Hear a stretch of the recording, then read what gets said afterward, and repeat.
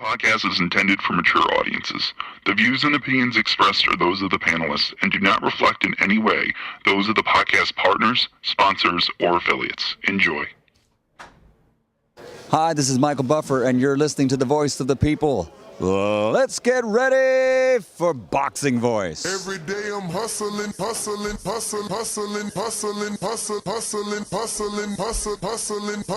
Hey, Dad. Every day I'm This is hustling. AvilesLive.com. No matter what nobody say, man, spirit can't nobody fuck with me, man. You know, I can't be fucked with, you know. Dollar D Beyonce Productions. Whether you pay to see me win or you pay to see me lose, you're gonna pay. Fuck it, your kids still gotta eat. I don't have to watch, you know, any footage of a fighter. I mean, because I'm Floyd Mayweather, everybody gotta watch me. I knew eventually I was gonna have to fight Oscar Nova. I feel like he was straight up and down, no special effects. AvilesLive.com. How can Canelo have the biggest deal? Your deal is for $300 million, and I made $350 million just in one fight. And you're fighting on an app. AvilesLive.com. I'm a king, okay? I eat a feast. Every time I eat a feast. And when I get up from the table, I don't give a fuck who get the leftovers. At the end of the day, follow my green print. Dollar D Beyonce Productions. AvilesLive.com.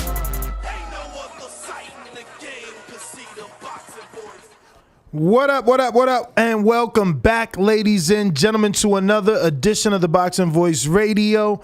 Tonight, we're going to be doing a live fight chat and show the actual live fights. We're going to be streaming live fights from Mexico right here on our YouTube channel at youtube.com/The Boxing Voice. I'm joined alongside Daniel Alvarez from Las Vegas. From Chicago. But how am I supposed to say it? Helen from Chicago or currently residing in Vegas? How do you say it? How do they announce the fighters, right? From Chicago, Illinois, fighting out of Las Vegas, Nevada. Okay. You know? Okay. See? He knows his stuff. So we got a 1, 2, 3, 4, 5 fight card. And this is actually ESPN Knockouts. And it's in association with Fight Stars and Box Stars. And Fight Stars gets to live stream it here in America.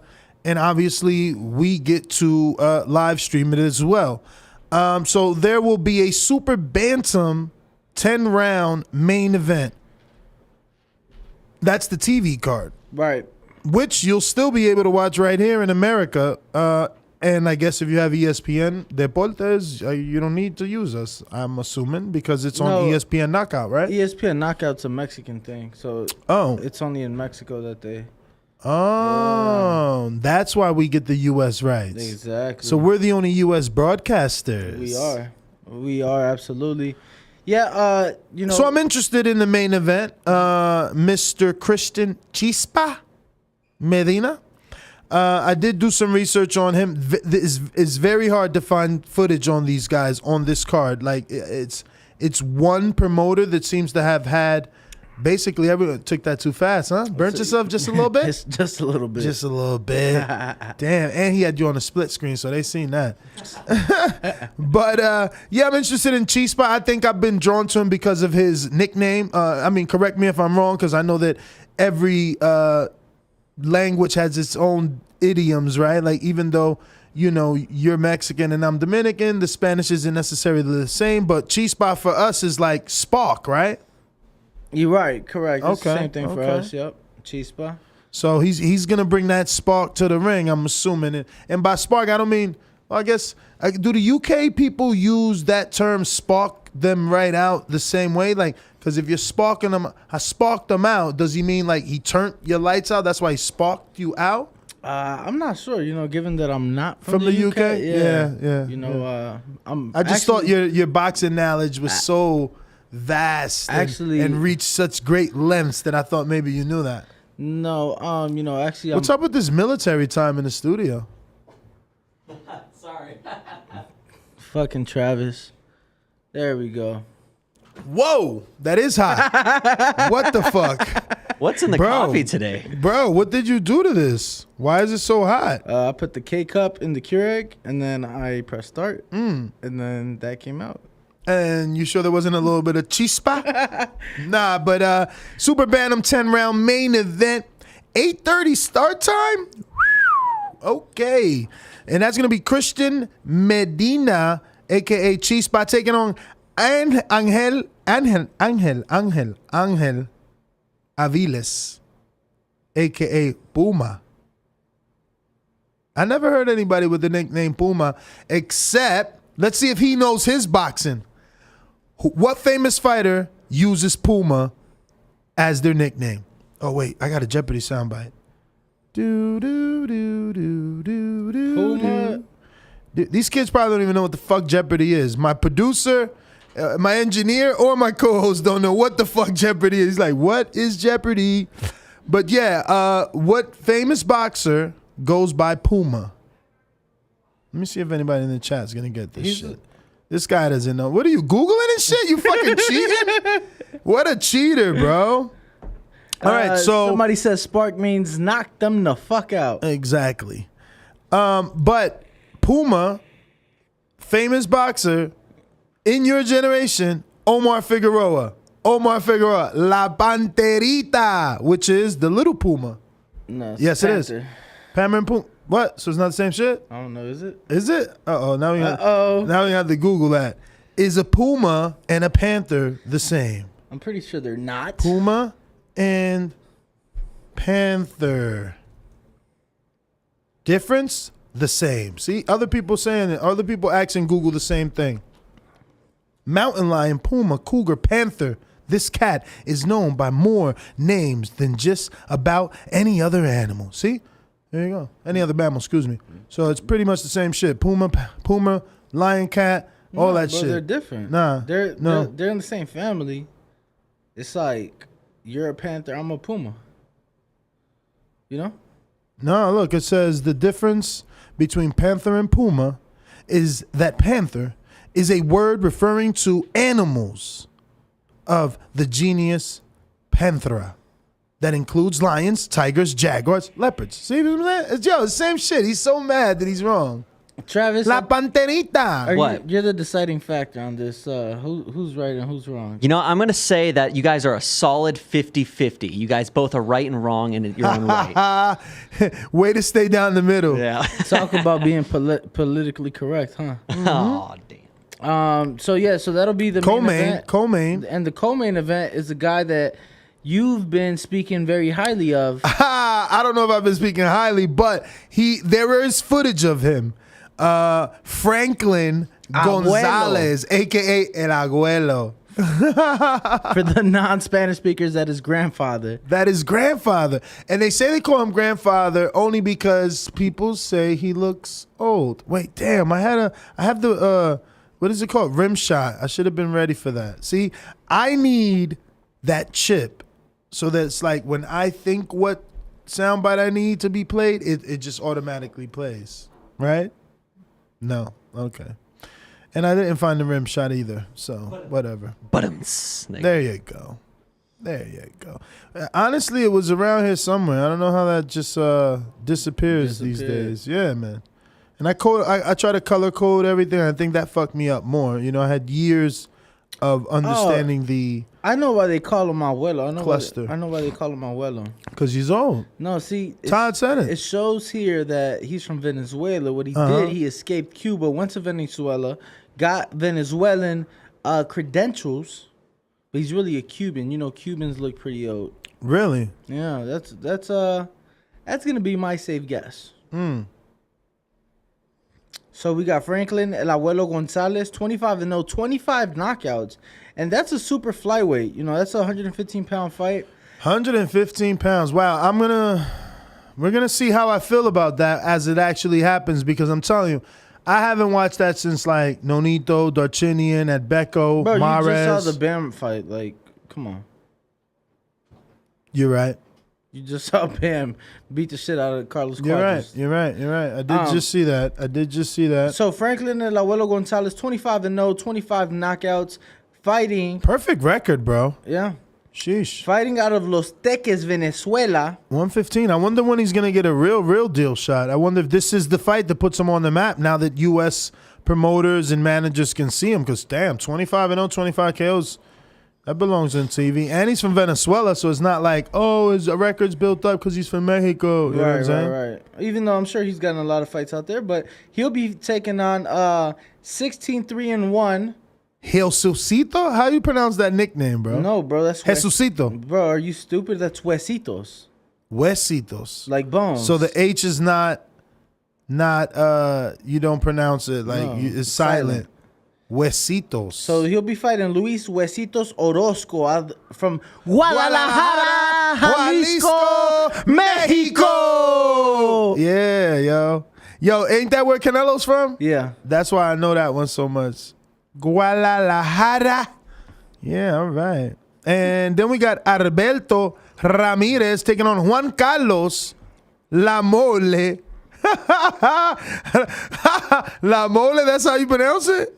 La Mole Regosa. What is La Mole? Oh, man. I don't know, but Google that. You know, Ramirez, another... Is it the mole? I'm going to have to Google this. Google it. While you do that, Albert Ramirez is 10-0, 10 knockouts. You know, this is a light heavyweight matchup, 8-rounder. Once again, he'll be facing Juan Carlos La Mole Regosa from Guadalajara, Jalisco, Mexico again. He's 17-19-3 with 6 knockouts. Okay. 17-19 and 3 with 6 knockouts. Man, that shit sounds like he was born in a bad year. 17-19 with 6 knockouts. So he has 0 power. Listen, these are developmental fights, man. This is where it starts. So I can't find nothing on La Mole. It says in Espanol it's amount. Just A-M-O-U-N-T. So I don't know if it's a... Nah. A mount? No, amount. Like the amount of something. Oh, the amount. That's what it says. Mole? M-O-L-E? Yeah, La Mole. La Mole. Unless it's like an animal. It could also be referring to something in the Fantastic Four, like the big strong guy, like the Hulk knockoff. I don't watch superhero I mean, movies. neither. It's that really did old. come up when I Googled it, and I didn't understand why. Yeah, I don't watch superhero movies because I don't have to. Maybe it's a Spanish thing. I'm living one. Maybe it. Yes, look, La Mole Convention. Sobre La Mole Convention. I don't know, but yeah, I think he's right about this whole guy that looks like the guy from Fantastic Four. Oh, it's different. And then the second fight on the telecast will be Jorge Can Mata from Tonola, Jalisco, Mexico. 12-0, 2 draws, 8 knockouts. This is a super featherweight, 130-pound matchup. He'll be facing off against Edgar Tro Pulido. My man out here trolling. That's what he doing. Edgar Troll. Pulido is once again from Guadalajara, Jalisco, Mexico, and he is 6-14-1. Yo, his nickname is really Troll. Like, I like that though. Like, I like that. Edgar Trolls. Well, he is 6-14-1 with 3 knockouts. Oh shit! So he's trolling us. So Jorge Can Mata is 12-0 with 2 draws and 8 KOs. So he's expected to win, but with those 2 draws, you just never know. Because to have 2 draws early in, something's up. You know, 2 draws, and obviously the Tro has more experience heading into the fight. Way more. So, you know, we never know how that'll play out. Open up the telecast as a 4-round lightweight fight. With Bam Bam. With Brandum. Yeah. Not to be confused with Bam Bam that just won a title. Right. Absolutely not. 20 pounds. But this guy is undefeated. This guy is perfect record. Undefeated. 135-pound division. One of the most sexiest divisions in boxing right now, let me tell you. He is coming in 2-0, 1 KO, and he'll be facing off against 2 big wins. 1 coming by way of KO. He'll be facing off against Ramon Beltran.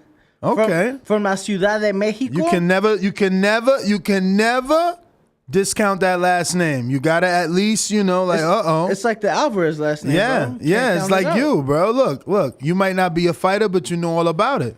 You know this sport. So The last name is pedigree. You just never know. With Beltran, if he somehow comes down from a long lineage of Beltrons. No, absolutely. And he comes into the fight. But he does have a loss. 2-1. 2 wins, 1 defeat, 1 win coming by way of KO. And, that'll open up the telecast. We have a 4-round lightweight attraction. Now, this is presented by Box Stars, right? Or is it, It's Box Stars. Box Stars. Why did they make you just decipher that? Right? There's no O's there. They're missing so many letters there. I wasn't sure. I know, I seen that. That's low. You can talk about that. But I didn't want to talk about it because I wanted to tell you, like, I told you so. And you said, oh, yeah. I was just telling Todd about that. Yeah. Yeah. And those are the types of things that happen when you're going through those types of rumors. But look, now we can't even really say anything, right? But breaking news, Jamal Charlo is currently arrested right now and isn't out on bond. Not as of yet, but there is $100,000 bond according to the story, right? On TMZ? 10,000. Really? I'm looking at the TMZ story right now. And it says 10? It says 10,000. I'm getting old. I had an extra zero. According to jail records, Charlo, and this is Jamal. This is not Jamel. Right. This is Jamal, the 160, soon to be 168 pound. Yes, sir. It says Charlo was booked on a felony charge of assaulting a family/household member with the previous conviction. His bond was set at $10,000, though records show he's still in custody. Details of the allegation against Charlo are currently unclear. We are working on it. They working on it, man. And for anybody interested, that is on the TMZ. That is on TMZ.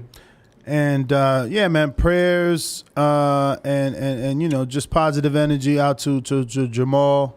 Absolutely. And his family, hoping that he gets through this and it doesn't affect him or his family any further. Shit happens, bro. No, absolutely. His name was in the running for a possible Canelo fight. Al Heyman PBC made that offer, $45 million for Canelo. Does this ruin his opportunity at an offer because Canelo and Eddie are like, oh, we can't touch him? He's like, or does this help the whole bad boy mentality? Well, I don't know if Canelo and Team Canelo, Eddie Reynoso would even want to mingle with that right now for the simple fact that you don't know legally what'll come from this. And, it could come something as a delay to a possible fight, maybe a cancellation. There's just going to be so many things that are unclear. So I don't even know if at this point you even want to mess with it, Maybe just hold off until whatever comes. Wow, that definitely will shift things then, bro.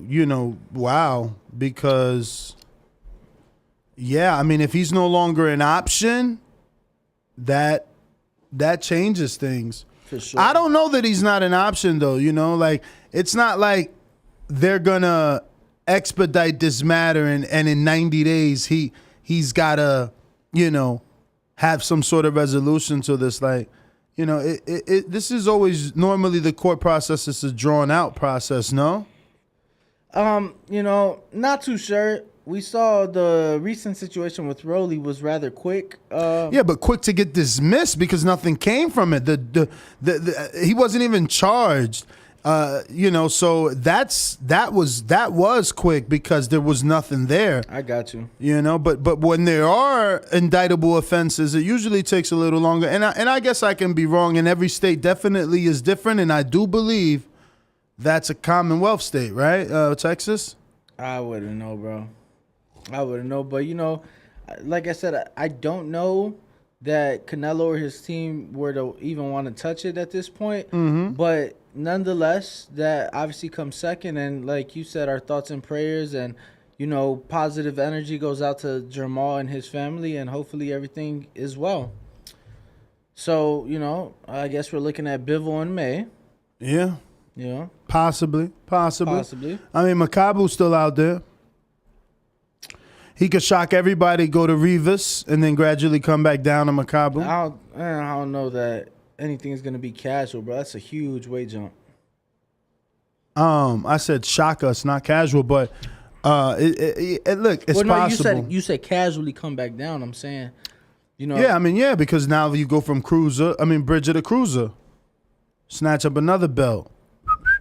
Because I figure if you go up now, straight up the Bridger, you'll be a little faster than you would if you gradually went up there by going up the cruiser first. You know what I'm saying? Who do you think presents a tougher fight? I mean, obviously we're going out on a fucking limb here. No, we're not. We're going off what we seen in the Ryan Rozecki fight versus Oscar Rivas. What we seen in the Brian Jennings Rivas fight. What we seen in the Dillian White Rivas fight.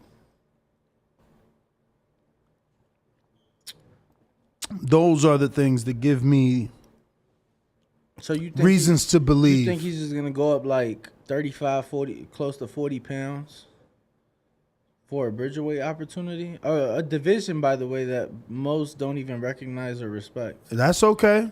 I bet you the world will be on notice if he takes that title from Little Rivas that I met in Mexico and ain't that tall. Maybe you're right, bro. Maybe you're right.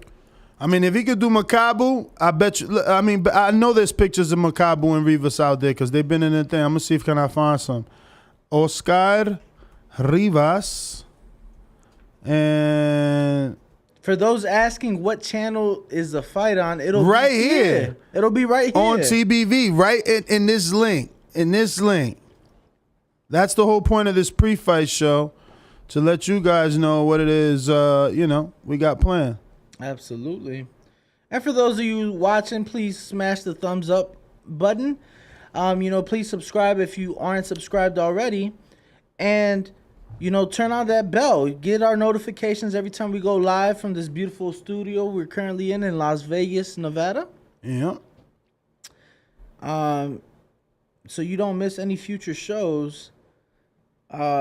Somebody comments are saying this is Charlo's second felony charge within the last year. Yeah. Okay. Remember that he got arrested for the whole,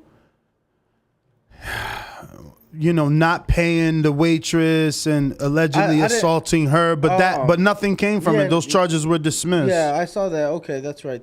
Yeah, that was in San Antonio. That was like the weekend of his brother's fight, if I'm not mistaken, Jamel's fight against Castaño, which the rematch will be March 19th at the Staples Center live on Showtime.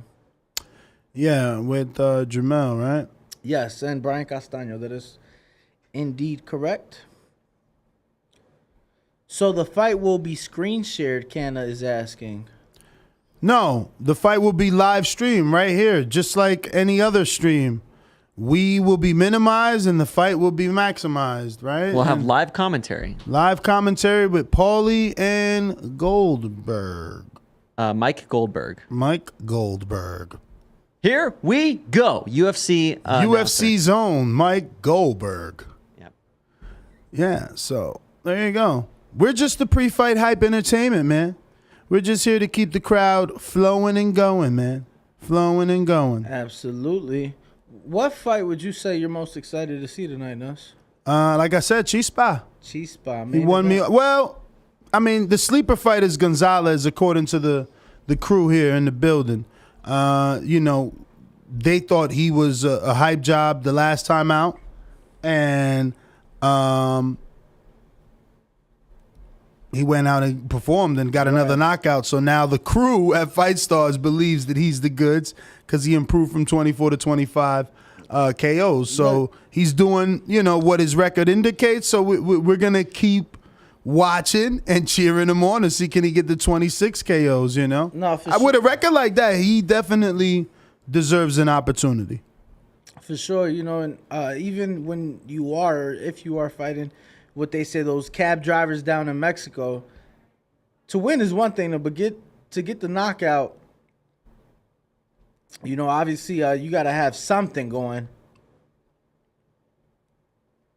Of course, I remember that was the knock on Wilder, but if you keep putting him down, It's for a reason, man. Oh, shout out to Steve in Chicago that says saludos, hashtag for the grind. Shout out to Chicago. Thank you, Steve. With the trophy emoji. So for everybody asking, the fights could be watched right here. There's not going to be any link change. You won't have to do anything.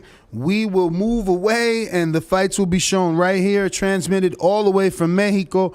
This is going to be your American broadcast. Absolutely. And then you'll get Paulie for the commentating and Mike Goldberg as well. And me and Danny will be right here for the eyes on the chat.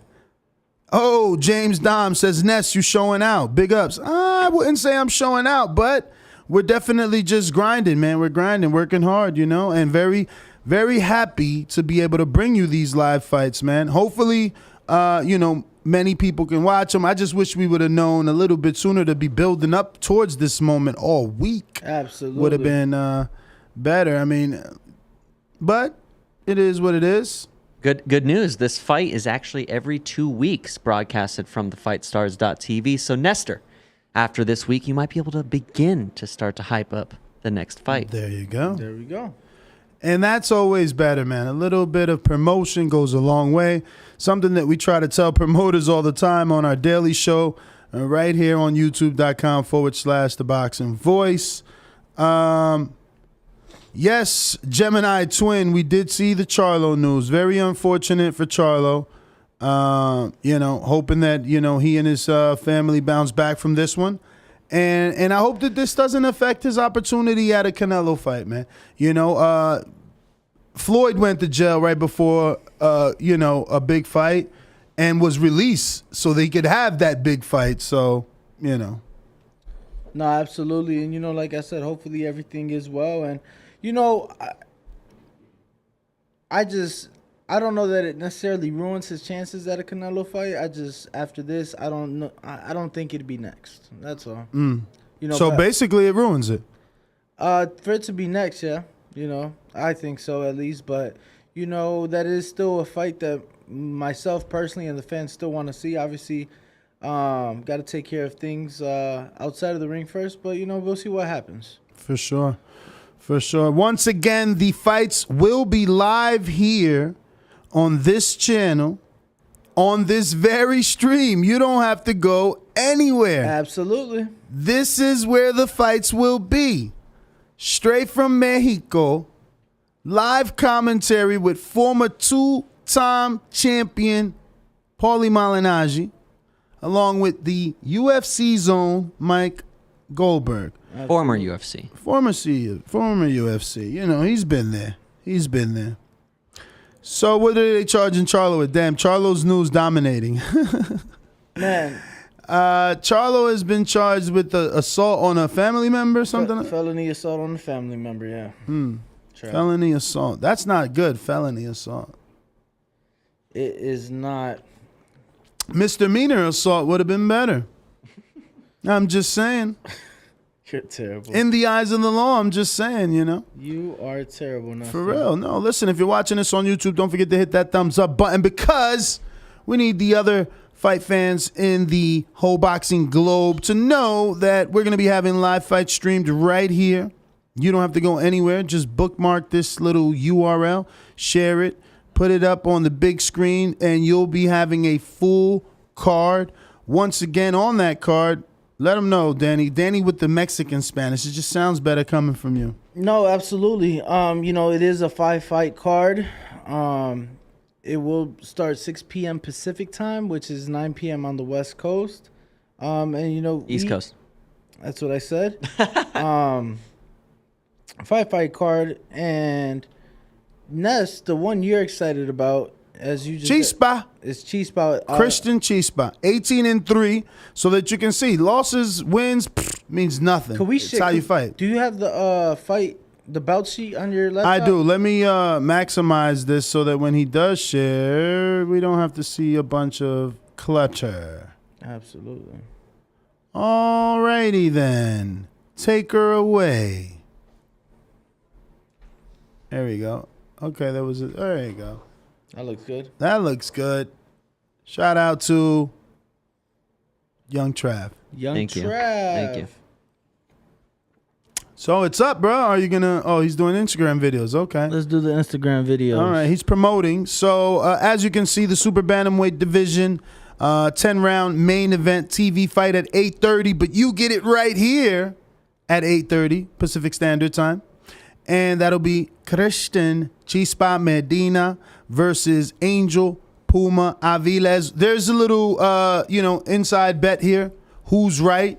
Is Puma Panther? Is Panther Puma? I don't know. You tell us. Then we got the super flyweights. Whoa, that sounds very, very light. What is that, 105? Or is that, what is 105? 115. Oh, 115. Wait, I thought that was Bantam. No, So, Bantam is 18. Super Bantam is 122. so these guys are coming in at 120, though, for super Bantam. Bauchi says 120. Yeah, came in a little over the limit and no title on the line. Okay. Well, flyweights, we got Franklin Abuelo Gonzalez. 25-0, 25 KO. Perfect record. Is that the only perfect record on the card? Oh no, look at Alberto Ramirez. He's 10-0 with 10 big KOs. So both of the Venezuela guys coming in, perfect record, perfect KO ratio as well. So one of them is at Superfly at 115. Well, don't leave Bam Bam out. His is perfect too. He's 2-0 with 1 KO. Well, doesn't have 100% KO ratio though. Aha. So it's not perfect. But the Albert Ramirez fighting out of Venezuela, he's 10-0, 10 KOs. That is a 8-round light heavyweight matchup facing off against Juan Carlos La Mole Regosa. Look, Mole to me. Whoa, what's his nickname? La Mole. No, Ramirez. Oh, he doesn't have one. Oh, that's where he's from. Yeah, El Villa. El Villa. I'm like, whoa. Venezuela. Okay. So, both Venezuelan guys. Damn, I want to see what sort of experience La Mole has with 19 losses, 17 wins, 3 draws. Like, let me look them up sheesh. on BoxRec. You think they have a BoxRec? Hell yeah. Everybody has a box rec. Because Shout out to box rec, man. this card is not on BoxRec. What? It's not on BoxRec. Well, that's how it is sometimes. It takes, especially fights in Mexico, they take a bit to be registered. But usually they're there even with question marks. That's pretty strange. So look, Not even the main event? nothing. But look, and it's not even scheduled. So like I am currently on Juan Carlos. Well, at least they know these bouts will get the confirmation because the video will be out. No, absolutely. Juan Carlos La Mole Regosa is currently coming off a 4-loss streak? Yeah. 4-loss streak. Shit. Yo, developmental. I mean, damn, but what is he? So I wonder what's up with Alberto though. Like, you think that it's that he doesn't have like a lot of amateur fights? Because why would he at 10-0 with 10 KOs be looking for? Why would his team be accepting the opposition of a Juan Carlos La Mole Regosa, other than experience? But how many rounds is he lasting? Let's see here. He's never been past the 6th round. Never been past the 6. Yeah, and this is a 8-round fight. He went 6 rounds once, 5 rounds once, 4 rounds once, 3 rounds once, and 6 times got him out of there in the first round. So do you think he gets this veteran in Regosa, who's coming off of four losses in a row? Do you think he gets him out of there? The kid has a lot of fights, close to 40 fights. Do you think he's able to get him out of there, or do you think maybe this goes the distance? I mean, you want to hope that the experience of Juan Carlos shows up, but if you're saying he's never been past 6 rounds, he might just not be built for that. Yeah, and one thing to note, he's only had 1 fight in the last 3 years. Wow. La Mole. Ramirez. La Mole. No, Ramirez. Oh, Ramirez. Oh, so he's inactive himself. Yeah, one fight in the last 2.5 years. Wow. Yeah, that's Travel to Russia for that one. That's some inactivity for sure, especially. But again, he's Venezuelan. He's not Mexican. You know, might have been harder for him to get about the country. Maybe. Once again, his first 9 fights were all in Tijuana. Actually, one of them, I'm not sure, but 8 of his 10 fights were in Tijuana. The first 9 in Mexico, and then he traveled to Russia for the last one. Traveled to Russia and beat a Russian. Impressive. But I'm looking at his record. He has guys with more experience. I mean, Albert Ramirez made his professional debut against a guy that already had 27 fights. Whoa. He was 2-23-2. So this is some sort of stay busy for him. Maybe something to get him back active. Like I said, it's been 10 months since he's been in the ring, and before. But even that doesn't make sense because if you're saying that he took on someone so experienced in his very, very first fight, maybe he's coming off of an injury that we don't know, and that's why they're looking at La Mole. I'm not sure. It's been 10.5 months since he's been in the ring. He has guys on his resume with over 30 fights. This guy had 27 fights. This guy had over 30. This guy had over 50 fights. Mm-hmm. He has a guy on there with over. All right. Voice. Like 2 minutes. The voice in the sky. Felipe should be calling in. He's our guy on the ground out there in Guadalajara, Jalisco, Mexico. So I thought the fights were in TJ. Are the fights in TJ? The fights are in TJ, bro. No, the fights are in, it says it right here, in Astros Arena. Oh, the fights are in Guadalajara. Huh. See, it's in Guadalajara. Oh, okay. Guadalajara, Jalisco, Mexico. I thought they were in TJ. That makes sense why they have a lot of guys from Guadalajara. Mm-hmm. Pack them houses. On the card, I see, 5? Yeah, 6 guys from the state of Jalisco. 7. All right. I guess we're starting a blog talk. I guess we're That's how our starting guest is a gonna come blog talk. Let him know that it's 30 minutes. So 4:30, he'll be able to dial in unless he uses Skype or Zoom. I told him Zoom. I thought we would do Zoom because he said he could do video because he was in the office in his hotel. Let's do video. Let's do Doing it on the fly. Let's do it live. Let's do Zoom. Do it live. Zoom. In Zoom. Yeah, Zoom. Stand by, guys. Stand by for Zoom. Standing by.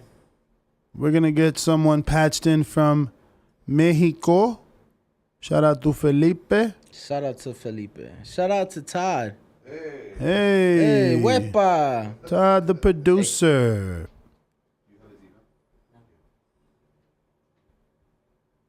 So, where were we? Where were we, my friend? Oh, we were looking at these box records. Albert Ramirez, 10-0, 10 KOs, fighting out of Venezuela, 5'11.5", southpaw light heavyweight. Southpaw light heavyweight. 5'11", that's tall. For light heavy, that's decent size. That ain't, It's not short. It's not short. I mean, Makabu ain't 5'11". I'm sure he is. Maybe not. You don't think so? I don't know. How tall is Canelo? 5'6"? 5'8". 5'7", maybe. Maybe Makabu's 5'11". 5'10"-ish. 8, 9, 10. Let's see, Junior. So it's not Makabu? I don't know. I just call I thought it was like, I ain't even trying to fake pronounce his first name. Junior. But yes, the fights can be streamed right here. You don't have to go anywhere. You just got to stay right here. And at 6 p.m. Pacific Standard Time, the fights will go live. And they'll be only live streamed here in America. So, you get to see a KO artist. Absolutely. They're calling him the Gennady Golovkin of Venezuela. 2 of them. Well, Chispa's proven. Well, no. I mean, both Venezuelans are undefeated with 100% knockout ratios. Yeah, one just has 10 fights, the other has 25. Yep. But Junior Makabu Ilunga stands at 6 foot flat. I don't know, man. I met him in Mexico, man. He's not that big. But again, I'm very tall, so you never know. You never know. I'm pretty tall myself. Yeah, James, it took me a second. He said box stars. It took me a second. Yeah, is it box stars or boxsters? Box stars.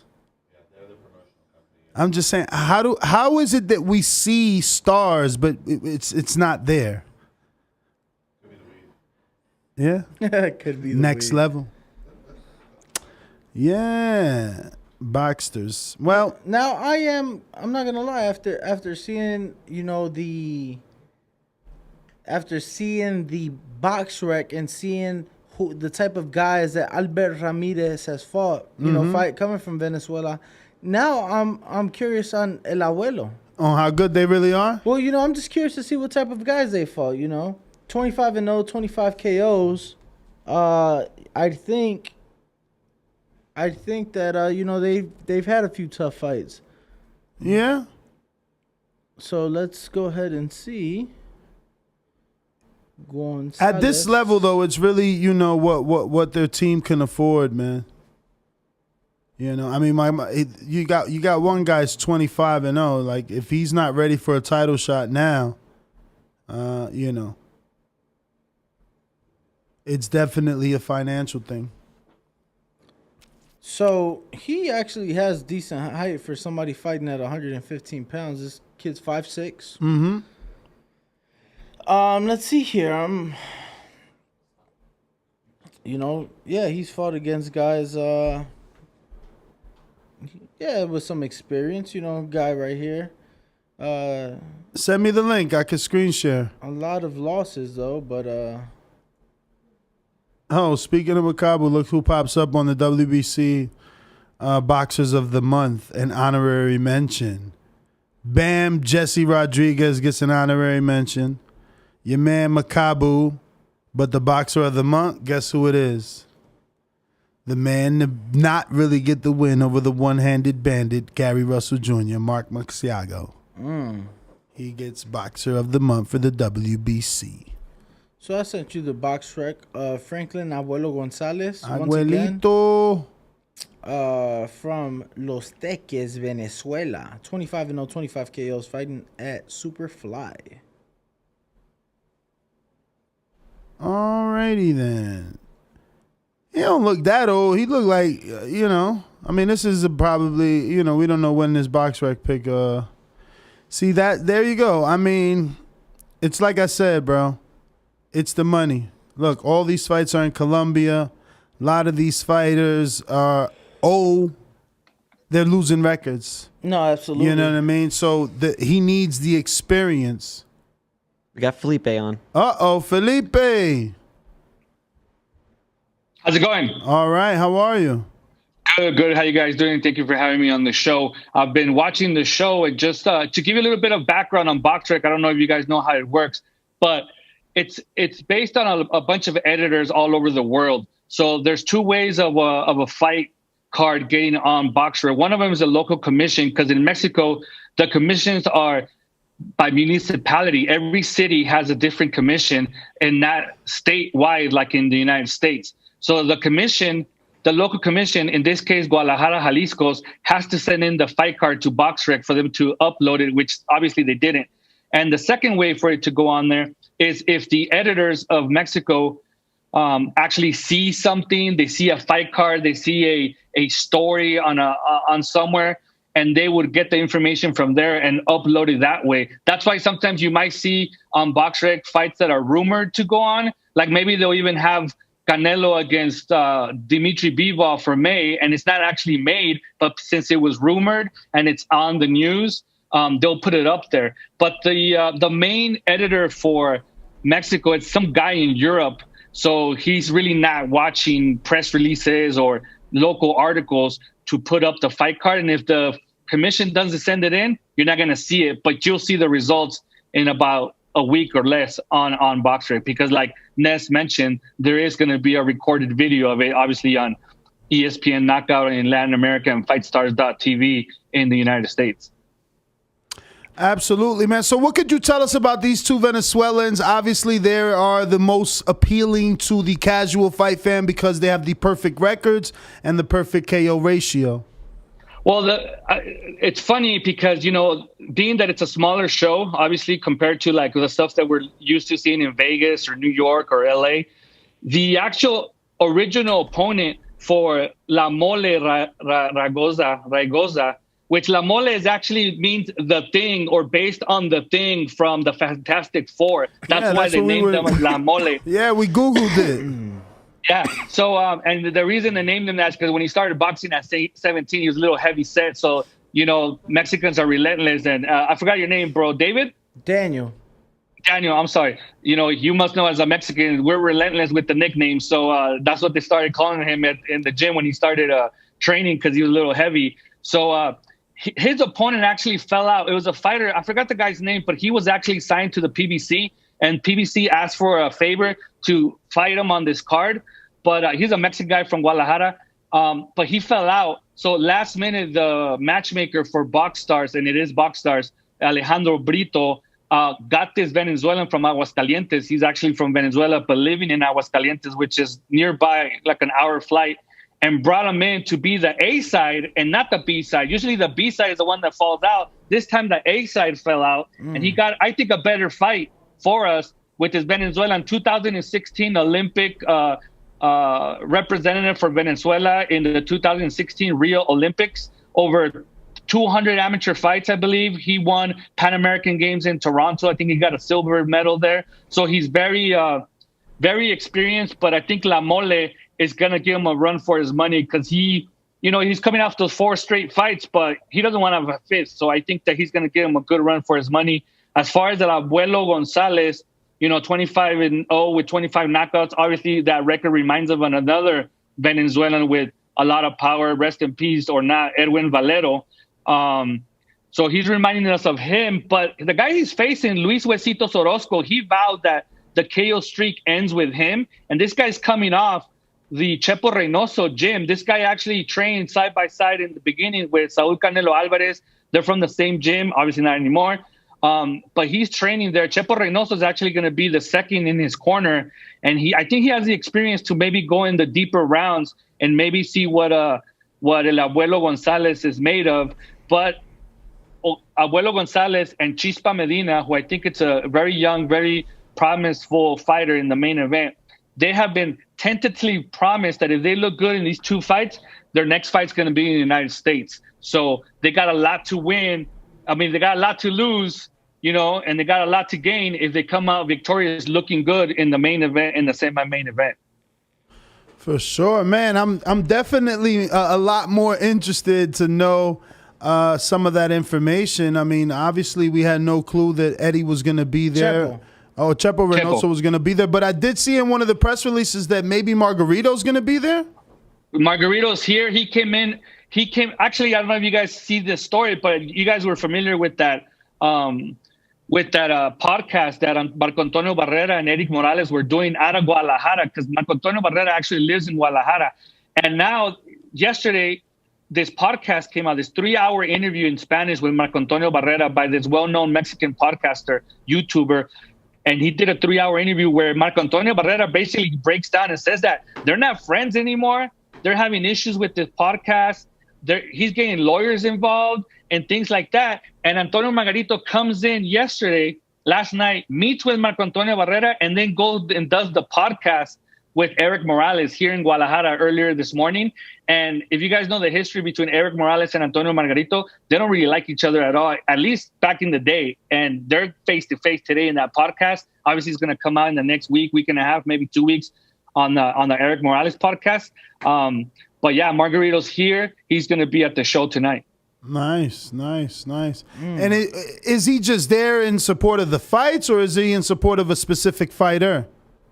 No, he's just here. He's as a guest of the promoters, Box Stars. Okay. He's a guest of theirs. I think part of the deal was that Eric asked for him to come in to do the podcast, and it kind of worked out that he was here. And since he was here, then Box Stars kind of took the initiative and asked him to stay, and obviously gave him the accommodations and the flights and everything for him and his wife. to come in the show, and it looks good to the local, the local audience and the local people here that you can have a multi world champion here in Antonio Margarito. For sure. So what fight are you most excited for? Because I'm thinking it's the main event with Chispa, but we've been looking at the Venezuelans, like Franklin Gonzalez. He looks like, he's got a lot of power, obviously, with 25 KOs. So which is your fight that you're most excited for? I like the Chispa Medina fight, but I'm the one I'm excited for is the semi-main event with El Abuelo Gonzalez and Huesitos, just because I think that Huesitos has the experience and he looks very confident. He looks very confident that at least the KO streak ends tonight. Maybe he might not win because Gonzalez is a very good fighter out of Venezuela with a lot of, I think he had like 300 amateur fights and obviously all these, medals in these tournaments and stuff like that. But Huesitos Orozco, and he has a lot of support here being that he's from Guadalajara and he's from a very important and famous gym in the Chepo Reynoso gym. So I think that's an interesting fight, and actually saw Abuelo Gonzalez fight in his last fight, which was broadcast on Fight Stars TV Fight Nights number 2, which was out of Puerto Vallarta on November 12th. And I saw him fight there, but he knocked out his opponent in the first round. So I wasn't able to see a lot of him. And I hope Huesitos can take him into the deep waters, and then we can see more of him and see if he's really, a 25-0 knockout type of dude. That's what we were looking at. We were going on BoxRec and checking out his resume and just noticing that while he has, the big KO ratio, he hasn't really been deep in rounds. I think we checked and he hasn't been past 6, you said, right? Yes, that is correct. So, hopefully Huesito can take him to deep waters. Is that Mexican? Yeah. Go ahead. Go ahead, Daniel. No, I was going to ask, is the Mexican podcaster you were speaking of, is that Roberto Martinez? No, it's the Eric Morales one. It's called Un Round Más. But you said... the other one? Oh, yeah. He's a blonde kid with a ponytail. Yeah. Yeah, that's it. Okay. It's 3 hours long, and I haven't watched it all of it, but it's pretty a deep dive, and he talks a lot about what's going on there. So how's the atmosphere? Have you gotten to the arena yet, or are you still at the hotel? No, I'm still at the hotel. I'm about to get ready to go to the arena, but I'm waiting for one of the perks, not the perks, but one of the toughest part of this job is that I'm in charge of the Fight Stars ring card girls. So I got to make sure they get to the arena. So I got to wait for them to get ready and then take them to the arena. So, that's the toughest part of my job out here in Guadalajara. Oh, man, that is a tough job. Let me know if you need some help. I got a co-host that'll be dying to jump all over that position. Absolutely. So do you think that we can get another check-in with you from the arena, or is the internet not going to be? Yeah, I'm going to have to check on that because, the internet, like the water here in Mexico, is a little shoddy. So I'm going to have to check. I'm going to have to check on that. But I'm going to see if I could talk to the production team, the truck, and see if they have some kind of internet. Maybe I could jump on there. If I do, I'll let super producer Todd know, and maybe we could get together there. So you talked about, being excited for the Gonzalez and Orozco fight. But is there a sleeper on this card? The guy that's in the second fight, his name is Jorge Can Mata. He's 12-0 with 2 draws and I think 8 knockouts. I think I seen him fight. He's a little aggressive. He has that typical Mexican tough come forward type of fight style. So I think that's somebody that we could kind of keep an eye on, and in the future, I'm sure that we're going to be back here. And this is the second time that he's going to be on FightStars.tv. First time he was also out of Puerto Vallarta last November. So I think that's a guy that we need to keep an eye on. It's kind of weird that I think it's only a 6-rounder with 14 fights, but it's just about the timing of the fight card. But like I mentioned, Chispa Medina and Abuelo Gonzalez, they got big things planned for them if they could look good and win these 2 fights. But I was talking to the matchmaker, Alejandro Brito from BoxStars, and he's telling me that he's expecting a tough fight from El Puma Aviles. Puma means mountain lion. Panther is Pantera. So he's expecting a tough fight from him. Obviously, he wants Chispa Medina to win because he's part of the BoxStars stable. But these guys tough. These guys they match their guys tough. Yeah, they match them tough to a certain point, so that way they can see what they have, because they don't want to like send them over to the United States and then get blown out, because that's not good for anybody. Yeah.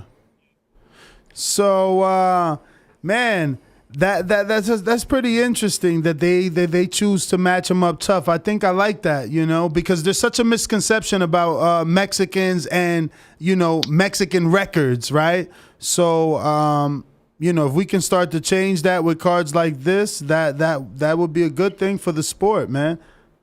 Even though they might lose the advantage, right? Because every now and then, you sleep on a Mexican because you think their records are built up. No, absolutely. Yeah. But then you have guys like, Orlando City Salido. He had, 13 losses. He had double digit losses. He was fighting on HBO. Yeah. Or even the better example, the guest at tonight's show, Antonio Margarito, in his first 7 fights, he had 2 losses in TJ. Yeah. And he still got signed by Top Rank. Well, before that, he got signed to the managers, Sergio Diaz and Frank Espinosa. Not the Frank Espinosa we know with Oscar Valdez, but another Frank Espinosa from LA. They have a seafood restaurant. That's how they know him. And they've had other fighters like, what's that other guy that what's his name? He was Soto Caraz. They had him. They had other guys. But although Margarito had 2 losses in his first 7 fights, they still decided to sign him. They still decided to bring him into the United States. And like Ness said, he got signed to Top Rank. He's one of the bigger names out of Mexico in the last 10, 15 years. Mm-hmm. Definitely one of the bigger names out of Mexico in the last 10 or 15 years.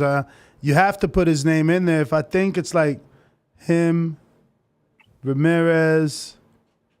I mean, so many, though. I don't even want to go down that list, but definitely. We were talking about him on an earlier show. Do you think that we'll ever get that style again, though? Another Margarito style? I feel like him and Sean Porter are so unique, and we just won't see those guys again. The thing, I know Margarito pretty well, and I've talked to him extensively. I mean, when I used to write for FightNews.com a long time ago, I would interview him all the time. And the thing about him, he admits it. He knows that he's not the most talented guy. He's not an Eric Morales. Mm-hmm. He's not a Marco Antonio Barrera. He's not a Juan Manuel Marquez. But the guy, he has discipline, and he would train all the time. Even if he didn't have a fight, he's always in shape. Even now, he looks in shape. He doesn't look overweight at all right now. He hasn't fought in I don't know how many years. His beard is coming in gray and everything. But he just looks in shape all the time. And that's the thing about him. He's always in shape. And I think that's what led him to be able to throw over 1,000 punches a fight. And it was just overwhelming for some guys. Definitely was overwhelming. That's what his style was. Nothing but pressure, man. Crazy. Yeah. It was amazing. So yeah. So we might be able to see it. I just don't know if these guys are as disciplined as what I saw in Antonio Margarito. With that said, guys, I gotta get ready. The girls are gonna be waiting for me. It's a tough job, but somebody has to do it. So thank you for having me on the show. Hopefully we could hook up again, maybe on our next show, which is February 25th out of Playa del Carmen. That's near Cancun. So like I said, it's a tough job. Pools, sun. But somebody has to do it. Yeah, I was gonna say if for that one, if you want us out there, calling ringside, no matter how hard it is, I think between the two of us, we can manage. We can manage that for sure. Well, you know who you need to talk to about that. I'm not that guy, but you know who you got to talk to about that. I need a vacation. All right, Playa del Carmen sounds good. All right, Felipe, thank you so much for checking in with us and giving us an update. That was useful.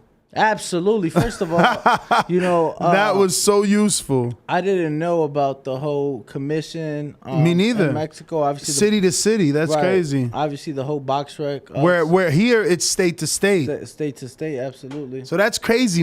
Can you imagine each municipality? That's wow. I guess that makes more people eat though. Each municipality has their own commission, their own reps, their own officials. Think about it though. That'd be like, if a fight is going on at the Garden, would that be a different commission? Yeah, from one in Barclay? Brooklyn. Yeah, absolutely. Absolutely. That's exactly what that means, which is crazy. But yeah, if you're watching this on YouTube, don't forget to hit that thumbs up button. We're going to have live fights, so stay tuned right here for live boxing all the way from Mexico. We got a 5-fight card, and you can watch it right here on this URL. So just save it. The card starts exactly at 6 p.m. Pacific Standard Time, which is about another hour and a half of hearing us just go back and forth. I think we're gonna get some guests though.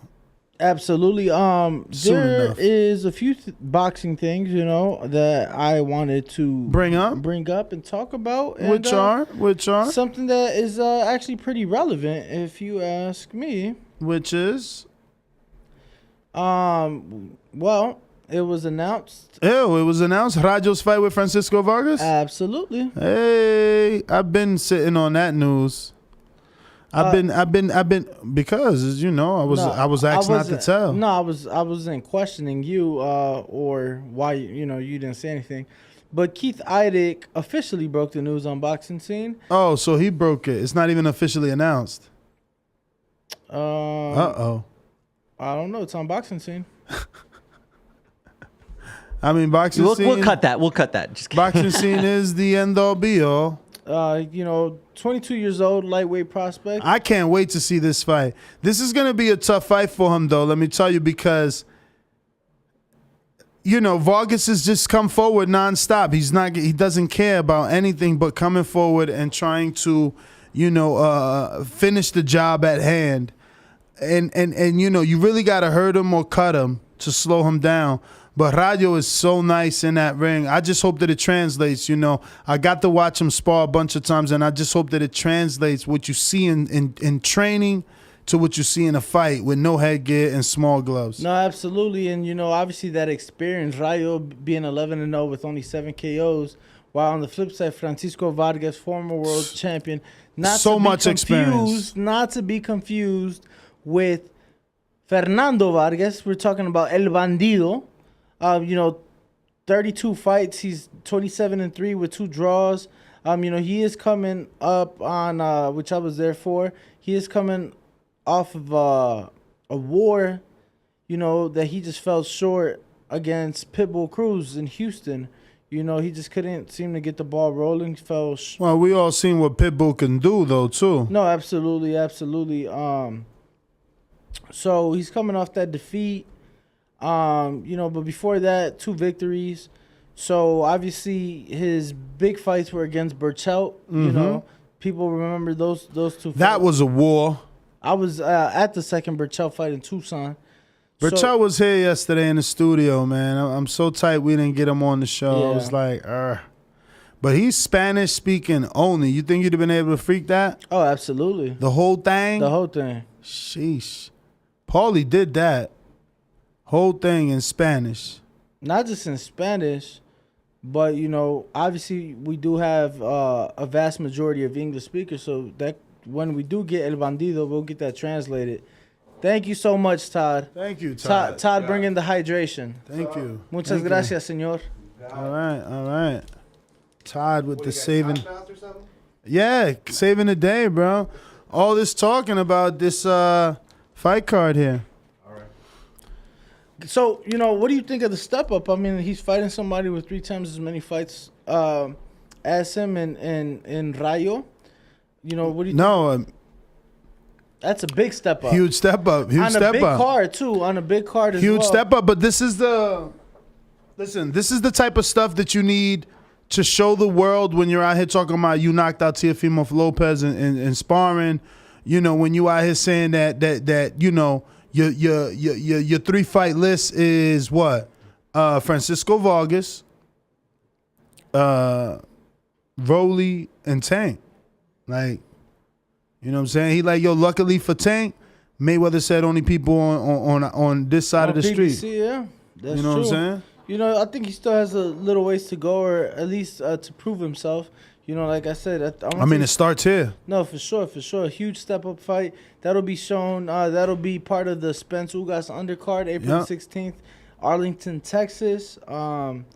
So, big opportunity for him to, showcase his skills and, the step up in competition. This is his first big test. And, former champion Francisco El Bandido Vargas.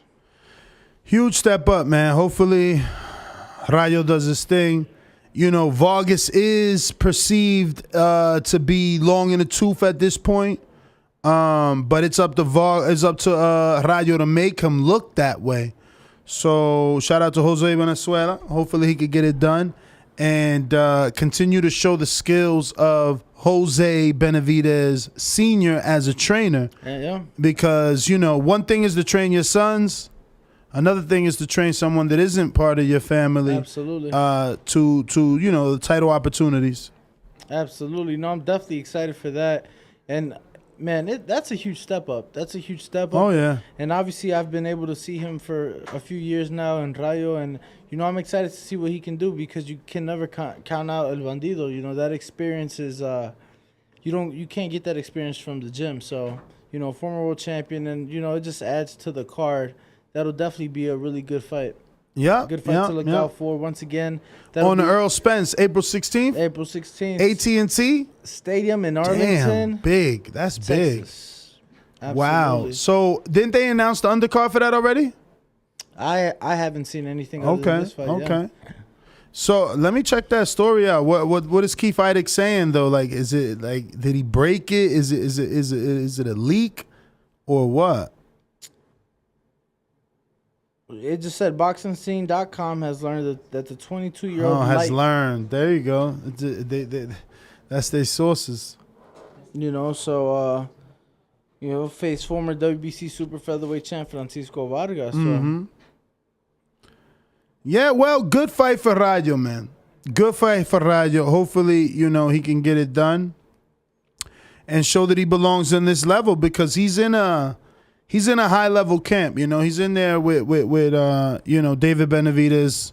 He's in there with young Diego Pacheco, who there's a lot of investment on him, that kid. People expect something to turn out from Diego. So Rayo is the unknown. He's the one coming out of nowhere and getting that love into the community due to Jose Benavidez Sr.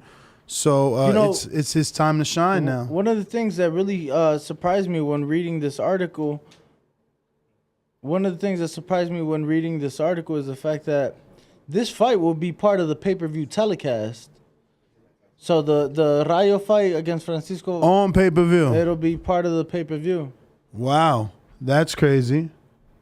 So, obviously not just as a big step up in competition, but a big opportunity as well. Yeah. So you want some coffee? We're doing some runs here. We're doing working some fucking hard. runs. I was gonna text that, but it's gonna kill the fuck it, bro. We're getting some coffee. This is the perks of a studio. Starbucks run. I'll take it black with 4 Splendors, please. Is there a sound effect for coffee run? And just make it a grande, whichever one is the big. And for those people. Coffee run. For those people who saw us burn our mouth in the beginning of the show, that was actually not coffee. Yeah, that was hot cocoa. That was hot chocolate. Oh, that's why. I put the K-cup. Yes, Todd, I will have a grande vanilla sweet cream cold brew. Damn. Whoa. He knows. That sounds like it has a lot of sugar. I'm sure it does. I'm very judgmental. I quit sugar, so now I want everyone to quit sugar. It's like, can you guess good. my coffee? What does a Travis coffee seem like to you? A Travis coffee seems like something with whipped cream and caramel. It seems like a caramel latte with oat milk, no foam. Wow, oh, dude, no, that was close. It's a caramel frap with almond milk. Yo, why was I gonna say frap? Almond milk. There we go. Yo, have you ever squeezed milk out of almonds? They got udders. I've squeezed it out of a cow's tip before. Whoa, at least that's where it comes from. No, absolutely. Where does it come from? The almonds, though. That's what I'm saying. They squeeze them out the almond. How though? They don't, bro. It's not real milk. It's a lie. Have you ever tried it though? Yeah, my son's on that almond milk shit. Yeah, so every now and then I have to have a sip. Dude, I'm on almond milk. When I went home last month to see my mom, I bought me a 3-pound bag of Fruity Tooties, which is like whoa, the fake Fruity Pebbles?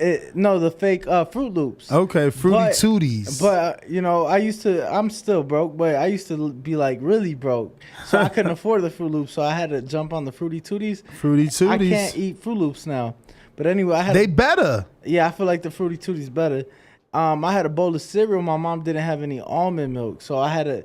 They drink whole milk. Bro, fucked my stomach up. I was on the toilet. It was bad. It was bad. Matter of fact, not just that, I threw up. Damn. I threw up like an hour later. Wow, that shit really. Yeah, I haven't. That was. It was too long. Your system wasn't used to that. That was my first time having whole milk in years, bro. I don't know how many years. In years. Even in Afghanistan, they had almond milk. Damn. Yeah. Treating y'all good out there. You know it, baby. But once again, we're going to be watching live fights, so stay tuned. Right here, we got live fights. This will be the second time TBV streams live fights to their YouTube channel. If not, no, actually, this will be the fourth. We had the 3 Atlanta cards. Yeah. 3 Atlanta cards. So, yeah, man, stick around. And this one gets, a bonus treat. You get some commentating from Paulie Malignaggi, former 2-time champion, and obviously the former UFC commentator, Mike Goldberg.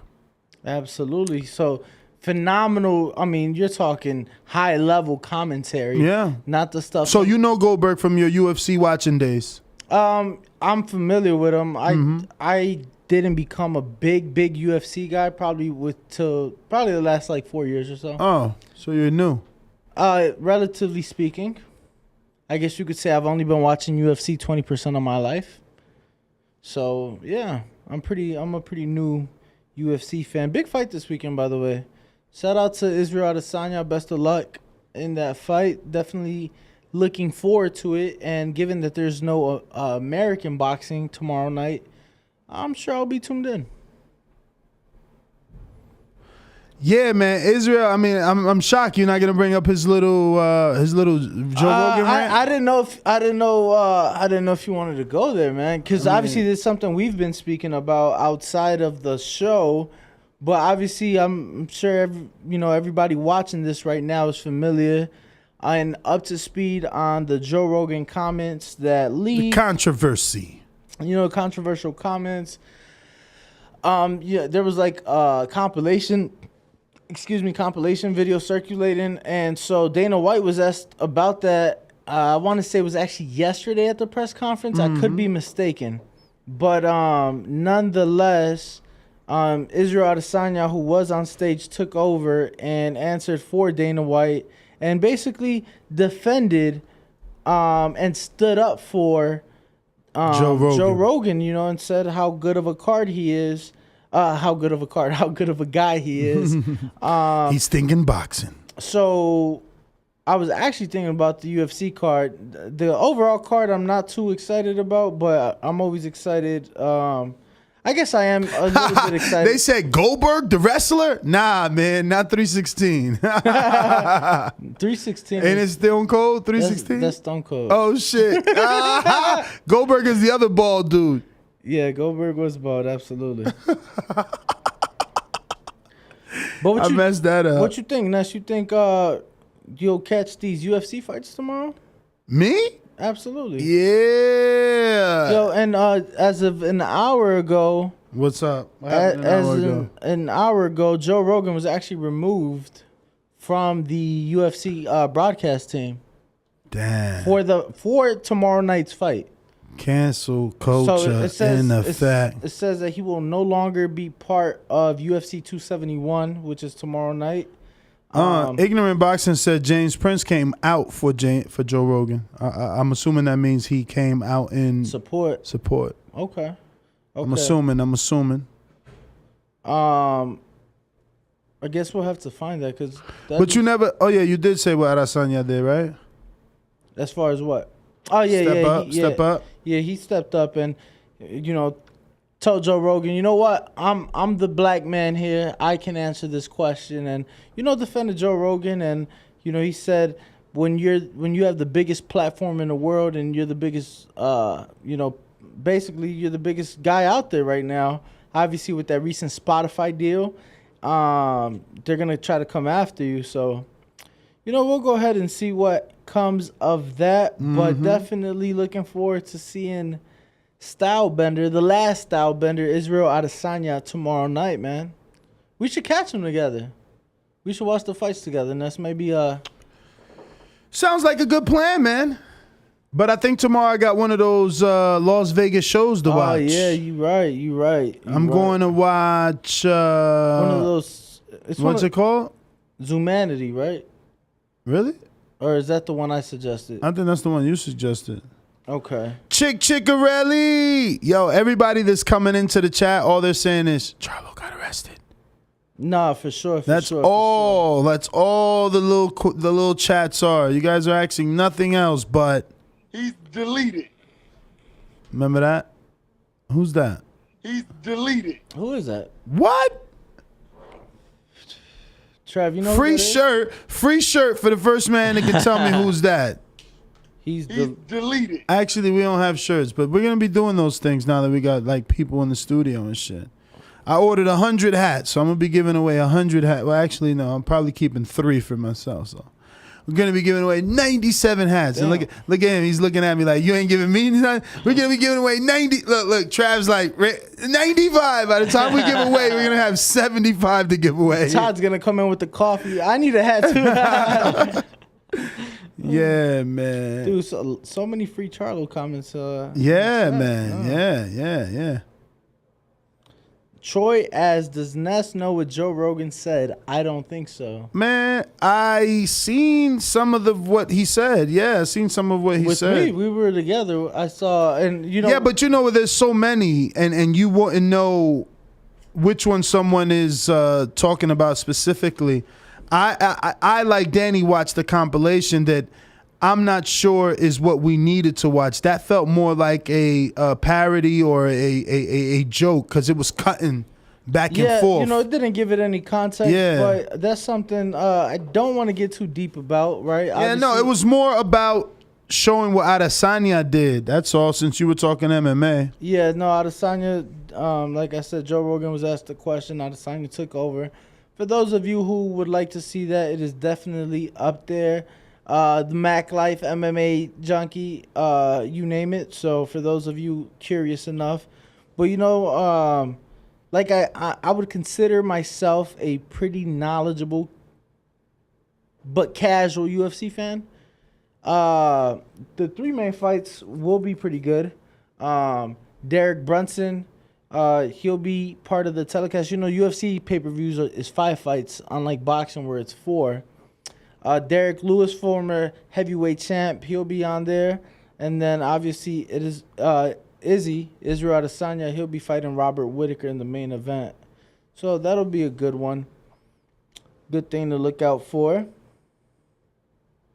Yep. But once again, for anybody just tuning in, we are waiting for the live fights to start. They will be starting here in about another hour and 10 minutes. And I think in about another 10 to 20 minutes, we should be getting Paulie and Goldberg on the panel for just a bit. But, you know, Fight Star TV has the U.S. rights, so we're going to go ahead and live stream these fights right here on youtube.com/The Boxing Voice. In the main event, you got Christian Medina taking on Angel Aviles. In the co-main, you got Franklin Gonzalez with the perfect record of 25-0 and 25 KOs from Venezuela.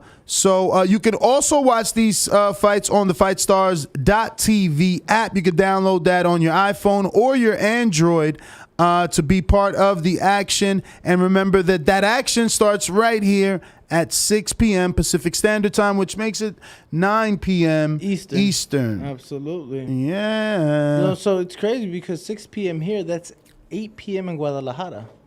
They're on Central Time. Not bad then for them. No, absolutely. So the fights, Jesus, will start in about an hour and 10 minutes right here. You don't got to go anywhere. The fights will be live right here, streaming live. Plus, you get American broadcasting right here from our good friend Paulie Malignaggi and Mike Goldberg. I was about to call him Bloomberg. No, absolutely. And for those of you who don't know Mike Goldberg was a UFC commentator up until 2017. Called a lot of the big and a lot of the early fights. What a lot of people call the golden era of the UFC. And did Bellator up to last year, I want to say. So we'll have him here in studio alongside two-time world champion Paulie Malignaggi. Who They also said we could called- join in on the live, but we're more like chat. Speak for yourself, man. I think I'm pretty. Oh, you're gonna do blow by blow? You're gonna be like, oh, he hit it with the left, he hit it with the right. We should do how the UFC does, have the cameras over like the play by play or the blow by blow. How they have it on Joe Rogan and I forget the other two people's name, but you know what I'm saying. No, I don't. Just to get our reaction. Oh, you talking about like what is it called? Rogan did that. What was it called? It was like Fight Companion. Don't know. It's called a Fight Companion, yeah. Andres, what's up, man? Happy to see you doing well, my friend. Dr. Mofongo, what's going on? Jay the Great, what up? Jesse said, "Hey, Ness, please promise me no UFC on TBV." I'm trying, bro. These guys keep bringing up UFC and shit, man. Bro, look, see, they even bringing in a UFC commentator, man. They trying to get us to fight, See, man. this whole time I thought Todd went to go get the coffee, and then I remember Dell took his car keys to the airport. Nah, man, Todd, he's not the coffee boy. No. Whoa. This guy creates podcast gold, man. He was the one writing down the coffee drinks. Write down the orders, though. So there we go. Yo, ring walk. What's this? Danny, a.k.a. Mini Braun Strowman? Who's that, a wrestler? Yeah, Braun Strowman's a wrestler, right? What? You don't got no wrestling body? No, I think like the fake. Oh, ain't that dude Sacco? No, I think it's the fake wrestling, like the WWF and shit. I think that's It's who real, he is. bro. Yeah, look. It's real. Look, this is him. I don't think I look like that at all. It's the beard. It's the beard. Oh, the beard. That's a compliment. He has the beard. He It's has the a beard. really nice hip beard. Cause shit, if you look like that, bro, I need to start working out. No, I mean that looks like a bunch of steroids. Whoa. That's what that looks like. Whoa. But back to the car. Oh, look at that. FaZe BB Cox with the super chatty. He said, "What's good, champs? Wanted to day from today's topic." Wanted to today. Say from today's topic. I don't know, man. Canelo is hated by the Mexican fans because he ain't your typical come forward flat-footed banger. If a fighter, the fans want to see him in a brawl. I would agree with that. Yeah, for sure. He's a smart fighter. Dan, they said Danny reminds me of Chumli. Chumli from Pawn Stars. You ever seen Pawn Stars? Nah. I've seen Pawn. I've never seen that, bro. Kean, they said I look like Chumli. Damn, bro. Bro, this is Chumli. He's just a fat, like, stoner. That's fucked up, bro. Why they just fucking anybody with a beard or this chubby looks like Danny? No, see, and if people know Danny, they know that you wear that hat that Chung Lee has. No, You've had that hat. You've had that hat. I do have a hat like that, but They can't see your fucking computer. We're gonna have to give Danny the screen sharing abilities. My man's always Googling. Yo, I don't have the long hair, bro. I'm balding. It's all right, man. Yo, we need a hair treatment or like hair plug sponsor. Hair plug sponsors. What Bobsley for look, men. Look at this, bro. You see that is awesome. Let me see it on the camera again. Oh, it's not that bad. You see it right here? It's not that bad. It's not that bad. Look, Todd has better looking hair. Gray locks, ruby, a silver fox, and a bald eagle. There you go. You know, Todd literally just retired, bro. You got to be like 62 for that, right? Yeah. Yeah, and he has more hair than me, bro. Wow. So if anybody has a hair plug, They said you sound like him. You don't look like him. I sound like Chumlee. Anyone got a hair plug? A hair plug.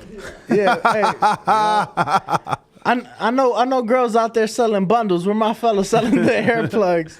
Yo, I'm shocked that in this day and age, it hasn't gotten easier to fix that, right?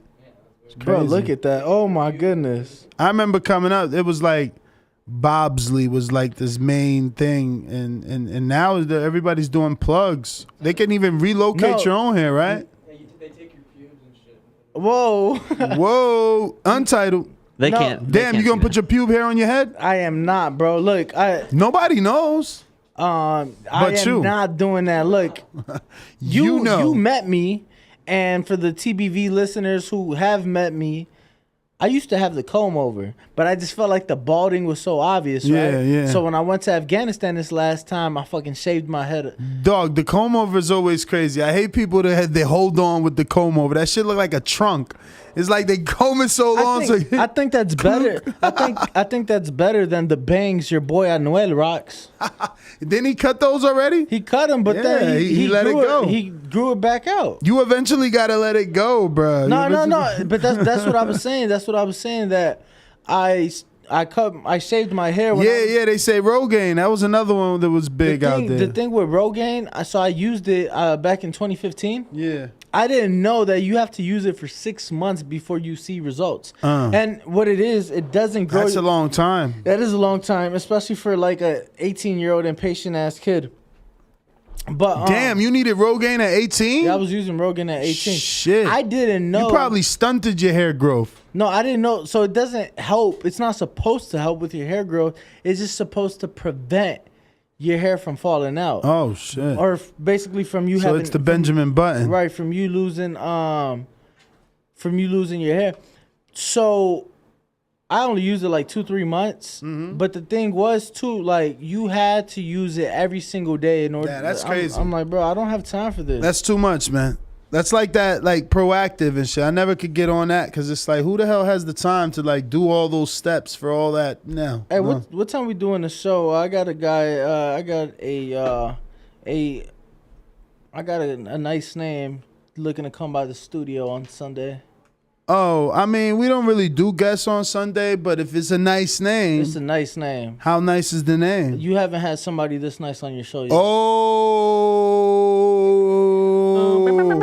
Yo, we got to get Trav the sound bites. Yeah.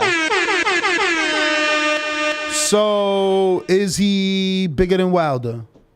Not size-wise. Oh, it must be Jared Anderson. No, Jared's in Houston right now. Uh-oh. It ain't Shakur. And it ain't Lubin. So who is it? You'd never guess. But what time should I tell him?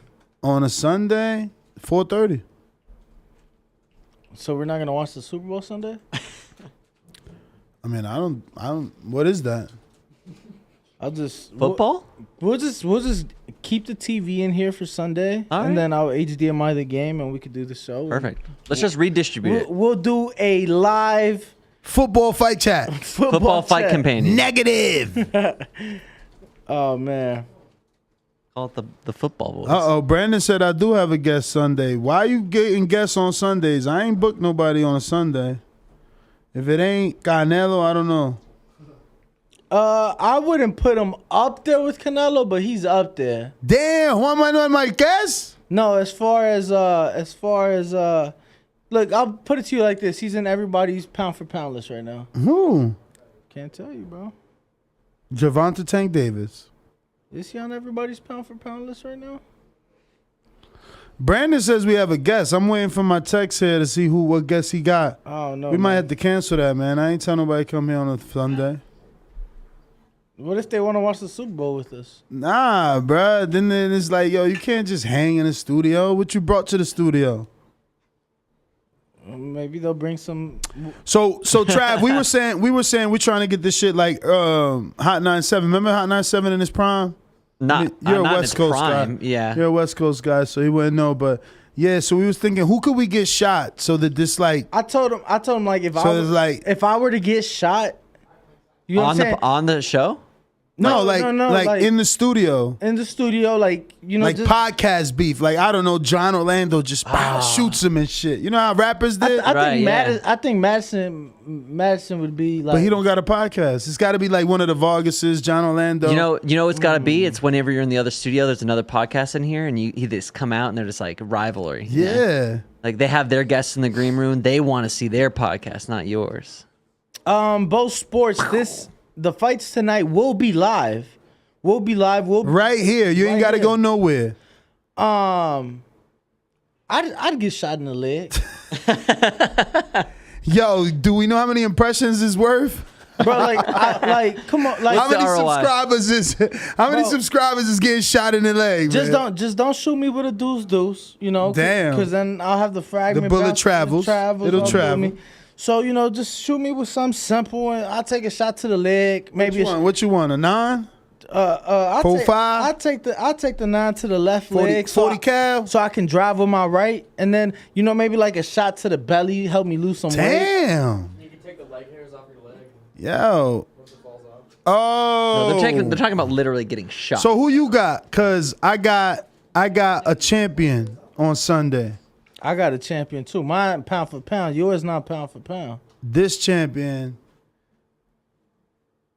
I don't know. He's a current champion? I don't know. Oh, all right. Brand new champ, I think. Nah. Bam Rodriguez? That's who you got? Nah, I'm asking. Who you got? Because you said brand new champ. Nah, I can't say it because then you know what I'm saying? You know how it is, show business. Trav, can you mute us? Nah. Yeah, Too late. We're back now. Unmuted. Almost got you. Nah. Trav. Yo, but you could feel it when it was on mute. It was like, oh for shit sure, got for silent. Sure. Nah, definitely. Felt like when Neil was in the white room. Now, who you got, though? Who you got? Look, it's right there. Who you got? Is it? Right there. Yeah, I see it. Oh, bro, yeah. Damn, they calling you co-host of the year and shit. You all excited? His head don't fit on his shoulders. Nah, for sure. Nah, shit. Who you got? I showed you. We could do both. Nah, man, not on a Sunday, bro. Why come? I honestly, I got like 10 years I don't get a guest on Sundays. That's just not what I do. Y'all the ones trying to book on Sunday. Top one. Y'all both not getting their guest on. I think my guest is better than yours. What? Well, the first half of your guest. The second half. What? Nah, the first half. You ain't see the fight? That's the girl. Oh, yeah. I thought it was the dude he trains her. No, I thought we saw the fight. I thought it was a dude who fights at 135. There is nobody with that name at Yeah. 135. You making this up. You about to prolong this segment right now. So we will have 3 guests live in studio on Sunday. No. Watching the Super Bowl with us. No, somebody's getting canceled. Canceled. We can't have 3 guests on Sunday, man. Why come? Why come? No, man. No. Because it's look, Super Bowl look, Sunday, and people got to watch the Super Bowl. Well, my guest requested Sunday. But I know he is fighting. He's not fighting till he's with Top Rank, right? That's who that was. Yeah, he's with Top Rank. He's kind of from your neck of the woods. Yeah, down the street, around the corner. I know he's in camp out here at least another month because he's fighting next month. So he's in the Top Rank gym. Yeah, that's how in. I told you I've been at the end to Top Rank. I mean, I'm talking about the gym. I'm talking about the gym. So then why isn't Berlanga here? Where you at? He said he got a problem with you because of the comments you made up when it was Demond Nicholson fight. No, he didn't. Nah, I'm talking shit. No, he didn't. Nah, but yeah, he's yes. He's at the top Top Rank gym. He'll be fighting on the Berlanga card. Now that you mentioned Edgar, he will be fighting on the Berlanga card. So definitely looking forward to it. So who's in charge? Who's the chief coffee operations here? Todd. Oh. Damn, why you do Madison like that, bro? No, look, it's funny too because Todd sent Madison to get his car keys as well. So he's so he just Todd's gotta list the shit. Yeah, he's Todd's errand boy today. Whoa. Say it again? He's the production assistant. Oh, production assistant. Ah, that's what it is. I need a production assistant. Jesse thinks it's Shakur. In the Shakur circle. Nah, it ain't Shakur. We getting Blair the Flair back up in here, man. Nah, but guest of the year, Blair the Flair. I did show you. Shakur right now is not available. You know, just became a new dad and is gonna be starting camp for Valdez. We are trying. Oh shit! I can't move. I forgot. We are trying to. We are trying to get my ass out to Houston because I have an invite to the camp. What, for Shakur's camp? For Shakur's camp. Jared Anderson's obviously a part of that camp. So I have the green light. I have the invite to come out to Houston. What's going to happen in Houston? A lot of badass exclusive interviews, bro. And then a lot of food. Houston got some bomb food. Ribs. Shout out to Brandon. In Houston. Okay. Yes, sir. Shout out to Brandon, the producer. I'm being told now. Hold on, Ness. Hold on. What? Hold on. This just in. This Paulie Malignaggi will be live in studio in 120 seconds. Oh, let's go. Mike Goldberg will be live in studio in 113 seconds. No way. Let's fucking go. Bow. Who's Goldberg again? He's a wrestler, right? Nah, he's famous. A wrestler. No, that was Yo, Wyatt said he was 316 and I know that's Stone Cold. Oh shit. Yeah, let's do an intermission. Let's get a picture. What? With, a picture with Goldberg? With you two, just you. Yo, he said let's get a picture just with Jutsu. You got. Yo, should I play something or you got music? All right. What do we play here? BoxingVoice.com. Dollar D Beyonce Productions. Let's get that done. I've been here before and I know what it takes. It's hard work, dedication. BoxingVoice.com. Mayweather is he's the best. Win, lose, or draw, we coming to fight. Can't nobody take that away. We're coming to fight. They do what they can, I do what I want. When you look at how he throws that left hook, it starts out really low. We're going to see what kind of character he has. And the lefts and rights by Maidana. And it's all Marcos Maidana here. A lot of those punches off his shoulder. I think anybody out there listening or key, anybody think that that's a dangerous deal to make. I think it's a perfect deal to make. BoxingVoice.com. 15 minutes. Can you be strong for 15 minutes? Can you? Listen, the concentration's leaving a little bit. Pick it up. Pick it up!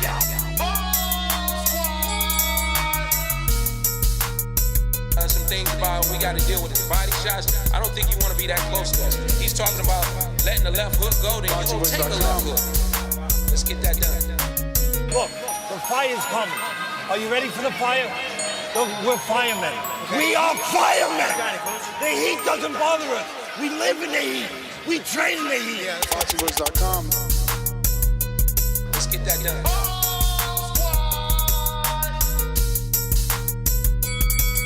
Danny, how much of the difference is it for you at this weight? You lost weight, man. Yeah, I'm working out. I lost like 35 everybody's a threat. Puerto Rico. Miguel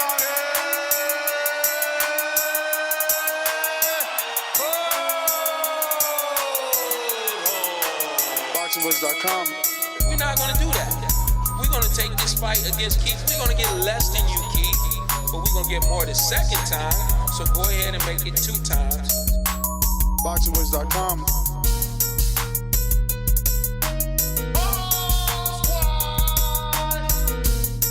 My job is to focus on boxing, going out there and being the best that I can be. All right, you men receive my instructions. Protect yourselves at all times. Obey my command. I want you to touch gloves now, man. You're boxing at the bell. Let's go.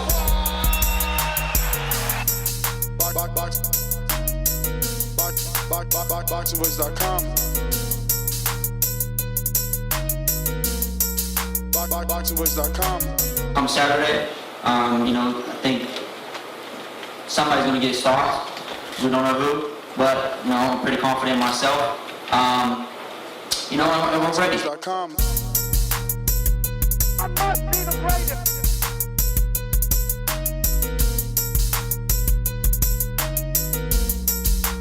BoxingVoice.com. All right, ladies and gentlemen, we are back, and we're joined alongside two-time former champion Paulie Malignaggi and former UFC commentator Mike Goldberg. How you guys doing? We're good. We're good. We're excited for a big card. Excited to talk to you guys. And Paulie's teaching me on the job.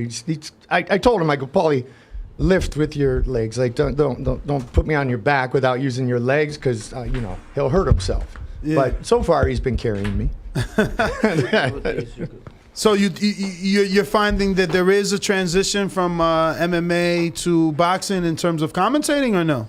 Oh, of course, absolutely, absolutely. And they're combat sports, and I've been a combat sports announcer for a long time, for 25 years. But Paulie and I have talked about this. There's a different breed. There's a different fan base. There's a culture that comes with the sport of boxing, with the sweet science and the history. And the way that I'm approaching it is something I've talked to Paulie about many times. Is I'm a hockey player at heart, and so I'm entering your locker room. And I'm very honored to be entering your locker room. And in so doing, my coach always said, you act like a guest.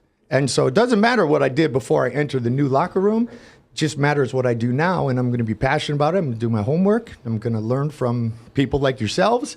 And we're going to have a little here we go, and it's all over. Speaking of homework, it was pretty tough getting prepared for these fighters, huh? There's not a lot of footage on these guys out there, or what? You got to dig a lot, do a lot of digging. And, most of the time you're just going to get the footage when you watch them fight. Yeah. And then just call it like you see it. It wasn't easy, but we were talking to Felipe, who was obviously out there in Guadalajara, Jalisco, Mexico, and he gave us a couple of the fighters that he was most interested in. Do you guys have any favorites maybe that you want to highlight so that the fight fans could at least, know what to look for? What do they call the guy? Abuelo or something? Abuelo, everybody. The KO guy. Yeah. Gonzalez, Frank, he's on the co-main event. I still question how good he can fight, but man, he can punch. Yeah. So you got to see his last fight. Yeah, I did. I heard that there was like an inside bet as to whether or not he was as good as his record indicated, and then he proved it. I mean, he hits like his record for sure. Yeah. I mean, when you're 25-0 with 25 knockouts, I don't know about his cardio. I mean, we just don't know. But like Paulie said, he hits hard, he finishes, and that's what you guys were joking about the last show. Is all right, this can't be right. And then right on Fight Stars, boom, he gets another knockout. So I'm looking forward to that co-main event. It's funny that Mike brings up stamina, because we were checking the box rec, and it doesn't look like he's been past 6 rounds. No, he has never been, and that was only on one fight. Yep. His last 3 fights combined, he's been in there not even 5 rounds total. In his last 3 fights. So, I guess we'll see tonight. He also mentioned obviously the fact that he's stepping in there with a veteran. More losses than wins, but a veteran, a guy that he expects him to be pushing. By he, I mean Felipe was saying that Orozco should push Gonzalez, absolutely, and let us know how good he really is. So obviously everybody is being drawn to Gonzalez because of that perfect record. Should people believe in that number, Paulie? I mean, here's what I noticed from the last fight. I saw the fight start, and I was like, this guy's not convincing me. But then when he's hitting, all of a sudden he changes your mind. You're like, all right. So I do think he has the power of a record like that. I want to see if he goes rounds, how he's looking. We were just talking about how he's been 6 rounds once. I'm curious to see how much he's practicing his craft in the gym, because I wouldn't know about this, but I would assume that there's a temptation not to have to practice your craft as hard when you know you're getting guys out of there Yes. with one shot. You know, and you tend to sometimes see big punchers getting a little bit lazy in the gym. We saw that with Mike Tyson in the later part of his career, where he was showing up out of shape and he was getting some of the guys out of there, like Clifford Etienne. But then all of a sudden you'd wind up with some resistance and he'd go and get beat. You know, so you know, I'm curious to see how hard he's working in the gym. And practicing his craft. So I'm going to be looking for some improvements from the technical aspect of it. And if this veteran Orozco can take him some rounds, you know, we'll see about that too. Does he look like he can set up the power, or is he just a puncher looking to land his power? For me right now, the way I saw him from the one time I saw him, he just looked like a puncher that was looking to just land the power. But you got again, the time you spend in the gym makes a difference with that. You know, you practice your craft. Paulie, what do you make of 23 of his 25 fights have been in his home country of Venezuela? His pro debut and his most recent fight were the only 2 fights outside of his home country. Do you put any thought behind that? Or? Yeah, I mean, here's the thing with some of these Central and South American fighters, you do see that, and you see a lot of nondescript opposition. But Yes. I've been fooled by this one too many times. You know, where I remember Marcos Maidana had a record like this, and then he was the real deal. I remember Ricardo Torres had a record like this and then he fought Cotto, and he was the real deal. So you do sometimes see that these guys are a little bit fighting nondescript opposition, and you question what they can do. I remember even a card earlier in my career. Tecumbo Olajide was a big prospect in New York, brother of Michael the Silk Olajide. And he was, getting a lot of knockouts. He was looking real smooth in there in the gym. He was training the same gym as me, and there was a lot of hype about him. And they had to find a last-minute opponent for an ESPN card for him because his opponent dropped out. And they brought in this guy, Epifanio Mendoza, from Colombia, fought a bunch of nondescript opposition, had a big knockout record. And, everybody's probably thought, this guy's fought against nondescript opposition. The power is not real. Right. Olajide should smoke him because Olajide was smoking a lot of people back then. Knocked out Olajide in 1 round, bro. Came in and knocked out Olajide in 1 round. And basically ended Tecumbo Olajide. Never had that same kind of steam in his career again. So I'm past that point where when I see these kind of guys and I see these kind of blown up punching records from South America, I just, if they were in the Midwest of the United States, I'd say, okay, it's a little bit blown out of proportion. But when they get coming from South America, especially Colombia and Venezuela, particularly, I mean, Maidana was Argentinian, but you see these guys in Colombia, Venezuela, just naturally big punchers a lot of times. Absolutely. I remember Juan Arango was another one like that. He became IBF world champion. It's, you can't just go by, the opposition is nondescript. You got to judge them when you see them. You got to see how they're getting the stoppages too. And typically when they're in the ring, guys are dropping on their ass, man. They got real power. No, absolutely. I remember Dillian Price, who was a Mayweather fighter a few years ago. He fought like 2 days before Broner Pacquiao, and they got a last-minute replacement from Mexico, and he was at Super Bantam, and Price was at 115, and they're like, all right, cool, we'll move up. This guy had like 50-something fights and only like 10 wins, and he came in and just destroyed him the whole fight. He did pop dirty, so I don't know how much that had to do with it, but obviously, just like you, I'm to the point where I got to see it to believe it, because you just never know in this fight game. Yep. Gonzalez is training and living in Mexico City now, so he's made that transition. 25 professional bouts. His average fight time is 2.6 rounds. So yeah, he's doing it right. He's doing the business. But much to your point on someone who comes in late, Paulie and I had that in the last show. We had a fighter who was 12-0-1. Late replacement was a southpaw with a record of 2-3-1, and he dominated the southpaw. The 2-3-1 fighter dominated the unbeaten fighter who had about 10 knockouts, right, Paulie? Yeah. The entire fight. No, he just put on a show. Anybody who's a casual boxing fan, I guess it's just something that you just learn, in the time that you're in the sport, watching the sport, whatever it may be, being a fan, now working the media side of it, it's like it's happened far too many times to not believe, that anybody truly has a shot. Today is the anniversary, 32 years since the Buster Douglas Mike Tyson fight. Wow. So probably the biggest upset in boxing history, right? And 32 years ago today, in Japan, I wasn't even thought of at the time. I remember the fight. You know, I remember the fight. Yeah, I remember it. Yep. I watched it on HBO.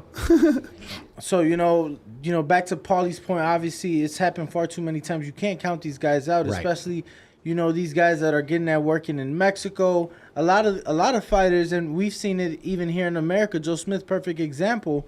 They box on the side. Mhm. Boxing isn't the first job, so you definitely cannot count any one of these guys who have built up their resume and gotten that work. And obviously, when you're fighting local opposition as well, so.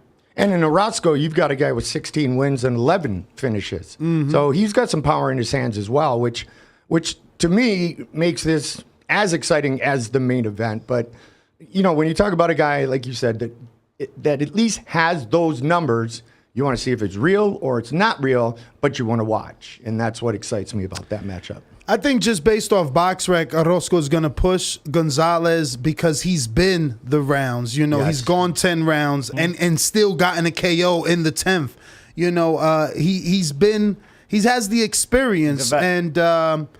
But Felipe did bring up that, Edwin Valero was Venezuelan and he had a big punching knockout record. So you never know if this is the next guy up from Venezuela.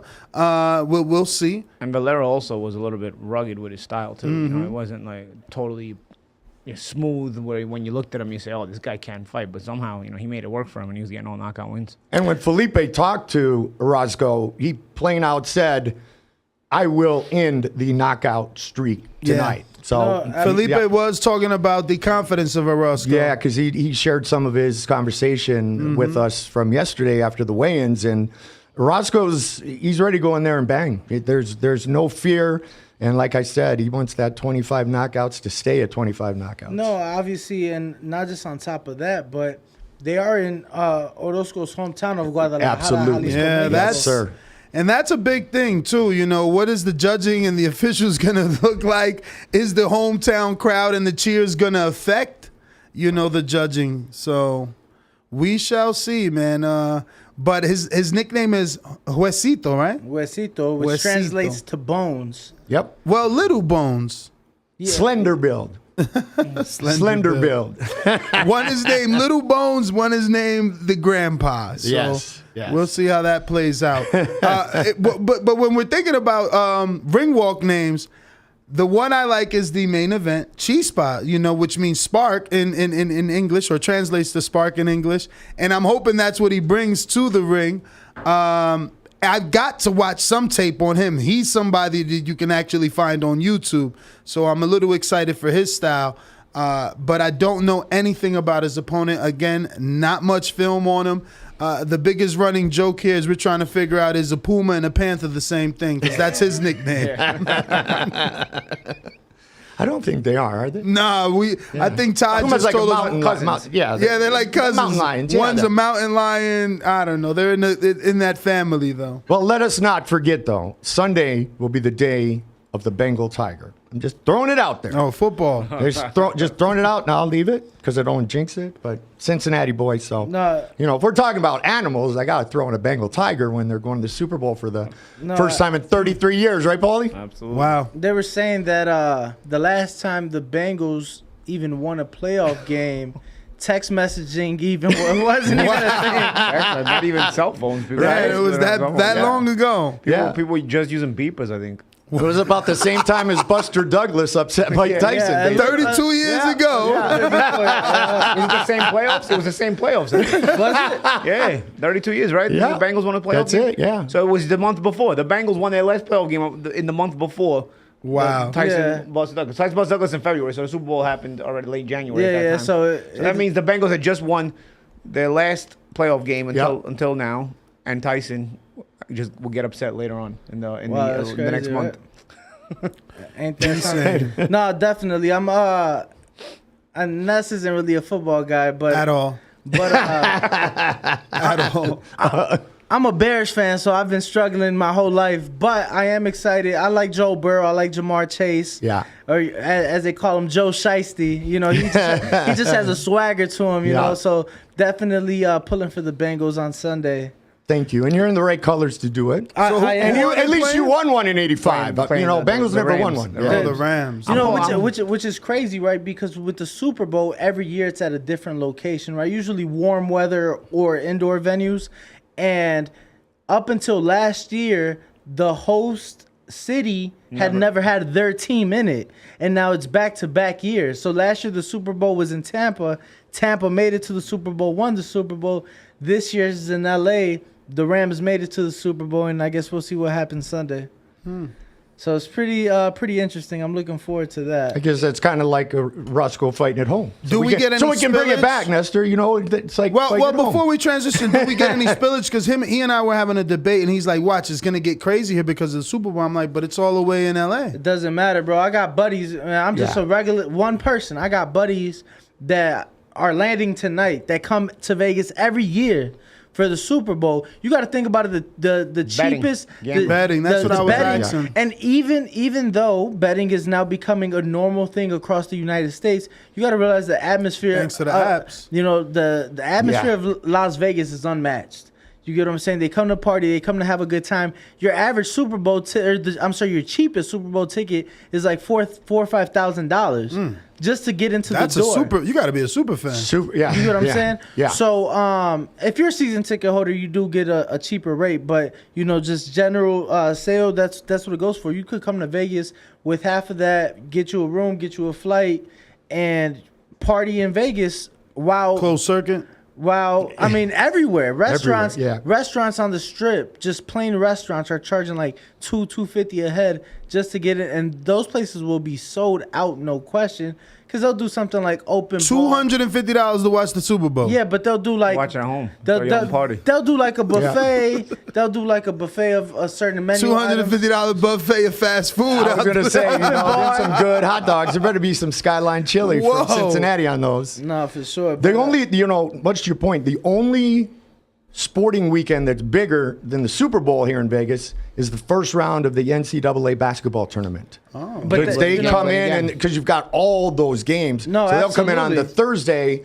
And then they got the whole weekend. By Absolutely. Sunday, they're out of gas because you're in Vegas. No, but, for sure. Yeah, I was. I'm not sure if either one of you have been down to Circa, new hotel on Fremont, and it's adults only. So they have the world's largest sports book, and then they have a pool. The sports book's like 3 stories. They have a pool with a bunch of screens and stuff. I went. I mean, it was COVID mania because you were at 9:30 a.m. for the first game. You're shoulder to shoulder with people walking like through the pool area. It's unbelievable. When was that? March, mid-March. Mid-March. Last year. Yeah, so it'll be coming up again next month. Do they go adult only on age or maturity? Because I want to know if I can get in or not. I don't know if I can get in or not. Definitely just age. I'm in for sure. Then I'm old. I think you'll be okay. I think you'll be okay. What do we have up here on the TV, Trav? That's just pre stuff that has nothing to do with the fight. Oh, I thought maybe we were getting some highlights of my man Chispa. We're being told that Antonio Margarito will be in the building tonight in Guadalajara, Jalisco, Mexico. He was there last time. Yeah, that's right. Pitbull was there last time we worked. Yeah. Who he said that Chepo Reynoso's working? Yeah, Chepo's gonna be in there. Was it La Mole? Oh yeah, it could be La Mole or Juecito. Yeah, it was one of the 2 local fighters.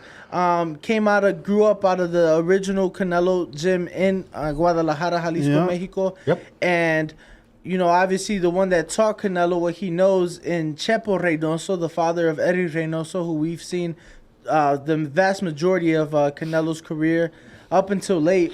He'll be working the corner of one of our fights tonight as well. So definitely a small fight card, but there will be some notable names in the building. Little treats in there.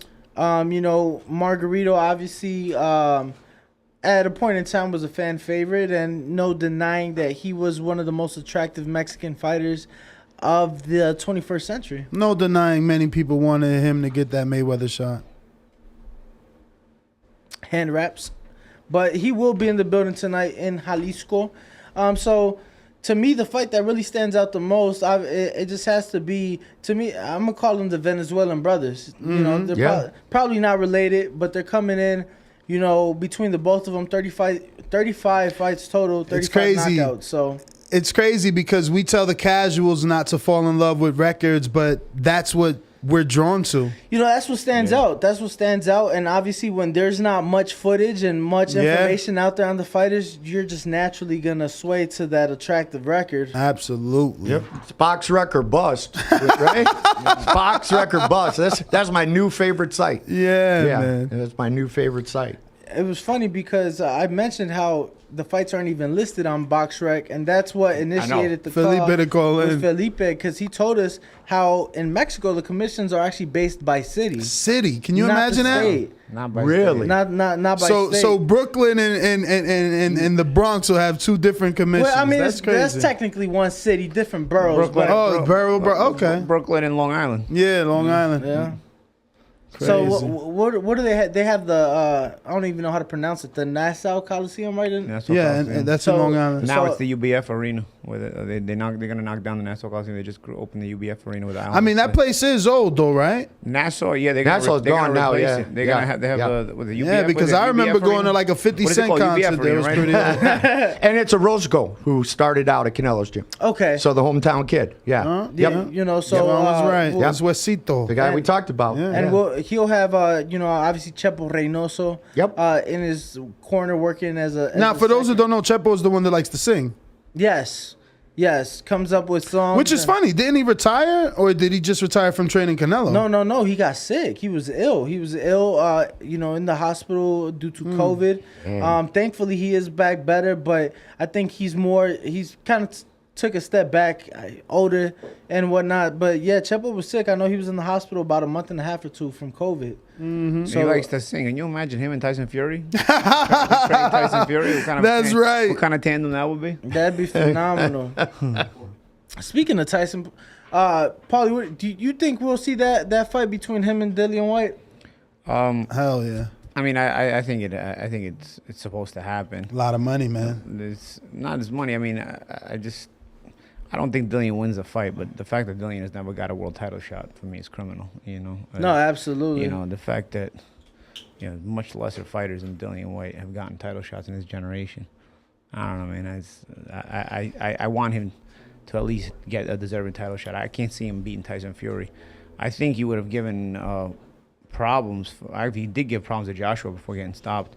I think he would have even given a pretty good count of himself against Deontay, because Deontay gets himself in bad positions too. Fury is probably the only guy that I could just So you don't buy any of his rumors that Dillian likes to say he dropped him 3 times in sparring. I don't know. I mean, I've heard a story like that before, Paulie. Yeah, that's the thing. See, now we're on the same page. Now we're together. But here's the thing. The thing about sparring knockdowns, and I think if anybody spent enough time in gyms, that's the thing. Like, a lot of fans and media haven't spent enough time in gyms, but the ones that have, I think they'll agree, sparring knockdowns are rare. Super, super rare, man. Even when you got world-class guys sparring against one another, it's so rare. Like, I can probably count on 2 hands the amount of times I've seen knockdowns in sparring sessions. Really? In all my years in boxing. And I've seen some monster sparring sessions, bro. But you were local to New York, though, right? Which was championship level sparrings back then, man. I've seen some, bro. And I've been in wild, and I was in wild card for 2 years too, bro. I mean, and on the West Coast they get sneaky. They use 14-ounce gloves. And still, nonetheless, I didn't see, all these knockdowns. In my life in boxing, I've been knocked down in sparring 3 times, and I've had 3 knockdowns. I've scored 3 knockdowns in sparring in all 20 years. But in general, it was so common in Wilder's gym. It was common, bro. Well, really? With Deontay, but how many ounces were the gloves? Bro, he had like 20 or 28s. Really? Well, I guess big heavyweights in their own, fucking common. It's like you also probably don't get guys that size sparring all the time, and even in a monster gym. You know what I mean? Like, you got guys of all different sizes boxing, but it was, I don't know, man. It was, like I said, in my whole life boxing, for my own even personal sparring sessions, is 3 and 3, and in other sparring, I've seen other knockdowns, but it's just been very rare, man. I've seen guys get stopped in the gym though. Mm-hmm. I've seen stoppages where it's like, okay, you were scheduled to do 6, and this guy couldn't. Yeah, and they pull him out. This guy couldn't do 4, like he was just getting bombed on, Mm-hmm. But then you also see the sneakiness, like you were supposed to do 8. you got the better of your guy for 5, but you're too tired to do 3 more, so you just get out before he kicks your ass. Tank Davis, red chat. Red chat. Yeah, you'll see that. You'll see guys like McGregor just making it up all together, and you'll see you'll see random stuff, But it's very hard for me to think that Dillian dropped Fury 3 times in the gym. I mean, I don't put it past them because heavyweights are heavyweights, and like you said in Deontay's gym, they were more common. Yeah, they were. But even in Gleason's, I can remember Oleg Maskayev used to spar a lot in Gleason's gym, and he was a heavyweight contender back at those days when I was a late amateur. I remember there was like guys like Vinny Matalone, Oleg Maskayev, Torres Sykes, who ended up fighting St. Peter. These guys were big guys. Derek Panzer was a known kickboxer, and he was in there as well. And these guys were all big guys that would spar each other in Gleason. I never saw a knockdown between any of them. I never once saw any of them knocking each other down. And Maskayev knocked Rockman out of the ring when they fought him. You know what I mean? I see Oleg Maskayev knocked Kasim Rockman out of the ring and knocked him out. You know, so these are also big guys. Then I didn't see it, man. I didn't see it. When you spend times in gyms, you'll see some excellent sparring sessions, especially world-class gyms. But come on, bro. Like, if you spend enough time there, that's rare, bro. Knockdowns are rare. Sure. Not to mention when they do happen, you got like the whole gym is going crazy. Because, it's so rare. You got, bigger gloves, headgears. You're usually, Is that some gyms are like that, man. I remember I used to go to Glenn Tapia's gym, and Kendall Holt was there. I sparred there, too. Bro, that was like, it was like the doghouse. I used to spar Jeremy Bryan there, Glenn Tapia. I never sparred Kendall because me and Kendall were world champions at the same time, so we weren't going to spar each other because there was always the threat of us fighting each other. But yeah, I was in there too. His trainer would, terrific. Terrific. Whoa, yeah. They would be cheering on, or he got you. Like, no, they would instigate. Exactly, they instigate and make it worse. And you had the Panamanian crew in Gleason's, you had the Caribbean crew in Gleason's, and you had like the regular American guys. You had the Puerto Rican crew in Gleason's, and they were all like, "Aye, aye!" And they was laying a big shot, "Aye!" And they talking shit in between rounds. And it's your last round, and the guy goes, "You're tired. You got to get through the last round." And then you get done, and you like go to touch gloves, and be like, "Go work," and the guy's like, "One more." And now you can't say no. You got everybody talking shit. You can't say no. We've got one matchup on the card tonight where the guys used to be sparring partners. Okay. Yeah. And that happens a lot in boxing. It's happening more and more. Dillian and Fury. Like exactly. You just said, right? Exactly. Danny and Sergey Devryanchenko. Danny and Sergey Devryanchenko. That's true. Jacobs. They fought on a high level too. Yeah. And from, if I remember correctly, from what Uncle Dre was saying, they had sparred close to 300 rounds together. Wow. And then they're fighting each other for a world title. You got the trainer splitting up for the fight and everything. So who was sparring partners? Give me a second. I got to check my notes here. One guy's hobby is sleeping, just so you know. I like that hobby too. One guy's hobby is sleeping. He did. He said, my hobby is sleeping. Yeah. I remember. Yeah. All right. So it's Edgar Pulido and Jorge Mata. Okay. Sparring partner for earlier in his career. And his opponent tonight is Khan, as they call him. George or Jorge Mata, 12-0-2. Yep. And Edgar Pulido, who's kind of a gamer, 29 years old. Lost more than he's won. The Troll, they call him. Yeah, I'm interested just because of his nickname. Right? The Troll. We were talking about that earlier. The Troll was coming off of 4 straight defeats. Yes, he is. So Ness made the joke. He's trolling the fans. For real. Funny. The hobby is sleeping. I remember going back to football. I remember the Giants had a running back named Tyrone Wheatley in the 90s. And he was a big deal at Michigan. You remember him? Absolutely. And there was a big problem. I don't use that word. I say that school up north. But I know. That's cool. But I remember Wheatley. He came with a big amount of hype onto when the Giants drafted him because he had been a big deal. I don't know if he won a Heisman or if he was had been in the running for it. But Wheatley was a big deal in college. And he was kind of not paying it out in the pros. And there was a big controversy about how he was always sleeping in the team meetings. And he was always and basically he was trying to say like that was his hobby. Like he likes to sleep. Yeah. Everybody does let it be known. Eventually, the Giants released him, and he ended up on the. I think he ended up on the Raiders. It's a good place to sleep. He was a good running back in college. Though, Yes, I gotta he was, say. yeah. But that's funny that this guy says his hobby is sleeping, because the only other time I ever heard that was when Tyrone Wheatley said it. Well, Jorge Morta, I don't know, man. You like him?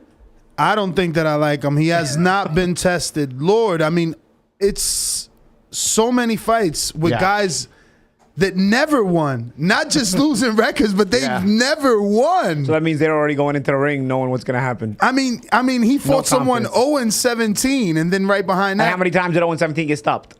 Oh, I'll have to. Because let's be fair. The 0-17 guy did have one draw. Yeah, let's be kind to him. Let's be kind to him. And that's the thing. Once you but he did better than that. He fought someone who was 0-21 with 2 draws. That's the thing. Once you start seeing guys, that's what I look for. I try to go beyond it. Once you start seeing guys who have a lot of losses, I start to look at how many times those guys with losses got knocked out. So I started to see, okay, are these opponents, maybe they're not good, but are they at least durable? How are they finding? Stopped, How is it that this man alone has fought 3 separate guys with 17 losses and 2 of them with 21? Like, how is he finding these opponents? I guess they're commissioned in those cities. Right now, for sure.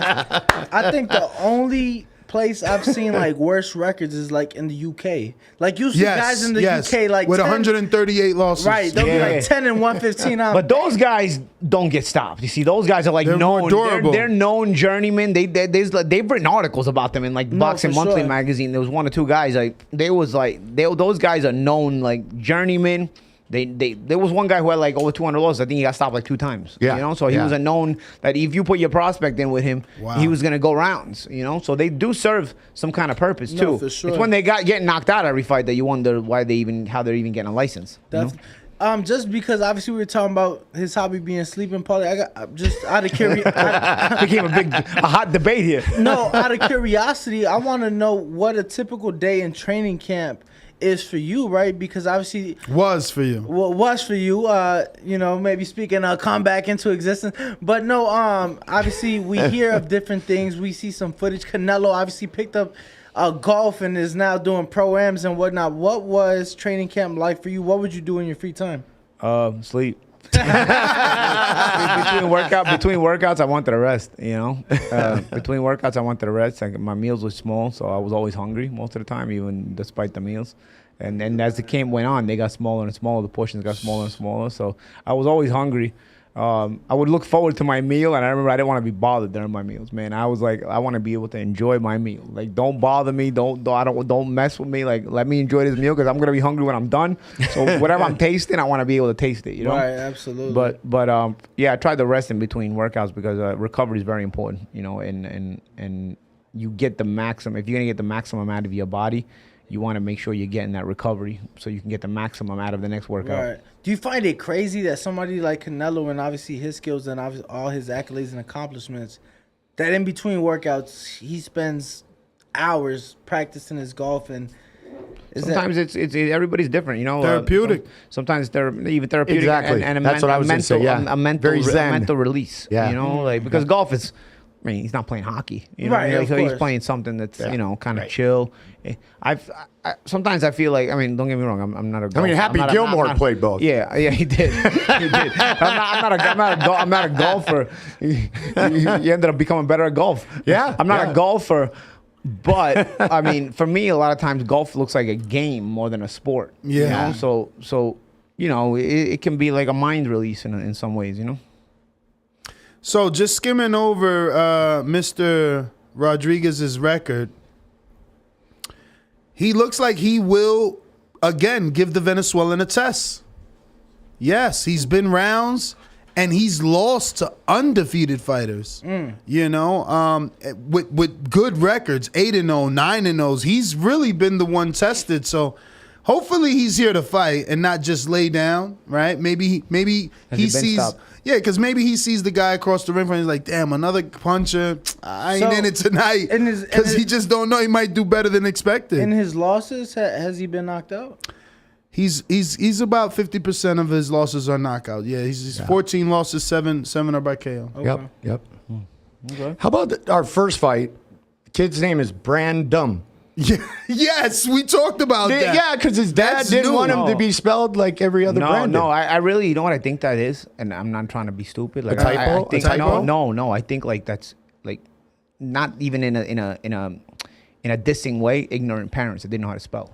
I think, Really? I think sometimes that is. I remember when I was in the NBA like 20 years ago. There was a guy named Jumaine Jones instead of Jermaine. Jumaine.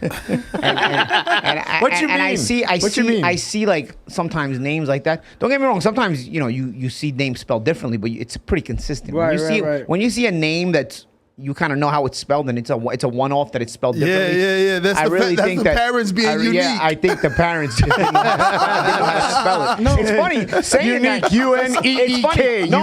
No, I'm telling you, it's funny you say that. It's funny you say there's actually a particular fighter. He actually got knocked out by Dubois on the Triller card, on the Jake Paul card in the summertime.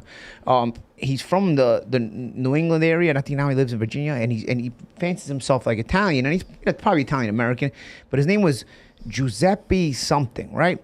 But Giuseppe was spelled like juice, but with an S instead of a C, right? And then PPI. The only thing is, in Italy, in the Italian alphabet, there is no J. So the Giuseppe is spelled Giuseppei. They spelled him Jui, like juice. Seppi. So again, I kind of realized like, okay, those are his probably parents are Italian Americans. They don't know how to spell it, and they don't know the proper spelling, and they just spelled it that way. Because at that time when he was born, he probably didn't have the internet to check the spelling. So if we're in Italy together and we're joking around, it's joking like Giuking, right? Because there's no J. Oh no. In Italian, Paul's like, I'm trying to say, wait, saying now? Scherzando in Italian. It will be the word for joking. Scherzando. All right, there you go. Maybe that fighter Paulie speaking of, maybe the parents. Yo, they said they said his mom's name was Julia, his dad's name was Jermaine, thus Jumaine.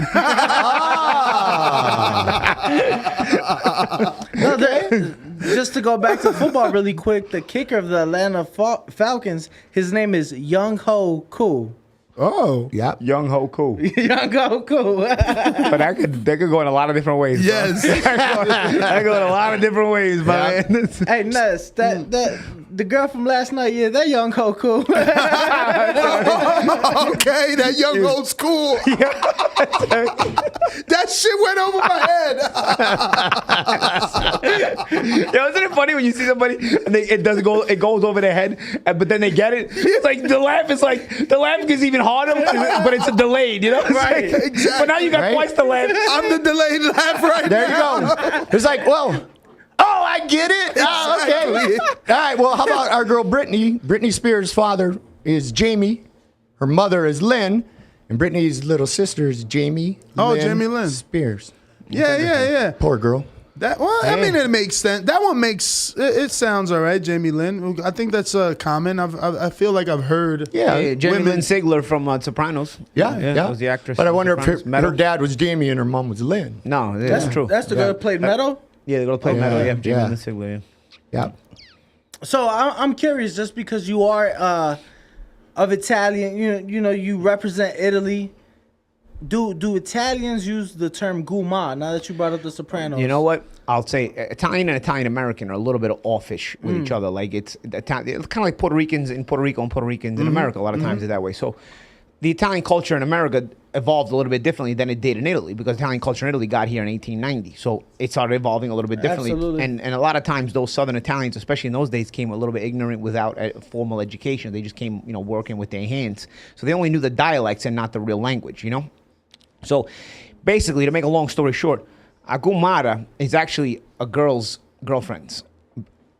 The side piece is amante.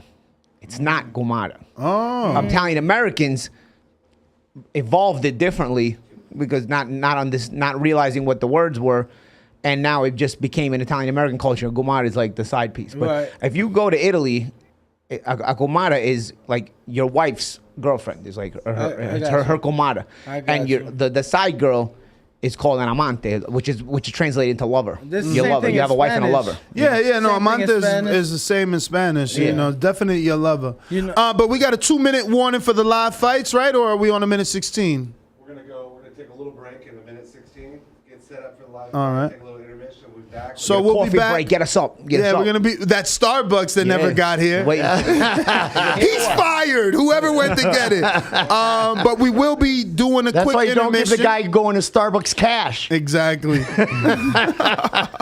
He's at Sapphires right now with Johnny Rice. Shout out to Johnny Rice, man. Shout out Johnny Rice. But we will be doing an intermission in about 45 seconds. We're going to switch up the set and come back with the live fights. I'm sorry, I just can't let this comment go by. Bobby Smitty said, Paulie loved the word side piece. I was just thinking it the whole time. Combination.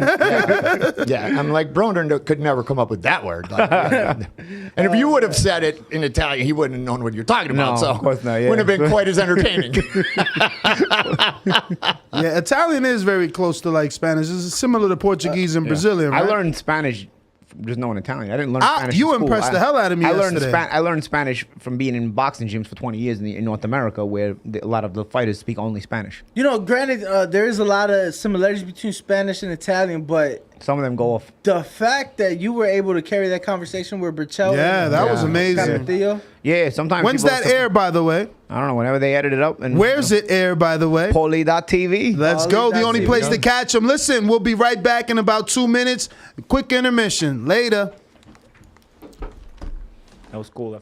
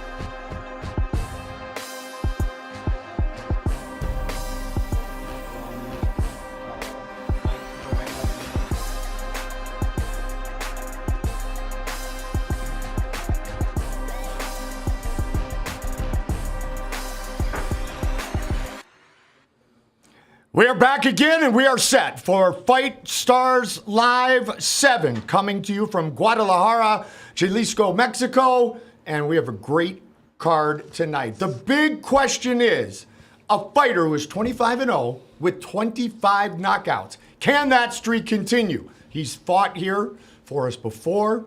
Paulie doubted him a little bit. He finished with a knockout. So I'll bring in my partners, the two-time world champion, Paulie Malignaggi, the Magic Man. And Ness, we just got to visit a little bit on your show, and you're going to help us get things started here tonight. You guys were having an interesting discussion before about a guy who's 25-0 with 25 knockouts. Are you a believer, or are you... I want to be made a believer. You Okay. know, in boxing, knockouts excite the crowd, and they bring in the casual fans. So, you know, I want the story to continue. Yeah. You know, and there it adds more mystique too. You know, every fight out, you're wondering, can that knockout streak continue, or will it be stopped? So I think it adds intrigue to him and makes it more interesting. And obviously, that's what we were drawn to. Absolutely. Both Venezuelans having those perfect records. I guess it's the the TMT Mayweather thing. You know, being perfect.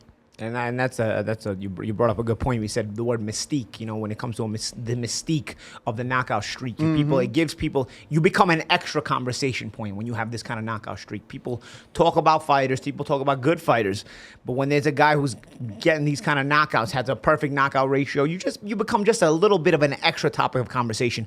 At the same time, it can also be a little bit of pressure. A lot of pressure.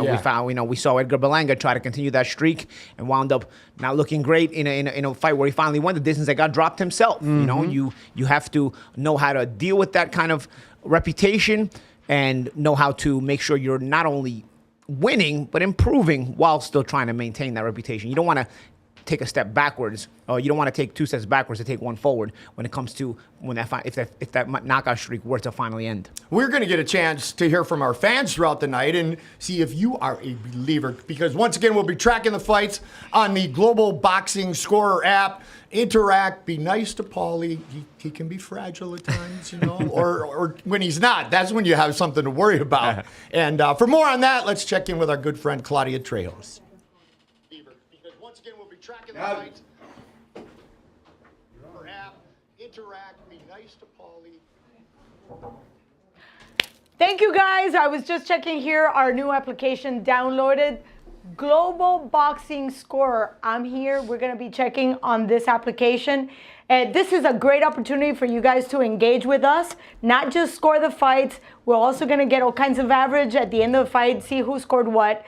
Just to get a better idea of what's going on, check this video out.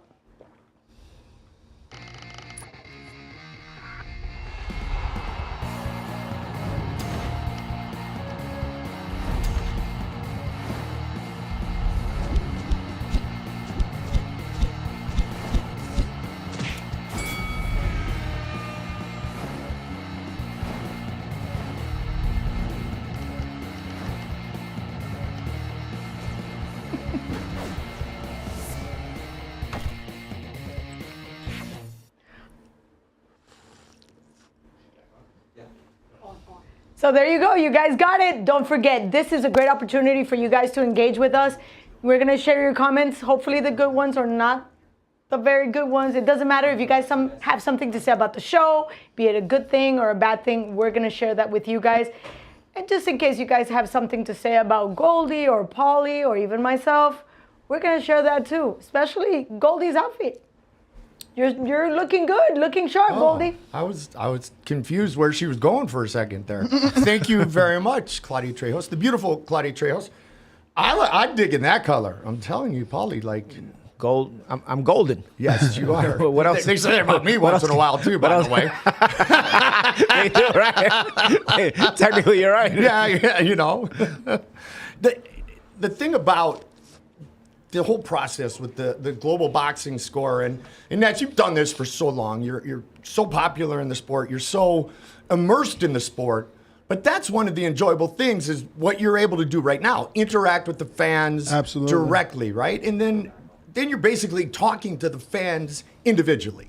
Yeah, I mean, it's what I do on a day-to-day basis because, you know, our live streams consist of a live chat. But I just downloaded the app now, and I'm trying to register to see exactly what it is that they have going on over here at the Global Boxing Scorer. And Ness, if you make some comments, you know, give us some props, bro. For sure, for sure. Props. Yeah, the truth is not important. Just give us some compliments. The truth is not the most paramount. Ness, I know you're only going to be with us for a little bit. What do you look forward to on this card tonight as you sit back? Because I know you're going to be on the GBS app. I know you're going to be listening to Paulie and his magical, you know, analysis. Well, I'm definitely looking forward to Chispa in the main event, which is Kristen Medina. And obviously the Venezuelans have me very intrigued to see if they can continue their, you know, perfect records. And Felipe told me so much about the horrible job that Patrick has him doing down there in Mexico. So I'm paying close attention. He had to travel with these ring card girls for so many miles. So I'm focused on that, making sure, you know, he doesn't need a helping hand for next time. You are just give, aren't you? Yeah. I'm a giver. You are a giver. You can't have enough of that. Can't have enough of that in this world. The giving spirit of the giving spirit. And we start with a young man. It's a 4-rounder. It's Bam Abledo and Ramon Beltran, Mexico City's own. So we start with some young guys, not pro debuts like we saw last time we were on the air, Paulie, but young guys looking to move up and not just move up with wins, but move up to those 6, 8, and 10 round fights. Well, I'll tell you what, the nickname Bam Bam right now is hot in boxing. Well, it is. Shout out to Jesse. Yes, we have a new world champion with the flyweight division, right? Mm-hmm. Flyweight division with the same nickname. So Brand Obledo with that nickname is going to have a little bit to live up to. Yeah. We got a world champion with his nickname. He's trying to become another Bam Bam. He's 2-0 with 1 knockout. And Ramon Beltran, 2-1. with only one loss, you still can have a career and not be looked at as a journeyman if you can get back on the winning track, especially against a guy 2-0. So I expect, a lot of times you can see these opponents kind of come in with the opponent mentality, but I expect Beltran to come in still trying to win the fight. He still can fix his record and turn it into something that he can be a guy to look forward to seeing, especially with a win over a guy with a 2-0 record like Robledo. We'll see. 19-year-old against 23-year-old as we get things started tonight. Fight Stars TV 7, Paulie, our tail of the tape. And the tail of the tape here is we see Bam Bam is just 19 years old, but Beltran, who's going in the ring now, 23 years old. 23 years old. 23 years old. My eyes are betraying me. But nonetheless, two young guys. So again, another reason why you can expect these guys to be hungry. When you're starting early out in your career, you still have your dreams in front of you. It's one of the reasons why the mindset is a little bit different, and you kind of all in every single fight. And I expect these two guys to have that same enthusiasm going into this fight, in this lightweight fight. Robledo making the walk. And he's coming in with Thunder. Any time a guy comes in with Thunder, I can't help but think about Turo Gotti. That was his official walk-in song all the time. AC/DC Thunder and Thunderstruck. And sure enough, Bam Bam trying to live up to the hype.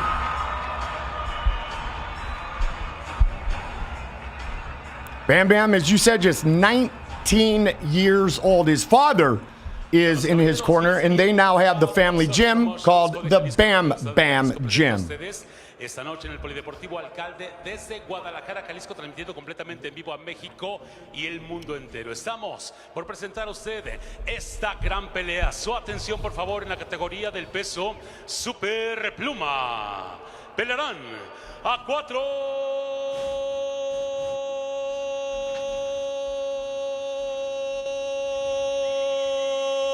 rounds.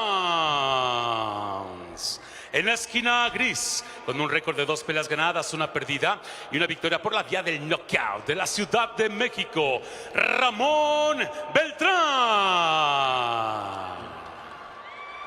Su rival en la esquina opuesta, en la esquina negra, lo presento a ustedes con un récord de 2 peleas ganadas, invicto, una de ellas por la vía del cloroformo puro. Está en su casa, en la capital de Jalisco, de Guadalajara, Jalisco, México, Brandon Bambán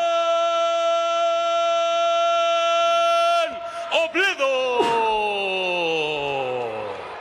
Referee de este encuentro, el tercer hombre de la superficie, el señor Pablo Díaz. Esto es ESPN Knockout. Van a pelear 4 rounds, no se peguen atrás en la nuca ni abajo de la cintura porque les quito puntos o los puede llegar a descalificar. Cuando caigan en clinch y yo digo fuera, ya no tienen ninguno de los 2 golpes hasta que yo vuelva a decir box. ¿Estamos entendidos? Sí. Chóquese los guantes y que gane el mejor. All right, so we get things started with a 4-round fight. Ramon Beltran and Brandon Robledo. Bam Bam. Gonna be easy to tell which guy's which. They both have their name and nickname on the shorts. Here we go. First of our 5 fights here tonight on Fight Stars TV. We are live for the 7th time from Guadalajara. And I'll tell you, first of all, the ring announcer was the most excited I've ever seen for a 4-round fight. I've never seen a ring announcer more excited for a 4-round fight. So maybe he knows these guys. Maybe he knows the kind of fight they're gonna give us. I think that the action is gonna be pushed. This ring looks very small, right? Yeah. Hey man, in Mexico they don't like guys that tap dancing around. They want people to fight. White trunks for Beltran, and the black and gold for Bam Bam. 2-0 with 1 knockout. Sharp counter left hand there by Bam Bam. What I noticed is that Beltran definitely came out like he got warmed up in the back, unlike the Jalisco native, who seems a bit dry. Good double jab there by Beltran. Yeah, he's gonna want to use his height. Right now he's coming forward. He's pretty tall. Oh, nice. Good right hand by Beltran. Pretty tall too. Yeah, and he could throw it around the guard there. A little bit of an awkward right hand, but it landed. Good double body shot there by Beltran. See, I tell you, man. See, with just a 2-1 record, you still got your career in front of you, and he's fighting like he still wants a boxing career. Like he's not ready to become an opponent just yet. And he's the one with the 1 loss. Yeah, and so that was probably a little hungrier. That one went the distance, Ness. His other victories, won a second-round knockout and his pro debut split decision victory. He's working the body nicely. Yeah, Left hand to the body by Beltran. And for anybody familiar with the boxing business, you take an L this early in your career, what ends up happening, you've got to make up for it by knocking off another prospect now. In order to now be considered a prospect with your 2-1 record, you've got to take a tougher fight than you might have had to before, and this is probably that kind of fight for him, So he needs to win this fight in order to be re-looked at as a prospect, which is obviously what he wanted to be. Oh, good jab there. Really good start for Beltran. And Nestor, you made a great point with Beltran being warmed up. He's letting his hands go. He's letting him go. Good right hand to the body. Oof. Followed by 2 more body shots. He's really digging to that. Over the top, nice. Beautiful uppercut with another left hook by Beltran. He is hot and very accurate tonight. And Bam Bam, he's not looking hurt, but what it is, he's being outworked here too. You know, and he just can't seem to get into the fight. And now he really, even from the outside, he's having trouble finding the particular range that he needs in order to land scoring shots. 30 seconds, round 1. His fight scheduled for 4 rounds. Ramon Beltran in the white trunks. In the black and gold, Brandon Obledo. Hey, Paulie, man, doesn't Obledo remind you of like a young Argenis Mendez? He does look like him a He little bit. does look like him, right? And he throws just as many punches as him, too. There you go. Now he's on a He's looking for that left hook, though. You can see. Oh, there it is. There it is. Oh. Both trading left hook there. It'll be funny if he's that's his money shot. I know that Mendez had some controversy with Francis Bartholomew in the left hook at the end of the round. And that is his money shot. When Felipe asked him, he said his favorite punch is that left hook. Okay. So you're right on point, bud. You can tell he's definitely trying to let it go and find a home for it. He's got a baby face, man. Yeah. Wow, he's 19. Oh, wow. He is a baby. Yeah. Well, that makes sense. No wonder Beltran came out like the aggressor, trying to show the kid, look, I'm the boss here. And don't get me wrong, Beltran is also not that old. He was only 23 years old himself, but I think anytime you have a nice counter left hook there. One thing I liked about Beltran, he was answering everything Bam Bam was throwing. Every single thing Bam Bam was throwing, Beltran answered. And for me, that's one of the big reasons why he won that round. He was busier to initiate, but he also wouldn't let Bam Bam get away with just initiating. While a lot of times when Beltran was initiating, Bam Bam didn't return fire all the time. So a little bit busier, probably won the round, although a nice left hook at the end of the first round by Bam Bam Obledo. Bam Bam's father in his corner. Had some amateur bouts back in the day and took his son to the Alvarez gym. That's where he got started, at Canelo's gym. Now they have their own family Bam Bam gym. But he's Guadalajara's own, and he's looking to move to 3-0. He's likely, as Paulie and Nestor talked about, down 1-love in this 4-round fight. He's trying to find his range, trying to find his game here early in round 2. And a little bit of hot dogging going on by both guys. A little bit of I would say more from Bam Bam in terms of the showboating, but I do want to see if he can live up to that name. And Beltran less busy this round so far. Seems like he's a little bit hesitant for something. I don't know if big left hook by Beltran. Nice setup with that throwaway uppercut as well. Which isn't traditional. Normally your trainer doesn't want you to lead with an uppercut, but it definitely got the attention of Bam Bam and left him blindsided to that left hook. Especially from that distance as well, It was a throwaway left hook, uppercut. He didn't turn into it, but it did his job. It was a good deception and opened up the hook for him. I see these guys feinting a lot. A lot of times in these fights, I have to mention that some guys need to feint. Both of these guys really using that weapon very well, feinting at each other. That was one of the themes last time we were together. Is Paulie talking about setting it up? You can't just throw the jab. You got to set it up with the feint. You see it right there with Bam Bam Obledo. I want to see Beltran actually do the 1-2 straight down the pipe. There we go. That would have been good to follow up with a right hand, maybe doubling that jab, because it seems like Bam Bam is keeping that left hand very low. I know he likes the left hook, but because he's looking for it, I think he's getting lazy with the left hand already. That's a good point, Ness. And also, the feet of Beltran are quick enough to where he might be able to close that gap on those double jabs. More body work by Beltran against the ropes. Beltran, old school, in telling us who his favorite fighter is, Roberto Duran. And then you got left another hook, kid who's but be- 19, and he's Bam Bam from the Flintstones, and they were long gone by the time he was born. Yeah. It's I mean, funny they're on replays. It's funny because in the pre-fight, you know, I was looking for anything to try and get an edge on who would possibly win. So I'm thinking to myself that the name Beltran in Mexico has to hold some sort of weight. This guy has to be some sort of fighter. And sure enough, he's looking like the better of the two, at least in these last 2 rounds. 17 seconds left here in the second round, and I can definitely give Beltran this second round as well. I thought it was a little closer. I thought Bam Bam had a couple of good moments there. Oh, headbutt. That's a hard clash to head. Oh, big right hand by Beltran, followed by another combination. two right hands and a nice stare down. Look at him. I'll tell you what, if Bam Bam loses that round, he's only got himself to blame there, you know, because I thought it was more competitive than the first round, but Beltran finished it strong, and really, Obledo barely had an answer for that. I definitely have it 2 rounds for Beltran. Agree with you. So translating Beltran's nickname, Paulie, I know you will appreciate it, is Rooster, because as a young kid, he began to box. He had spiky hair, dyed yellow, so they called him Little Rooster. Do you remember a guy who had like spiky hair and like red, or like fought professionally? Canelo Alvarez? Wait, but you had some spiky hair too, though. Yeah. Back in the day. It's so long ago that maybe people don't remember, but yes, I had spiky Well, I just hair. watched that fight again, so, you know. And I had the yellow mohawk when I won my first world title, so that There was you go. a rooster There you go. look. The rooster look. You know, Beltran's trainer imploring him in between rounds. You know, he wants him to keep up the tempo and keep up that intensity, because you know you've still got an undefeated guy in front of you. You know, Bam Bam Obledo could come out a little hungrier any of these rounds, because he may understand that his undefeated record is on the line here. They are exchanging left hooks. They got to be careful, man. Pick up that phone. And I'll tell you what, Obledo, his punch output is like, it's as if he hits like Golovkin, but he doesn't. You know what I'm saying? So he's got to pick up the pace here, man. You know, he sits on his shots, and when he does land it, it's nice. It's just fewer and further between than anything Beltran's doing. Our fans on the Global Boxing Scorer app are undecided for the most part at this point. About 80% of them are still saying draw.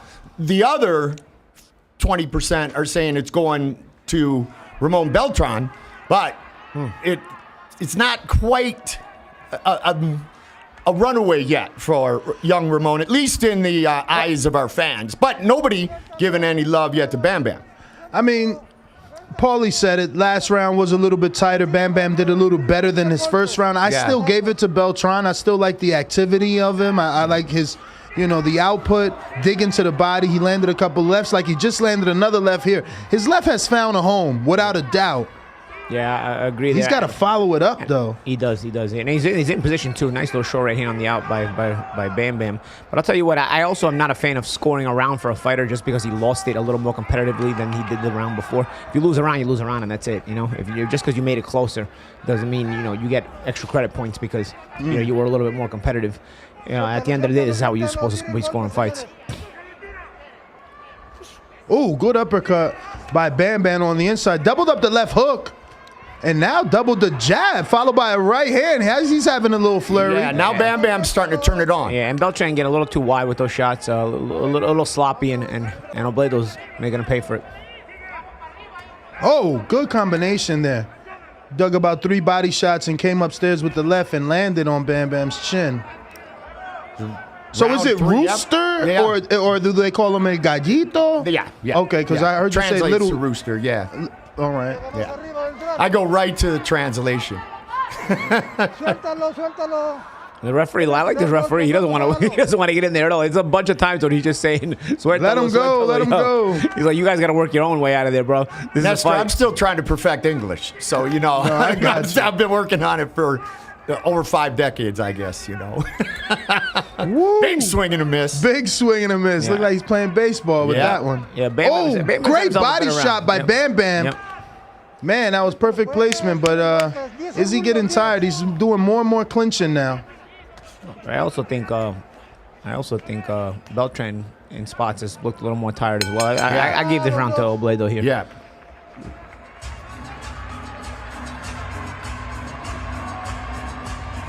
I don't know, man. I think I just like Beltran. The work that he's doing to the body, I don't know. No, I felt the better punches were landed that round by Robledo.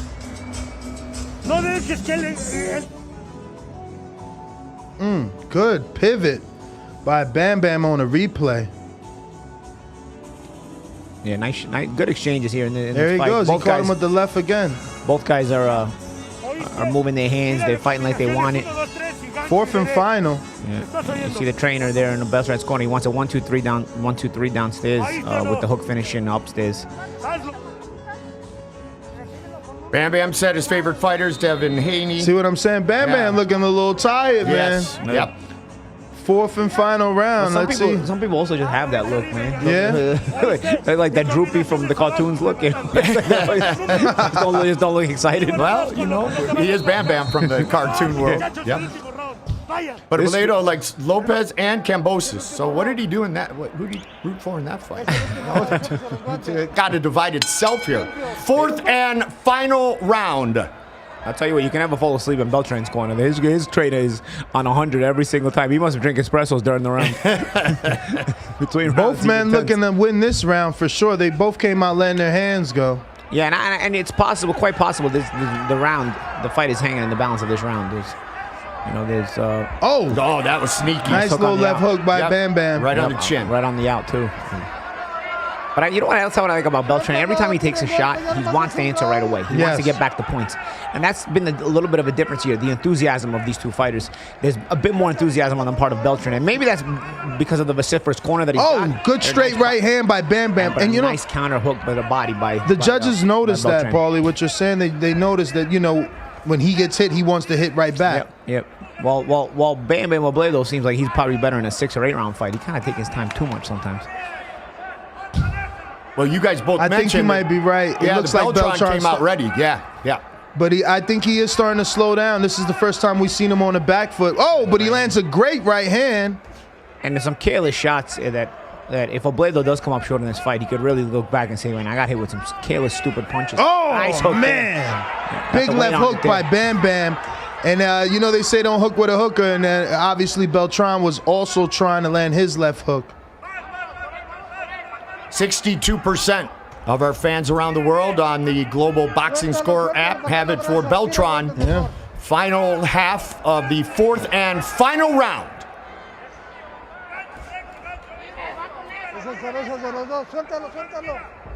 There's a little bit fatigued here as they're throwing right hands and kind of falling into each other. But let's see how the last minute might decide this fight here, guys. Yeah. Oh, good little shovel uppercut by Bam Bam to the soul. Oh, nice right hand by Bam Bam. Right as Beltran was trying to left hook. Yeah. Uh-oh. Right as Beltran was trying to get to that body, he walked into a shot. Right another right hand on the inside. Beltran complaining, but it's behind the head.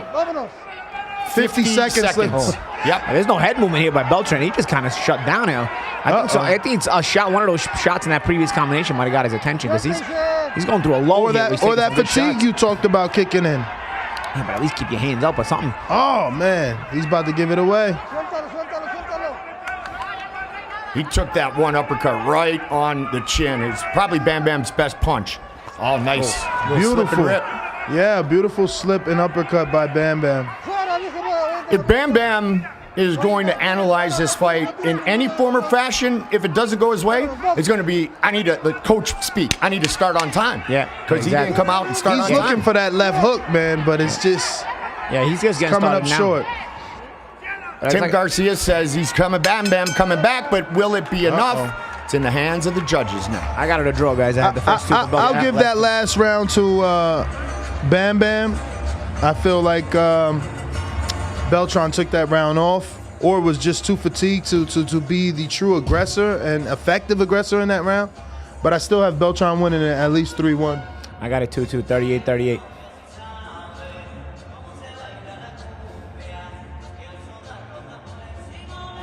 This was his best round. You can see. Absolutely. And as I was saying actually earlier in the round, I said, Robledo has a little bit of a style. Like he's probably better in a 6 or 8 round fight, a little bit more of a distance fight because he's probably just getting warmed up. Yeah. He's not as enthusiastic early on. While Beltran, on the other hand, started out this fight very enthusiastic. It could be possible, like you said, he put those early rounds in the bank, and it could be like you said, Nestor. He warmed up well. Obviously he came out with his blood flowing, and he was punching right off the jump.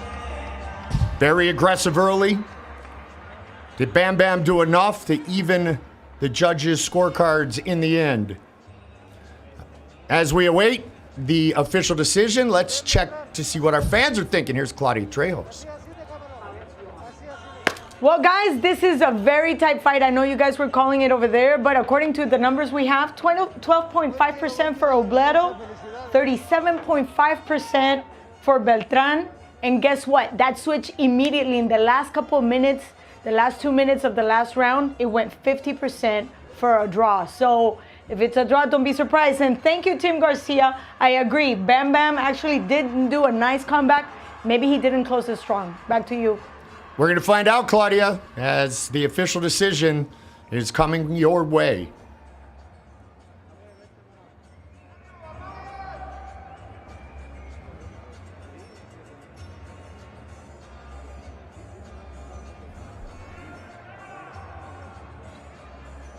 Edgar Alejandre, our announcer tonight, will tell us the result of our first fight, this 4-rounder. Okay, when you got double and triple check the scorecards. Yeah. Yeah. Listen, I guess it was as tight as Paulie seen it. I did not see it that close. I felt like it was a clear win for Beltran. I just hope these judges get it right. Well, which one is right, mine or yours? Well, I mean, you definitely said it was tighter, and I guess because they're still adding a 4-round fight, you may be right. This guy gets excited. Let's hear him. Y los jueces de la Honorable Comisión de Box y Lucha Libre de Guadalajara dan el siguiente resultado. El juez Carlos Ruiz da puntuación de 38 a 38, el juez Juan Carlos Pulido da puntuación 39 a 37 y el juez Diego Alejandro con puntuación 38 a 38 decretan empate mayoritario. Whoa, you was right. Well, one judge had it 39-37. He just didn't get it. He just didn't mention for who. Come on. The ring announcer got so excited in the beginning of the fight that he forgot that then he didn't have anything for the closing on. I mean, he mentioned a 39-37 card and he didn't mention who it was for. So we don't even know. Damn. We have a majority draw, but we don't even know who the 39-37 scorecard went to. Ring announcer's got to save his energy next time for the next fight. There you go. There you go. It's man, I feel so disappointed, man. Why, you wanted to be right? Not that I wanted to be right, but I feel like Beltran tried so. You know, he was the aggressor, and it was effective aggression. Yeah, but look at these replays, man. But these are early in the fight too. I got to think the 39-37 went to Beltran. Yeah, I can't see Obledo winning 3 rounds. That's for sure. Shoot, man. I love the way he came out and started. I agree with you, Nestor. Beltran isn't gonna. He's gonna kick himself because he took that last round off, or at least slowed down significantly. All right, this is our first fight. It is in the books. Not only do we have our live fights for you here on Fight Stars TV, tonight is 7. We've got all kinds of great boxing promotions.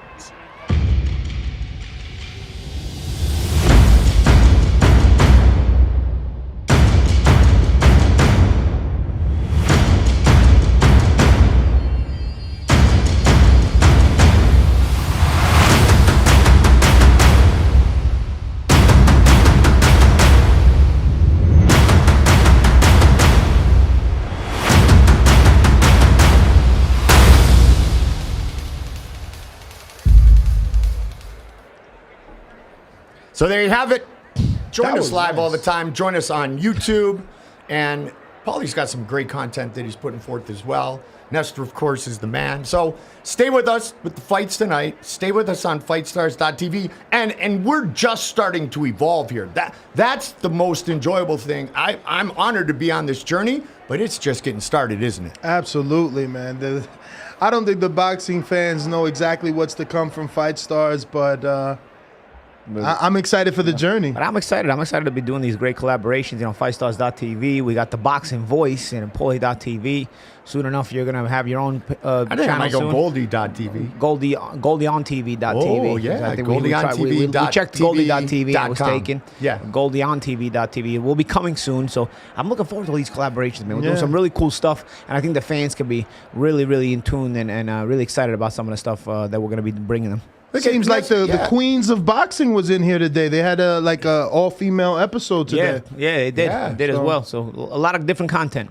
Exactly. A lot of different collaborations as well.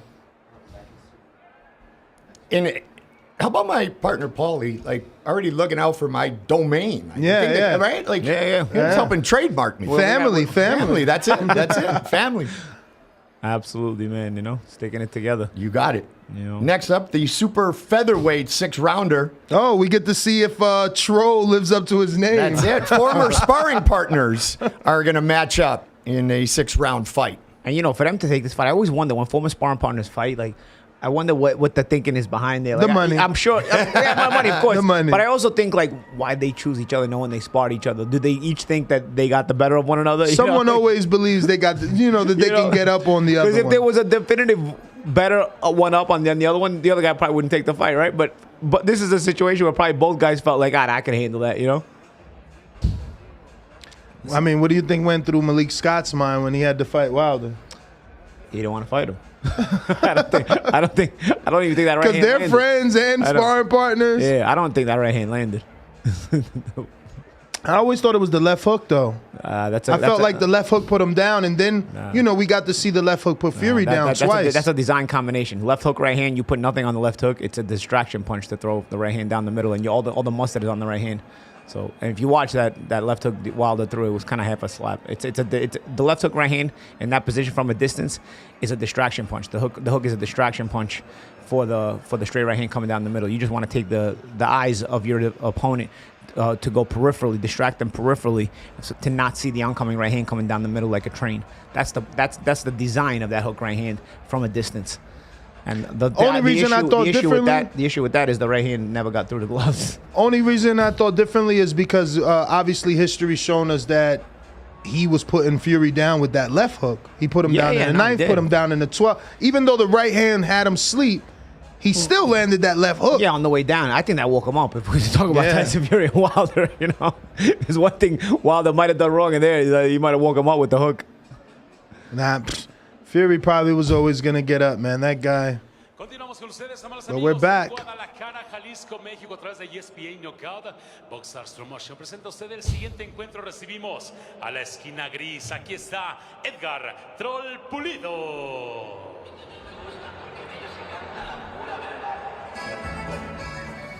Tail of the tape for our second matchup here, Fight Stars TV, Fight Stars Live 7. Paulie, I can't see that.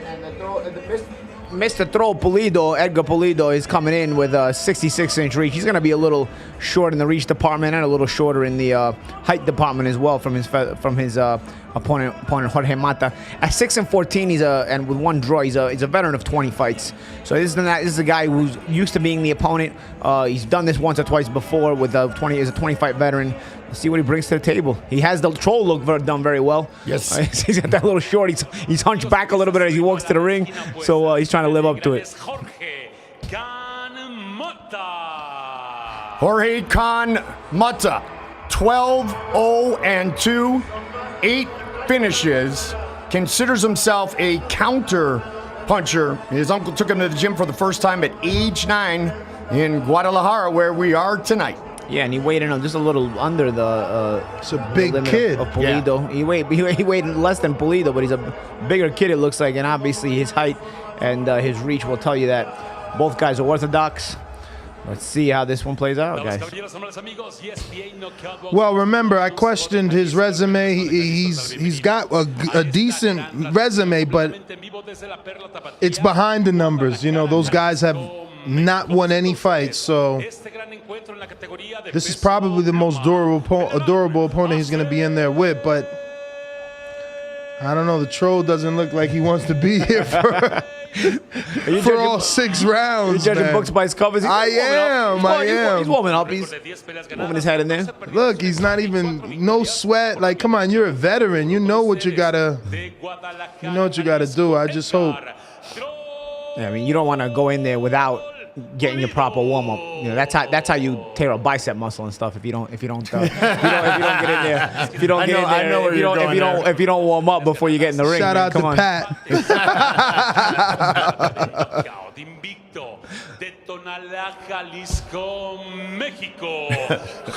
Well, Jorge has the look, man. Yeah, he has the look. If he can, keep piling on the wins, he looks marketable. Absolutely. And he got his beard trimmed nice, fresh and crispy for the fight. Let's see if he can fight just as fresh. I like the high socks He on is Troll, though. so big compared to the Troll. Our buddy Daniel Bunting checking in. He says, I've got Mata ahead on the scorecards just by looking at the records. You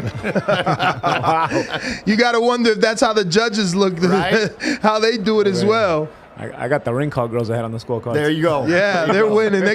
They won by knockout. 6-round fight. Black and gold trunks for Edgar Pulido. Both men kind of have the black and gold working. Yeah, but one's got the stockings. Yeah, so that's how we. One's got those soccer tights going. And the same guy. I'm hoping Mata uses his height and reach. Yeah, but at this distance, he's already be jabbing. He's not jabbing. At this distance, you gotta be jabbing. You gotta stay busier at this distance. If you're a taller guy, you guys are posing in front of each other. Plenty of chances to jab, and I haven't seen a single jab yet. On the part He may of Mata. think he's a puncher with 12 wins, 8 knockouts. I mean, Mata with a 6-14 record. I mean, he's gonna be more than willing to just let this thing slide the distance if you don't force him to fight. Yeah. So 12 and there's years as a jab. pro, Paulie. Been around. You mean Troll with the 16 and 14? Yeah, 6 and 14. Yeah. Sorry, the Troll with the 6-14 record. He's Mata starting off very slow for the first round in a 6-round fight. You would figure the pace would be a little. a nice sharp jab by Mata. You know, he's got a quick little jab. I would expect him to use it a little bit more here. At least I'd like to see it. Well, he told us he's a counterpuncher, but he's got to start to do something. Yeah, and the thing about being a counterpuncher is you still got to be a jabber. If you're a counter, because a lot of times the jab will set up the counter. You kind of draw the punch out of your opponent that you're looking for, and then you counter that shot. So when guys are counterpunchers, I still don't see the excuse for not being busy, because you can be very busy with the jab and still be a counterpuncher. He's very conservative, I'll tell you that. Yep. And I speak that from my own personal Good experience. combination there. Because you got to get your opponent to throw something that you can counter. Yep. And a lot of times the jab will draw something out that you're looking for, and then you look. Good jab. He's got a good jab. Right on the button. I like it. Mata's got a good frame, just 20 years old. His opponent 29 years old. 6-round fight. Hey, Pulido coming in with some enthusiasm there. Pulido has lost his last 5 bouts, the longest drought of his professional career. Looking for a victory here tonight. And that's the thing. When you got a guy who's coming in on a 5-bout losing streak, typically it doesn't take much to get the winning mentality out of his head. You got to hit him with a couple of good, clean shots. Good point. And he'll just kind of go through the motions, or even good up jab there by Mata. Didn't land, but it looked good. But if you don't get busy on a guy like this, you give him a chance to get the confidence he's been lacking. And Pulido starting to throw some combinations in there.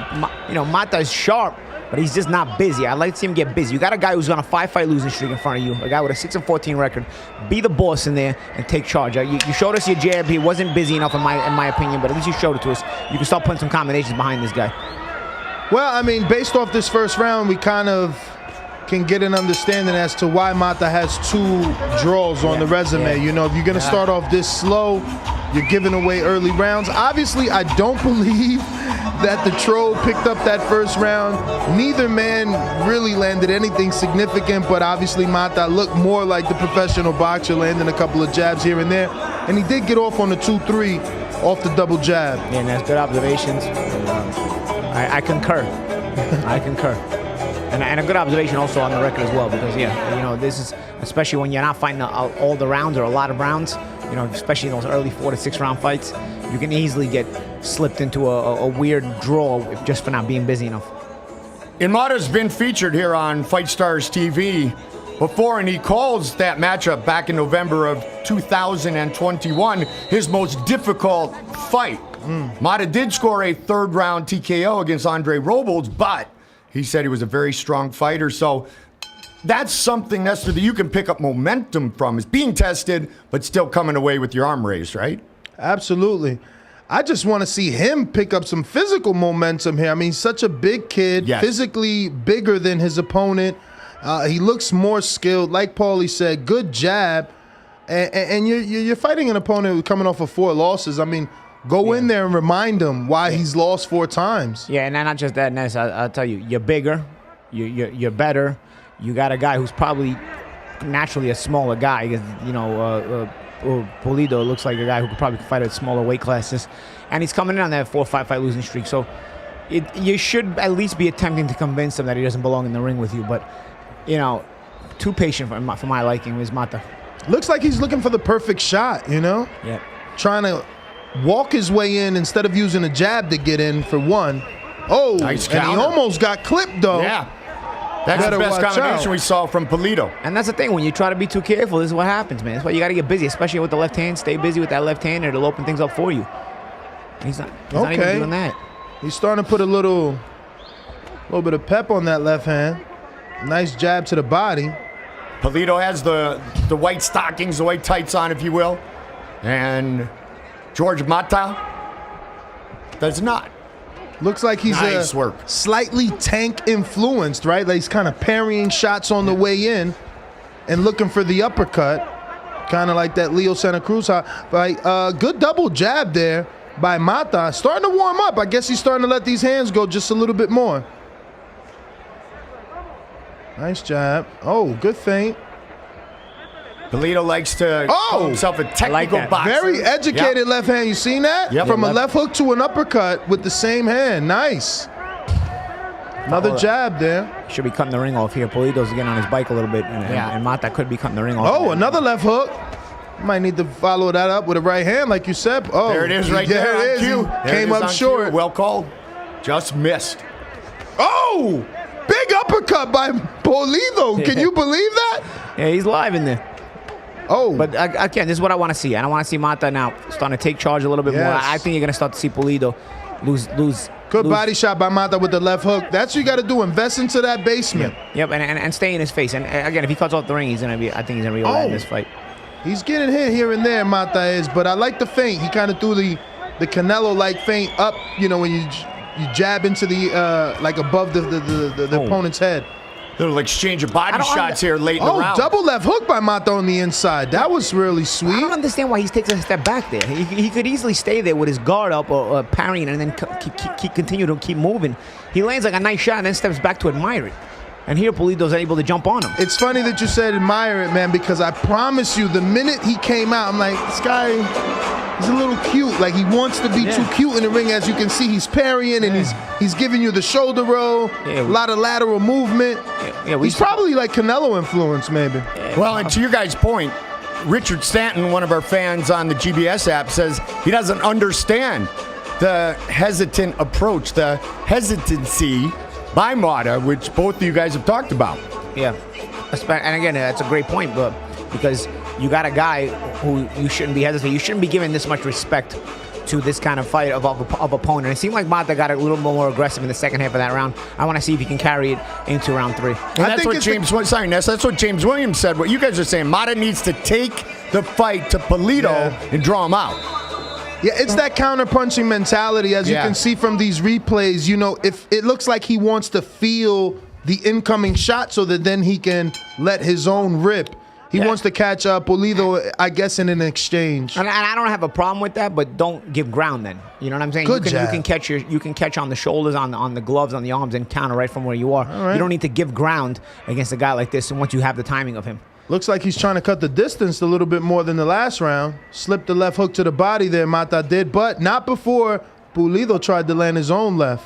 And that's the second time they, exchange. Third round, fight scheduled for 6 rounds. The Troll started training at 14 years old. Used to always wear a hoodie over his eyes. Looked like Brahita, a little witch, and it morphed to Troll. How you morphed to a troll, I don't know, but he did. Mata definitely warming up and now being definitely the aggressor, keeping Pulido's back against the ropes. Oh, good uppercut on the inside.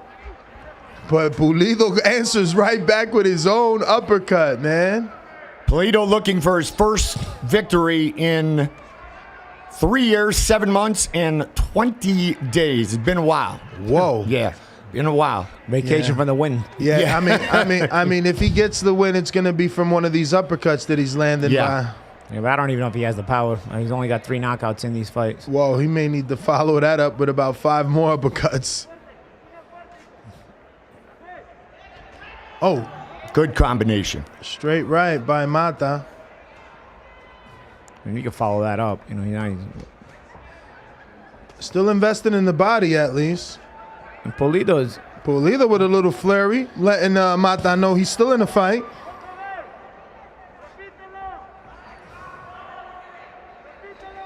Not a nice Good work. body shot. Yep. Good answer. Oh, caught him. Oh. That's educated left hand again. Yeah. Doubled it up like you guys talked about. And not I like not just another doubling left up. hook. Yeah, he's I like warming up for sure. Yeah, I like the doubling up from the different angles. In spots. There, Mata, he doubled it up again. He likes up and down with it for sure. and that's the frustrating thing about Mata, because in spots he shows you he's got some talent, some skill there, some pedigree, but you want to see him be more consistent. It's probably the gym, man. I mean, he fights that pace. It's got to be the sparring partners that he's getting, keeping him comfortable.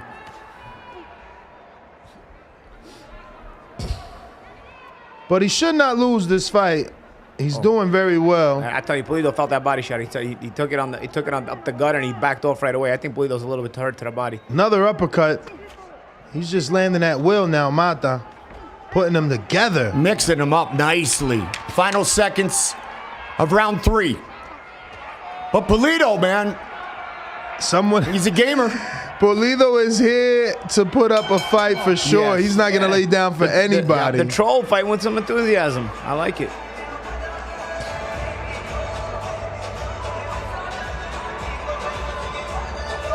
I'm questioning now, can Mata stop this guy? With all the body shots he's been landing on him, we haven't really seen the troll. I mean, at one time, like you said, he backed up a little bit. But they are wiping his nose here in the corner, so at least we got some blood.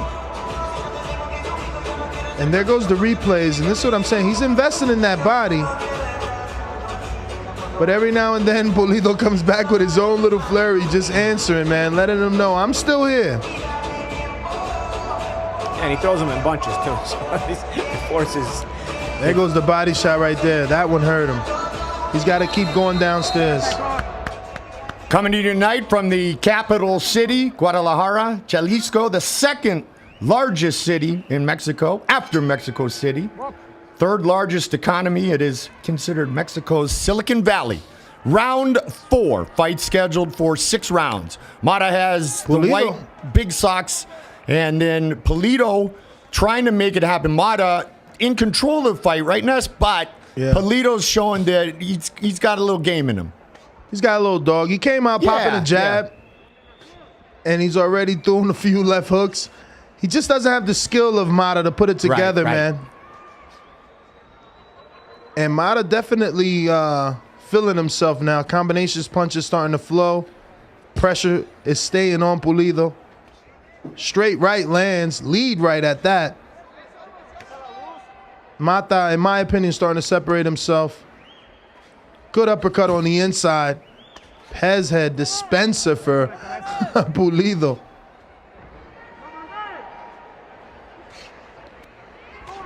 Okay, Mata walking him down. He might be ready to get this guy out of there. Yeah, Pulido consistently. Ooh, good body shot around the elbow. Yeah, nice Another one. I'll tell you, creative combinations. Both sides, too. Giving it to your left and right side. Mata 4-0-1 in his last 5 fights, 3 knockouts. If he were to get a knockout here in 4, 5, or 6, it would be the deepest he has gone in a fight, and then finished his opponent. His knockouts came in the first, 3 in the second, 4 in the third. And as you guys said, he might be looking for it here in round 4. Good left hook to the body. Another one. I'll tell you. He can place them, man. Oh, there's a body shot. I'll tell you, there's a body shot. Oh, he didn't go down, though. He didn't go down. They counting and everything. He didn't even go down. He did some air squats. And the Keith Thurman. Took his mouthpiece out.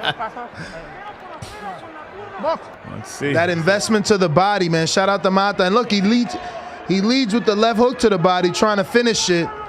I mean, eventually those body shots had to pan out, right? I mean, they had to pay off. He's investing and he's in the right body. back down there. Oh, nice beautiful now combination. you're putting some combinations together. There we go. And And again, he finished it to the body with that left hook. This one might be it. Very, very educated left hand. I want to see this guy again now. He's done. Oh, he's done. It's over. Those body shots, they take the will out of you. So there you go with your 4th round finish, the first of Mata's career. He moves to 13-0-2. Great point. Nice fighting style. Great point. He hadn't.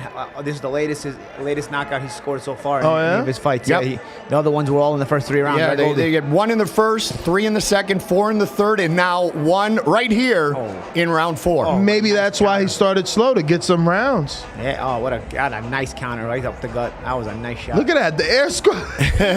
He did not go down. Let's see where the body shot lands here. Oh, Now that one, he took the knee. nice angle. Look at all the different angles he's punching at in this combination. Oof. Couldn't take Spit that anything. mouthpiece right out. Nah, this guy, he looks like he has, he's checking all the boxes, man. He's just got to keep winning. And he's just got to stay busy, because now you can see he's too skilled to have 2 draws early in his career. Yeah. And, he's got to just understand the concept of being busy enough. I think as he's gained more experience, he's going to fight enough rounds where guys aren't going to be able to steal draws off him. But, I think at the end of the day, an impressive performance. Well, this is the second fight with Fight Stars, you said, Yeah. right? So Yep, it hopefully is, they bring him back and we can continue to see his career develop. First time on Fight Stars, it was a 3rd round TKO. Here, a 4th round TKO finish. As we await it to be official, let's check in with Claudia Trejos. Claudia, what'd you think of that matchup? That was great matchup. We have to give credit to Pulido. He took it as much as he could, but Mata was definitely a domineering force. And I agree with some of the comments that we got that Mata is a slow starter, and that was obvious. But then he finished like a king. Like he said, he's now 13-0 with 9 knockouts. I just want to see real quick what other people saw, and they had Pulido up 100%. Wow. I'm sorry, Mata 100%. I'm sorry. I'm having a hard time reading the graphics. So, yeah, everybody was agreeing with the result, and a knockout is a knockout. And I'm telling you, sometimes it's a lot easier to not leave it to the judges, because we know how that could go. Absolutely. The official decision is in, and as Claudia said, Mata moves to 13-0-2. And once he started to feel loose, once he started to display his skill set, he's a fun kid to watch. He is. I'm excited to see him again. And I'm with you. I think once he needed to warm up. Yeah. He needed to warm up. They got to get him a pad man in the back, Paulie. Have him warm up in the back so he could come out hot. Absolutely. Letting those combination punches rip from the beginning. And when those combinations came out, I love the punch selection, the creativity, and he was able to have really creative punch selection at a good speed. I mean, once he got warmed up, the combinations he was throwing, the punches were coming at different angles and at a very good speed. So they were, which goes to show you they were coming out naturally. And he would change the speeds up. That's how he would, occasionally land a sneaky shot to the body. Different gears, and let's not forget, he was cognizant of going to the body. He touched the body consistently. Eventually, it resulted in the knockdown, in the first knockdown, the air squat. Well, it's interesting that you guys talk about starts, though, because in our first fight, there it is. Obledo, Bam Bam came out slow and ended up being a draw, but he had to fight back in round 3 and 4. Now, Mata had a little more time to get to do his thing, but that brings up Paulie, what is the perfect way to prepare for the start of a fight? Because there's a lot of different concepts out there. Of course, Goldie, but the thing is, you have to mainly understand the concept of how many rounds you're scheduled to fight. So you have to, by understanding that primary concept, then you will know how many, if you have a chance to warm up, if you have time to warm up, if you've got to start quicker. In a 4-round fight, typically you're just coming out of the amateurs, so you should probably not go too far away from that amateur mentality, which is to stay busy. As you start getting to 6 and 8 round fights, you start to pick your shots a little bit better, and you start to pace yourself a little more. And really, in my personal experience, I was relying a lot more on the jab to kind of carry the pace, the in-between pace of exchanges. And then, of course, you get to your 10 and 12 round fights. That's what the 8-rounders really start to prepare you for, is that move to 10 and 12 rounds. So, understanding and being cognizant of what you're scheduled to fight, that really goes a long way in knowing how to pace yourself. And if you want to call that clock management or round management, Mata did a great job because the difference between the 4-round fight and the 6-round fight, Mata got loose in those first couple of rounds. Then he started to turn it up to full speed. Yeah, I agree there. He's just got to be careful when he goes and steps up in competition. Yeah. The opponents can become very dangerous if he's not active early on. You know, if you fight a good fighter with a winning mentality and then understands and knows how to win, you start that slow, you know, you might be get in touch with some dangerous punches. So you want to have a balance, even if you're going to start slow. You want to have a balanced view of things and a balanced approach. Yo, I love this ring announcer, bro. He's got like the whole fucking Elvis Presley going on. and he's enthusiastic, man. He's letting you know. Man, have you guys ever been there live? No. Oh no, we gotta go out there. I don't know if we've seen this particular ring announcer, right, Goldie? Hey, in my 2 shows, this is the first time I've seen it. Wait, so this is the seventh Fight Stars, yeah. And neither one of you have been to a live because of the COVID, maybe? Yeah. Possibly, yeah. But this guy was excited just announcing the fact that the first fight was 4 rounds. Well, he's excited about that. We're excited about everything we are bringing to you here and now on FightStars.tv.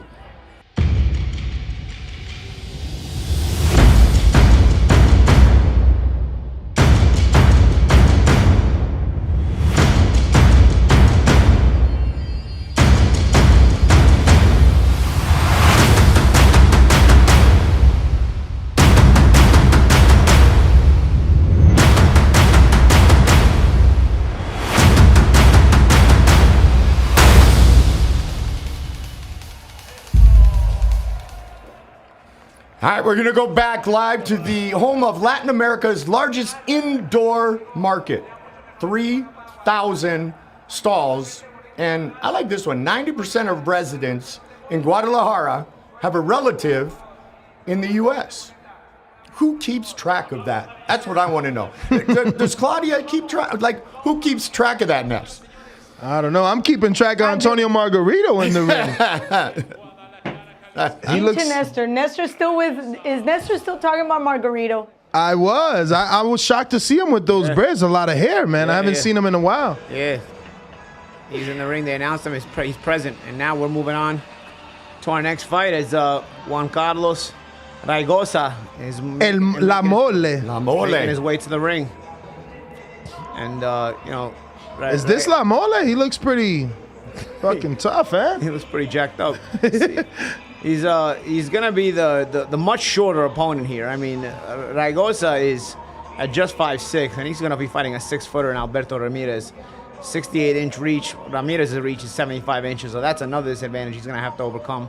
And you know, we'll see how this plays out. He's a 38-fight veteran, so at least, you know, he's going to be here to. But that's what I'm happy about, because I told you about Alberto Ramirez's resume, man. He hasn't faced anybody with winning. I mean, I want to say maybe his last 3 have been winning records. Yeah. Everything else they've never even seen a win. Yeah. And so this is when you go in for the par for the course type of opponent, I think Raigosa fits the bill here. He's still sub 500, which for a 10-0, 10 knockout guy, you would think, is a little bit soft. But when you take a better look at Alberto Ramirez's record, I think you'd agree that Raigosa is the perfect fit at this stage in his career. The one thing that we will need to look out for, though, the Venezuelan is 10-0 with 10 knockouts.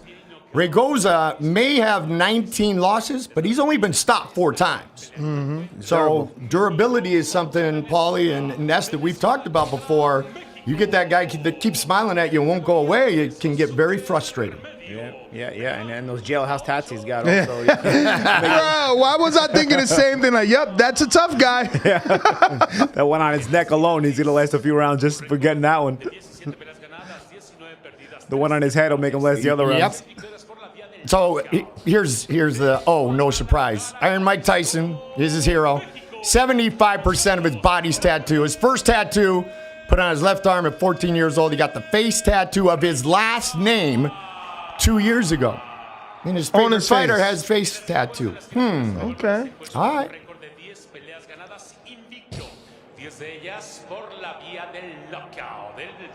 This guy's giving me Oscar Rivas feels, right?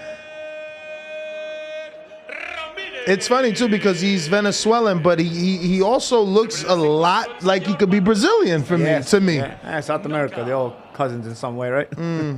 Oh, he's got the Olympian tattoo. Maybe former Olympian. Yes, he represented Venezuela at the 2016 Rio Olympics. Wow, There's a Brazil connection for you. There you go. Silver medalist at the 2015 Pan American Games in Toronto, Ontario, Canada. And his last fight, you guys, was in Russia. Ramirez's last fight was in Russia. He won by third round TKO. That's impressive. Going on the road to Russia and winning.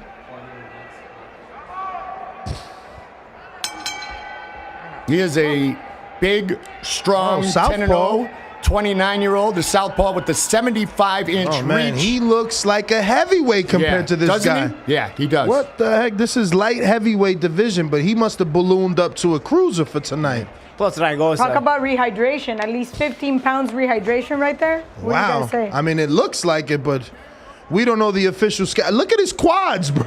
Yeah.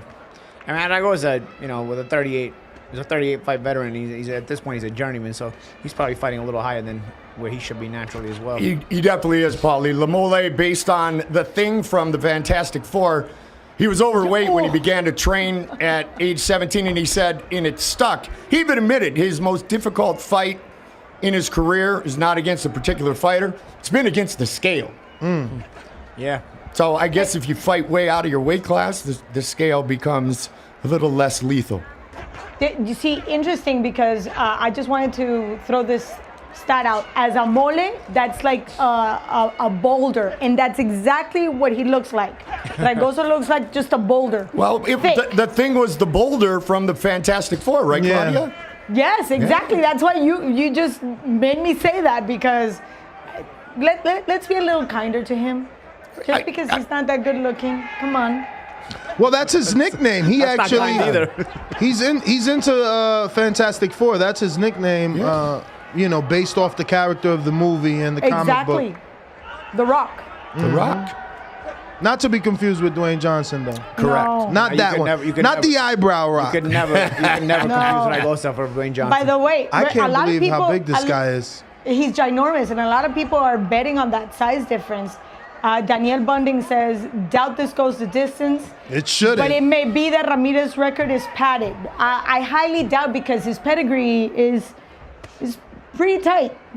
I mean, just based off that last win, going to Russia, it just shows what sort of mentality he has. But watching him now, physically, obviously this can be genetics, but he looks in physically great shape, and he's putting together his punches pretty well. Yeah. And dig into the body. Defense. And watch that defense, nice and tight, way up.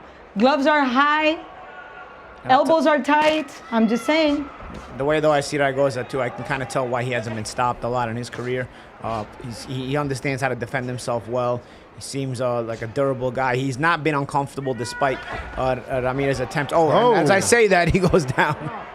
Quick flash knockdown. He gets right back up. Yep. Ramirez 10-0 with 10 knockouts, as we mentioned. 29 years old, the southpaw in the black and red trunks. Ragosa looking for his first win since August of 2020. First round is in the books. This one's scheduled for Decent 8. defense there. Decent defense by Ramirez. I'm liking what I'm seeing. I wasn't really expecting this. Obviously with his record and the people that he's faced, I didn't expect to see his boxing skills so evident right there, just showing. He's putting it together pretty well. Good defense, like I said, and he's intimidating. Yeah, and a little bit weird, too, that a guy with a silver medal at the Pan Am Games and an ex-Olympian will be moved so slowly in terms of opposition level in his career. That's a nice left cross. Could have been out of the ring maybe because, 2016 Olympian. We're in 2022. Yeah. Something is up there. Maybe he spent some time out of the sport. Well, let's not forget that Venezuela is going through a really difficult time politically speaking. So there's a lot to be said about that. And it could be why he's in Mexico now, right? Mm-hmm. Exactly. Good call. But he looks the part. About it. He looks the part. He's made for television. If you want a fighter, he looks like one. Round 2, this southpaw looking to establish that power. Man, he throws. He throws. Good body shot. With reckless abandon, he throws to do damage. Ragosa ain't going to be here too long. Nope. Well, Richard Stanton says, love Ramirez's variety of punches, and then love that he's not head hunting. Yeah, oh, beautiful. Nice. Double uppercut by Ragosa. And going Shout out to La Mole.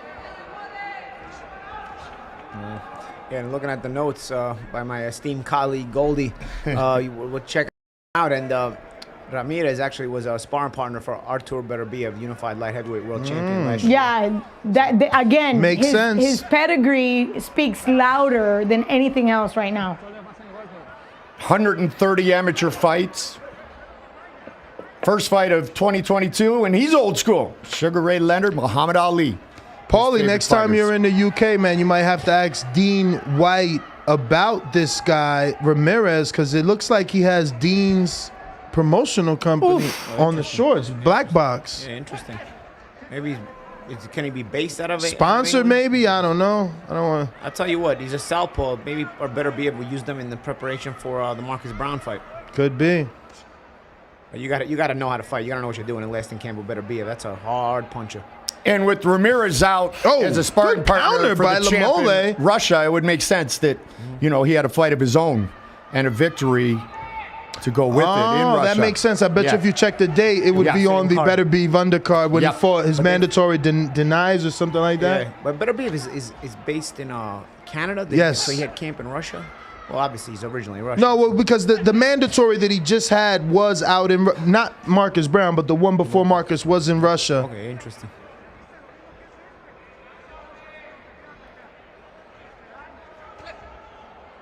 Ramirez is rangy. He's got a significant reach advantage, 7-inch reach advantage against Le Mole, Juan Carlos Ragosa. I'm not really a fan of Ramirez's style. He seems to be waiting, way too hesitant, keeps those earmuffs on, and I don't know. As a guy this big with all these attributes and then physically imposing like he needs to impose his will, and take this guy out of here. I mean, he's a journeyman. And he throws everything hard. And when you throw everything hard, it's hard to be deceptive. And when you have a veteran journeyman in front of you, he's gonna know how to survive that kind of fight. That's the thing about taking on journeymen like Ragosa. They've seen a lot of things already. So in order to take them, you'll beat them. They won't try much in terms of trying to win the fight. They'll kind of hang around in the ring, and if you give them a chance, they'll beat you. But they typically won't come out of pocket too much. So to get them out of there, it's going to be up to you to open them up. And if you throw everything hard like Ramirez is throwing, that looks like Ramirez is buying into his knockout streak. It's going to be a lot more difficult to get that stoppage.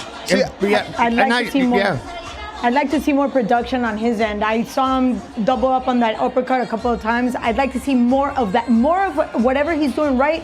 I want him to do more. For me, coming out of that round, I questioned whether or not Ramirez was tired. Then the minute he sat down, his trainer instructed him to take heavy breaths, deep breaths. Maybe those muscles are taking some oxygen, and he is throwing big shots like Paulie said. I don't know. You got to pump. Is he slowing down? That oxygen to a big muscular frame like Ramirez has. And Paulie, I mentioned it in the last round. He throws everything with evil intentions. He throws everything with everything. But just like if you mix up slow punches, quick punches, if you don't mix them up, much to your point, then they become predictable, even if they are knockout shots. Yeah, and a capable guy like Ragosa, who may not have the most sparkling record, but he knows how to stay in there. He's 38 fights. It's a 38-fight veteran. Yeah, 19 losses, been stopped 4 times. Exactly. So he's going to see those coming. Yeah, Ramirez can use this fight. He needs the experience for sure. Throwing big bombs and missing, which are not going to help with his stamina. And just showing some frustration here, shoving Ragosa. Like you said, man, these live veterans giving problems. And I feel like Ragosa is getting a little bit more confident. Yes, he is. The longer he hangs around this guy. You know what this reminds me of? Andy Ruiz against Anthony Joshua. Safeguarding the differences. But we all thought this should be a walk in the park for AJ. Little did we know. But this should have been a walk in the park for Ramirez, and he's falling short.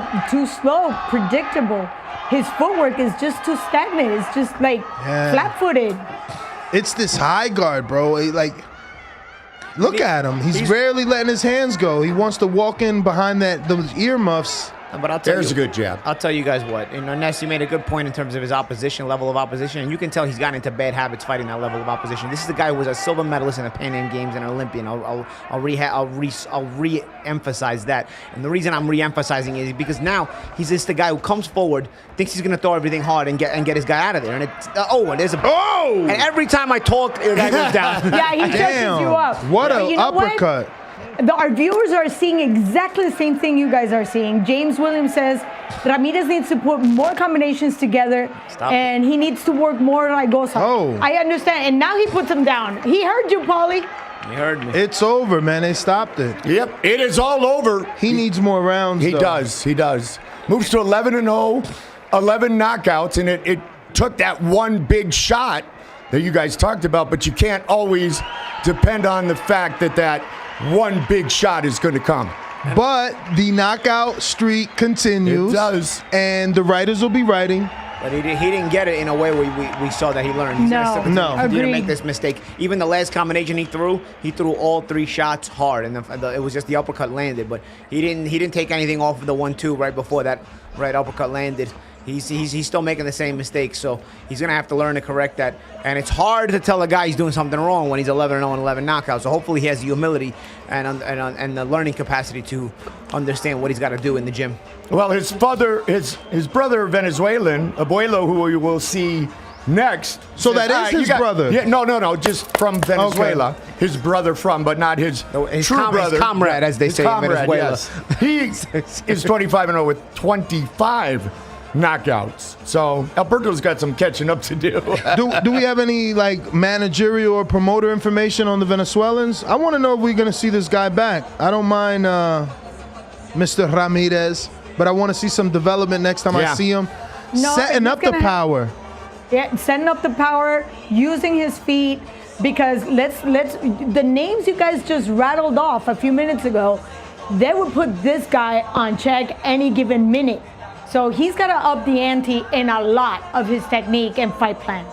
But he looks good for television. I mean, obviously only with 11 fights now, it's not a great name for Marcus Brown to come back, to.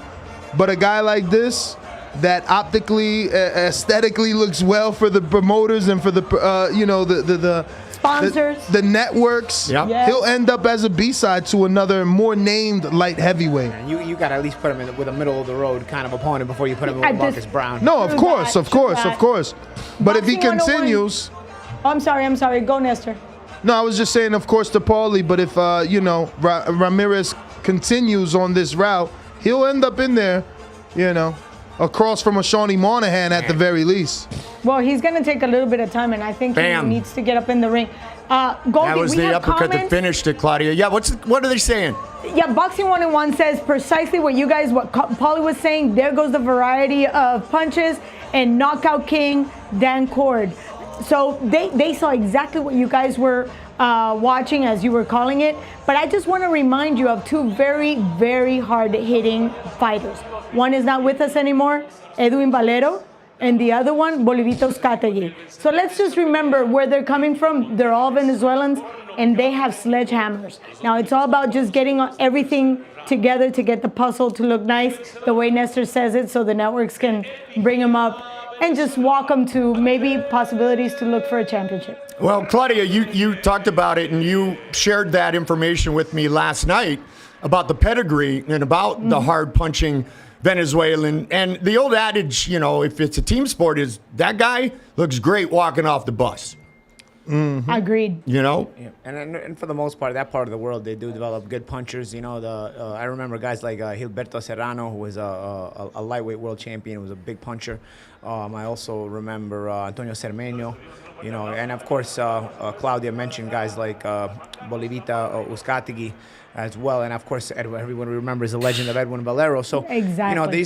these are big punchers that are typically developed in Venezuela. They do create their boxers. Like Jorge Linares is also a terrific fighter. Just wasn't known for the punching power of the guys I just mentioned. But nonetheless, it's a part of the world that develops these kind of power punchers, and you'd like to see the guys like Ramirez continue to develop. It could be exciting to watch him develop, especially if he's able to turn some corners and develop and add some versatility and creativity to that punching style. And the Venezuelan vixen, Juliana Pena, did beat Amanda Nunes. So, Good call. Venezuela's on a roll right now, Claudia. So are we. Let's check out everything that you can enjoy here on FightStars.tv.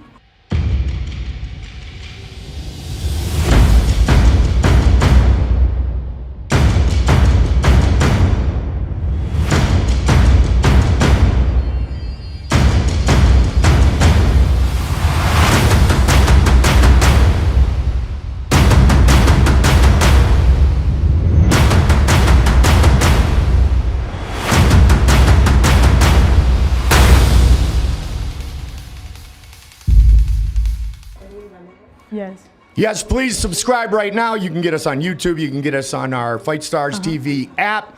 And don't forget to also register on the GBS, the Global Boxing Scorer app. Let your comments be known. Help us break down the fights. Let us know what you're thinking about on the scorecards. Claudia is helping us with all the great comments tonight. But Paula, you and I have talked about it before. The best broadcast teams are the ones that people say, I feel like I'm at the bar watching you. I feel like I'm sitting next to you at the bar. Well, with the Global Boxing Scorer app, as I said in the first show, they can sit in between us. They're buying, but they can sit between us. Absolutely, man. And we always appreciate you guys' comments and and your understanding of the fights as well, and just discussing with us. We're kind of calling the fights here, discussing things and things we're observing, and we enjoy hearing from you guys too. It has that sitting at the bar feel, or either having a fight party at your house feel, and just watching the fights and just kicking it. Co-main event up next, 10-round super flyweight bout. Fights are moving along pretty fast. They really are tonight, aren't they? Yeah, they're flowing well. Yeah. Yeah, when you got guys with 100% knockout records, yeah, you can probably you can probably bet on that. I had to Google, man. I was gonna interrupt when you and Claudia were talking. I swore Edison Miranda was from Venezuela. He's Colombian. But you know what? Colombians and Venezuela, that part of the world, they typically bring out a lot of big punchers. Yeah, a lot of big punchers. Careful as you talk about Colombians with Claudia. Yeah. Claudia isn't. I got you, Claudia. Oscar Rivas is also Colombian, right? Yes, Yeah. Oscar Rivas, Kaboom Rivas, and let's not forget, he also has an Olympic pedigree. And they come from a very particular part of the country, and they say it's all about the phosphorus in the soil, in the fish, in the plantain. Original Colombian food. What can I say? All right. I remember one of my super lightweight rivals when I was coming up the ladder. I didn't fight him, but he won a world title as well. Juan Orengo. Oh, yes. Was also Colombian. It was a strong puncher as well. Had a lot of wins by knockout. So, again, Colombians and Venezuelans. Typically, you see the guys coming out of there are usually punchers for some reason. And Claudia has given us some of her observations of why she thinks so. He was definitely known as a puncher, man. That fight between him and Devin Alexander, it's what put Devin on the map. That uppercut. Yeah, man, I remember that. was sweet. Southpaw versus Southpaw. So if I want to have more pep in my step, it sounds like I need to go somewhere Green in Colombia plantains. and start. Yeah, Green plantains. Start eating plantains. All right, Claudia. You got your bag full in there, don't you? Sounds like I should have got on the Colombian diet. Green plant. Any day of the week. Any day of the week. I could tell it's beans, rice. Oh, man, that sounds Cuban, Colombian, Venezuelan. That's what we eat. Yeah, it's true. Well, Dominicans love some plátanos as well. Exactly. And in el fufu, and el mangú. Hello. It's all phosphorus right there. What do you think? I'm tiny, but scary. Okay, Claudia, and how about the big meal in Guadalajara? Tortas ahagadas, is that right? The drowned sandwiches in the French baguette? Gadas. Yeah, you know those, don't you? I've had a few, and we know exactly where they live right now. We know exactly where those live right now. I love those. All right. Ahogadas are Tell the them more. best. Tell us more, because you know my my first and last language is English, so you help us through what exactly they are. Well, la torta ahogada is where the meat is actually embedded in a whole lot of sauce, and then they have this beautiful bread that is seasoned with egg, and it's nice and soft, so everything just kind of melts. It feels so good when it touches your lips. It's like a Philly cheesesteak, but different. Oh, yes, but Yeah. it's soggy. It's nice and soggy, and then the sauce gets into the bread, and then whatever meat falls off. I don't have you're dinner just- yet. I know. I'm getting hungry over here. I haven't eaten. And now, if Claudia was making up earlier, if we thought she was just kidding about having one before, it's obvious that she's had one or two of them before. Claudia, thank you for our moment on the food channel here on Fight Stars TV. My pleasure. I'm here to serve. Cross promotion. We'll take it. Yes. We'll take it. State capital of Jalisco, Guadalajara. Great to be there tonight. Intel, IBM, Oracle, all call that part of the country their home.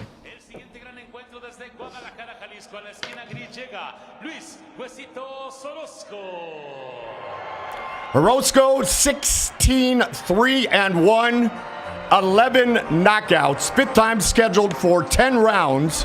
Our co-main event of the evening. Looking forward to his opportunity to showcase what he calls his aggressiveness. Yeah, and of course the records start to balance out a little bit more now. And, Yes. And we've reached our co-main event. Obviously, a big opportunity for Orozco with a 16-3 record. You know, you're competing. Your career is obviously alive and well, but you're looking to get that fight to get you over the hump because you do have those 3 losses, and of course, the chance to knock off a guy like Franklin Gonzalez, whose career record is stellar, is a big opportunity, but also could be a big ask. Well, let's see how this one plays out as Gonzalez makes his way over to the ring. I'm assuming his name is Huesos because he's a bit bony. Yes. Yep. Well, Franklin Gonzalez likes Guns N' Roses. Yeah. Huesitos. By the way, people are sending all kinds of shout outs to you guys. Fight Stars, great fights and great commentary. And now Master Chef, that comes from James Williams. And Boxing Life, shout out to Paulie, looking fresh as usual. You guys have no idea. I told you how that was a fresh good he color, looks. Paulie. Yes. I told you. I appreciate that. Looking sharp. And we appreciate you guys watching the fights with us. So here on the walkout, we have Abuelo, but he doesn't look as old as his nickname. Yeah, because his nickname means grandpa. Well, bro, here's the thing. Wasn't Robert Garcia grandpa as well? Yeah. He was a world champion at super featherweight, you know, and I felt like Robert Garcia did look older than his age all the time, even when he was young. But you know what? The name stuck, and he ended up becoming a world champion himself. So let's see how far Abuelo Franklin Gonzalez can go with this nickname. Abuelo coming into the ring with Venezuelan flag and a Mexican flag, Claudia. Yes. Well, we got to remember, these young men do not have the opportunity to expand on their careers in their home country. So a lot of them do that transition to Mexico. Same did Jose Bolivita Uzcategui. He trains in TJ. So though they do bring a lot of basic skills, their fundamentals are solid, but they get sharpened in Mexico. There's nothing better than Mexican-style boxing. We know that. And for anybody that doesn't, for our foreign fans who don't know what TJ is, Claudia's mentioning Tijuana. Tijuana, Mexico, the home of Eric Terrible Morales. 6-time national amateur champion in Venezuela. 25-0 Franklin Gonzalez. His trainer on the national team gave him the nickname Abuelo or grandfather because of his face, but much to both of your points, he now trains and lives out of Mexico City at the Manuel Mata gym. So he's made the transition and he wants to continue his streak of 25 straight knockouts. Yes. Goldie, by the way, shout out to you. They're very excited to see you. Thank you. Victoria's NZ. Mike Goldberg is a combat sports commentator GOAT. Shout out to the rose amongst the thorns, as well as enjoying the show, guys. Thank you. I think I am the rose. I'm pretty sure you're the rose. Huge height difference here for Huesito Orozco. You got to figure if his name is Huesito, he's probably going to be tall for the weight, as thin boned usually means you got good height at the weight. He's They put a lot of, what do you think that is, Abilene on him? Vaseline, Abilene, whatever it is. He's looking... He's greased up. He's greased up for sure. I used to like to do that too a little bit because I wanted the body shots to slide off. Okay. Round one, co-main event of the evening, scheduled for 10 rounds. Orozco in the camouflage red and gold trunks. Of course, as Nestor pointed out, the Venezuelan and Mexican flags on the multicolored trunks of Franklin Gonzalez. I already like what I see from Franklin. Good head movement. He's trying to create angles. Oh, big left hook right there. And that's off his head movement, man. Yeah, Orozco has to be... Oh, nice right hand. Oh, wow. As well. Orozco has to be careful not to give up his height when he's throwing that jab. He's got to set his distance the right way, not step in on the front foot when he's jabbing, and, fight at his proper distance because he's got the height advantage and he can keep Gonzalez busy with these long punches. Gonzalez better be careful not to get too cute. Well, Orozco comes from a great camp that you talked about earlier, Ness, and he was an early gym mate of Canelo Alvarez. He said they never sparred, but he knew way back when that Canelo was going to be something special, and that is the case. Orozco from Guadalajara, fighting at home here tonight. Fight Stars Live 7. Looks a little bit of like... Felix Diaz. I was gonna say ex-Dominican Olympian Felix Olympic gold medalist Felix Diaz. Yes. Oh, good body shot by Gonzalez. Well placed body shot to the right side of Orozco. We're completing each other's sentences. Yeah. That's a great thing, man. Dynamic duel here. Great minds. Oh, he is trying, but that came up so short for Orozco. And Orozco has to, I don't know why he's throwing these big bombs from all over the place. You don't want to be fighting that kind of fight with a guy like Gonzalez. You want to pick your shots, be busy, keep him busy defensively, but at the same time, keep your shots short, compact, so that you don't open yourself up to one of the big bombs that Gonzalez is going to throw. I think he felt the power and he's trying to earn his respect back because it looks like Gonzalez does not respect him. As you can see, he's coming straight forward on him, looking to make angles. He's got great lateral movement. He gets down very low, though. I'll tell you what, he's got Gonzalez missing a little bit, which is good because the way Gonzalez is throwing everything hard, it could fatigue him if he keeps missing shots like this. Yo, and that's the thing, right? Same thing like his counterpart, the last Venezuelan. The opposition, not the greatest. So, they're used to getting these knockouts. He's putting everything on that. Yeah. Did you see that miss? And I'll tell you, I hope he doesn't tire. My God. And he's missing a lot. A lot. I'll tell you, I worked his last fight, and he landed that shot and got the stoppage. But I remember his style didn't convince me. He wasn't very creative in the way he set up the power. And he's throwing everything hard, just like his countryman in the last fight. So let's see if this thing starts to go some rounds. He's not landing much. If the thing starts to go some rounds, he could get winded. That was Fight Stars TV 1, Paulie, that you're talking about, back in October of last year. Second round knockout. I wonder if he gets past like the 5th round, if his rhythm would just slow down a little bit and he's going to start boxing. Because like Nestor said, he's just throwing bombs. Huge bombs. I know Does he have the ability, though? Hopefully he doesn't slow down. I want to see, him continue the knockout streak and, have that, like we said earlier, that mystique continue. But, Paulie, I know we said Felix Diaz. But Felix Diaz, the only way he looks Felix Diaz physically, and he looks like Felix Diaz the way he crouches down like that. But then Felix Diaz knew how to set up punches. Felix Diaz had good speed, nice combination punching, was very creative. What about Joan Guzman? Is that no, he doesn't. But I tell you what, I felt like Felix Diaz wanted to copy Joan Guzman. I felt like it was similar. This guy doesn't have the concept of a combination though. This guy's looking to throw too many big one at a time bombs. Felix Diaz and Joan Guzman were good combination punchers. They knew how to set traps and really they knew how to fight. I'm not convinced Gonzalez knows how to fight yet. He knows how to punch, throw big shots and punch. But I'm not sure he's capable of working his way through a fight. Felix Diaz and Joan Guzman knew how to work their way through a fight despite the fact that they could hurt you. Big swing and a miss a moment ago. Worthy of note, I know it's very early as we've talked about conditioning and pacing yourself. Gonzalez has only seen the 8th round once. The second longest fight of his career was a 6 round finish. How long ago were those fights, Mike? Let me look that up because it's been a train wrecking crew. I mean, when I look at the last few fights, second round finish in his last fight, Ness. First round previously. Second, that 8-round push came back in June of 2019 against Freddie Bolano. So that was the 8, but then you got to go way down to 2019 when he was pushed to the 6th. Mm-hmm. Man, if I'm Orozco, I might be giving up a couple of these rounds just to let this guy tire himself out. He's missing. I've never seen somebody miss this many punches. Yeah, he's not trying to set much up.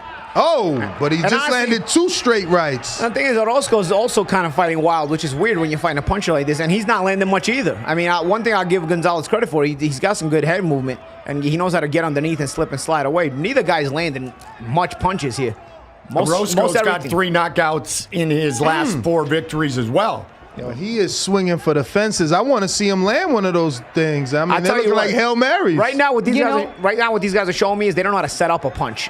If they start landing in this fight, it's probably when they start getting tired, where it's going to be you're going to be fatigued and you're not going to be able to get out of the way of these punches. Because right now, at full energy, neither guy knows how to set up a punch. Neither guy knows how to throw a proper punch. A couple of good body shots there by Orozco, as I said that. Claudia, is that what you were thinking as well?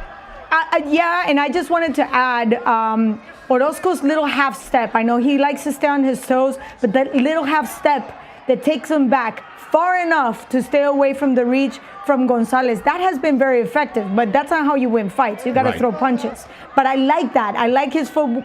It could be refined, but there's good footwork there on Orozco. He has never been stopped in 20 professional bouts, and we talked before we came live with our fights tonight that he assures that the Gonzalez knockout streak will end tonight. 5th time scheduled for 10 rounds for Orozco, Ness. I almost believe him, man. I mean, it's not like Orozco's doing anything special, but his legs. Oh! Right at the bell. Right on cue. Paulie jinxed me. Every time Paulie says it, it happens, and now it happened to me. No knockdown, says the ref. And there goes Antonio Margarito. Yeah, you and Antonio. There he goes. There you go. Dan Court says he's agreeing with you guys. No strategy, just going for the KO. Needs to be more clinical with his punches, James Williams. Thank you for joining us. Thank you for sharing your thoughts. How do you guys like the outfit that Goldie's wearing? There you go. That's your buddy right there. Gonzalez definitely needs fine-tuning. If he had a heavy-handed opponent in front of him, he would have problems. Duncan, 456. I totally agree. He needs to be, but then again, he didn't even land that shot flush. Yeah. Nah. And the referee called it a slip, which is weird. Really? Yeah. Referee didn't count it. He called it a slip. Oh, man. Oh, that was not a slip. That was not a slip. That was legitimate a knockdown. Yes. But Orozco made his own problems there because he's sitting there trading and throwing these wild punches as well against this known puncher in Gonzalez. Chepo and Eddie Reynosa. Orozco still training at home in Guadalajara. Began boxing at age 7, round 3. Camouflage red and gold for Luis Orozco. 16 wins, 11 by knockout. Gonzalez in the multicolor and multi-country representation tonight. Lives in Mexico City now, born and raised in Venezuela.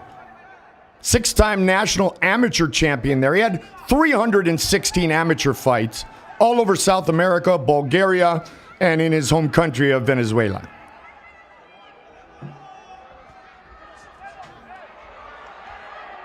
Man, these guys are very inaccurate. Yeah.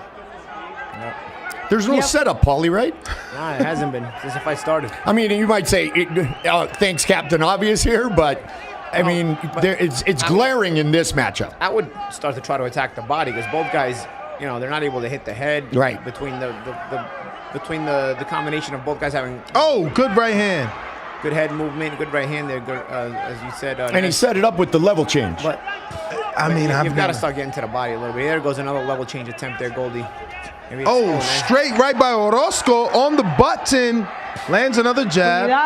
Cuidado. And an uppercut. And I tell you, this is where the fatigue may start to come in here. And the shots are starting to land, and they haven't changed anything. It's not like they're landing because they made adjustments. They're starting to land because I think they're each getting a little bit more tired from throwing all these punches and missing, There was catching a nothing lot of but air. mustard on that. You know, all of a sudden I see the pendulum swing to the other side, even though I still have the global average 100% for Franklin Gonzalez. I cannot agree with that anymore. Well, this is by far Orozco's best round, and it's still very early in the fight. Exactly. What does that mean, Paulie? Especially when somebody is just looking for that big shot. Yeah, I mean, I think Gonzalez is winning the fight, but I just don't like the approach. I'm not a fan of the approach. For me, the guy, to tell you the truth, you know, these guys have some pretty good records, especially Gonzalez. He's got an excellent record, but you know, based on their records, you would think you would see a little bit more skill displayed in a fight like this. Gonzalez obviously got 0 sparring partners the height of this opponent. He didn't prepare. I mean, he's not cutting the distance. Orozco's last fight was a 8-round unanimous decision victory right here in the same venue as we are this evening in Guadalajara, Jalisco, Mexico. That was 183 days ago. Bro, he's just coming up short in every shot. I've never seen anything like this. He's going to get tired. And then he's putting so much on those punches. It's going to get to the point where even when he does start landing them, he's going to be so tired, he's going to have nothing on him anyway. 4th round. I told you, this guy, he's going to take him rounds. I mean, I can't say I told you. Felipe warned us that Orozco was going to be a live dog.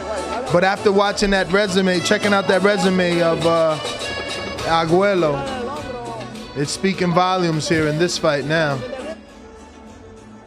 You know, they're calling a very interesting name. Duncan456 says, I wish Gonzalez needs a great trainer like Nacho Beristain. Who remembers Nacho? Nacho was the master behind Juan Manuel Marquez. But my question is, can Nacho Beristain actually get rid of bad habits? Paulie, you know better than anybody. Yeah, How does that work? It's a lot harder than to just teach a blank basically a blank slate, a blank canvas when you're teaching somebody how to fight. When you got to break bad habits and then reteach them, it's actually more work for a trainer to do. More trainers are... I'm sorry. No, go ahead. I was just going to say, some trainers are more inclined to train a person, especially if they have the power, because it's like, he has something, you know? So something to base everything off of. Go with your strength, right? Let's just find a way for you to utilize, if he's got power, your power. It's the range that Gonzalez is having a problem with, and I don't mean Orozco's. I mean finding his own range. Right. You know, trying to stay in distance to land his own shots while staying far enough not to get hit. And he pulls out straight back too much, man. Well, on the tail of the tape, they both men at 5'5", 155 and a half, 68-inch reach, 67-inch reach. But Luis Orozco, the way he turns his shoulders, just his frame, it looks like he is the much taller and longer fighter when on the tail he isn't, but he's fighting that way, Paulie. Yeah. He seems, you know, from just to the naked eye, there's for me, there's a good height difference, but he's also fighting tall. Gonzalez is fighting short, so could make it even more obvious to see that. Man, Gonzalez is taking swinging to the fences to a whole new level. You know what? We're talking about Gonzalez. We're criticizing Gonzalez. We can criticize Orozco just as much. I mean, it's not like he's making great efforts or big strides to set up anything he's doing either. I think my criticism is coming on Gonzalez more because he's the undefeated fighter. He's the one with the knockout ratio. He's the one that people are expecting to see more from. Orozco, you know, being 16-3, is not a lot of expectations on him. Good body shots only by 20 Gonzalez. fights. And I think that's the approach to take, is go to the body more. Neither guy has made a big effort to get to the body, but you can't hit the head. Try to get to the body. For real. And Gonzalez is the one who said he considers tonight the most important fight of his professional career. He expects bigger stages with a win. If he wants bigger stages, he got to turn it up, doesn't he? I mean, he might get... Sorry, Claudia. Sorry, Nestor. Just real quick. When we started the fight, remember, it was 100% a win for Franklin Gonzalez. It's gone down to 66%, where Luis Orozco has come up to 16.7% and a draw 16.7% as well. So as you can see, the pendulum is slowly but surely swaying. The chat said this is like watching Louis Neary versus Louis Neary. Did you watch his last fight? Oh, man. Luis Neri, Panterita Neri. Yes. I cannot believe how inaccurate this Gonzalez person is. This guy. He went from Franklin Gonzalez, To Gonzalez El Abuelo, to this Gonzalez person. He lost the privilege even of his name or nickname. I've just never seen that many upper. Like, he's got to get tired. I hope that he lives up to that phrase. Missing makes you tired, because he's throwing such big bombs and missing. Wow. If you guys were to score this fight right now, how would you guys have it? I would jump out there first and say obviously Gonzalez is winning, but with how inaccurate he is, I'm not mad at anyone that has these rounds tighter. I've got one round for Orozco. Orozco? The last round, right, Paulie? Yeah, I think Gonzalez is winning, but I don't think anybody's impressing anybody here. 10-round co-main event of the evening. Fight Stars Live 7 from Guadalajara.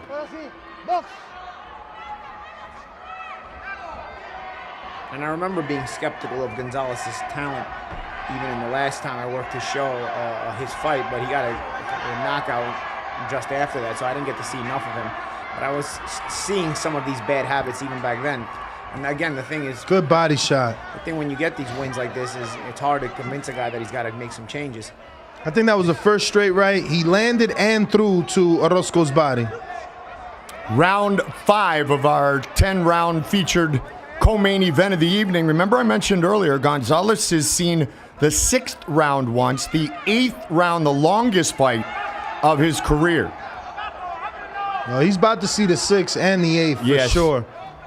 Unless he learns how to put it together in the next 3 rounds. Good right hand there, partially blocked by Orozco. Left hand sneaks in.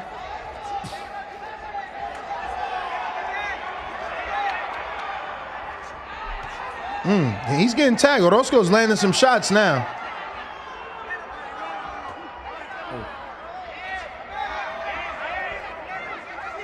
When Orozco uses that length in his frame, turns his shoulder over like that, that's when he has been effective.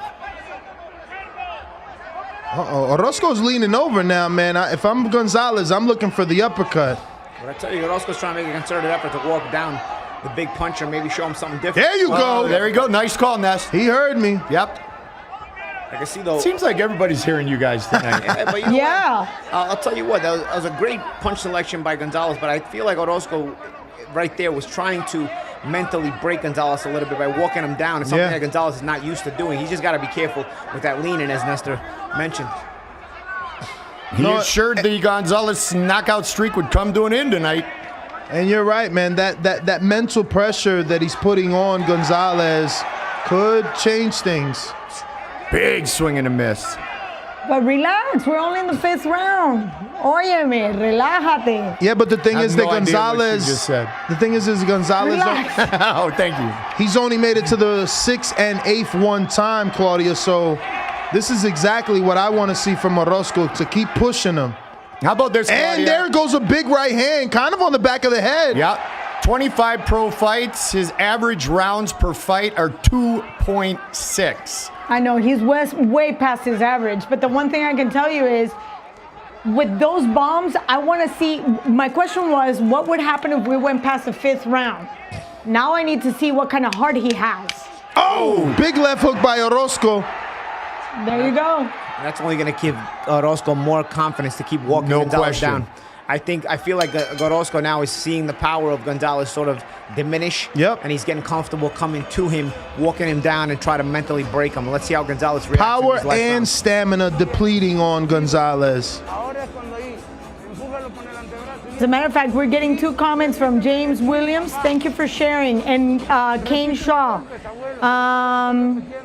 Not even sure who is doing enough to take the round. This was the last round, and they're going for the most misses in a round.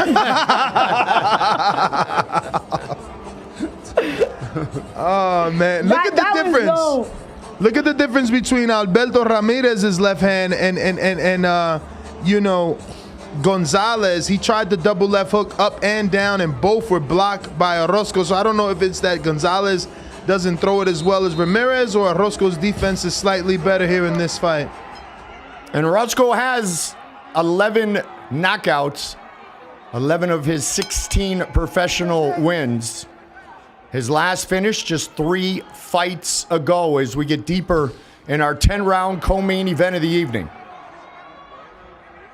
That's what I want to see from Hueso a little bit more. Keep throwing that jab, which is going to obviously force Gonzalez to start using that head movement, but keep him busy. See, when the jab comes, he's using head movement, he's pivoting, so he's not on offense. Orozco needs to notice that and keep the jab on him. Also, Orozco would be well served to cut off the ring. He's walking his man down, but Gonzalez is finding the exit route every time he's able to turn the corner because he's being allowed to by Orozco. Nice uppercut there by Gonzalez. They are swinging for the fence. Good body shot. I want to share this with you guys and see what you think. Boxing Live, Orozco needs to take the risk and take the fight to Gonzalez, drain him. I think that's risky. What do you guys say? I like it, honestly. I feel like Gonzalez, if you're going to test him out right now is the time to do it, and he might be getting a little bit fatigued. But a few seconds back, I felt like Gonzalez landed a good body shot by Orozco, and I feel like he might still be feeling it.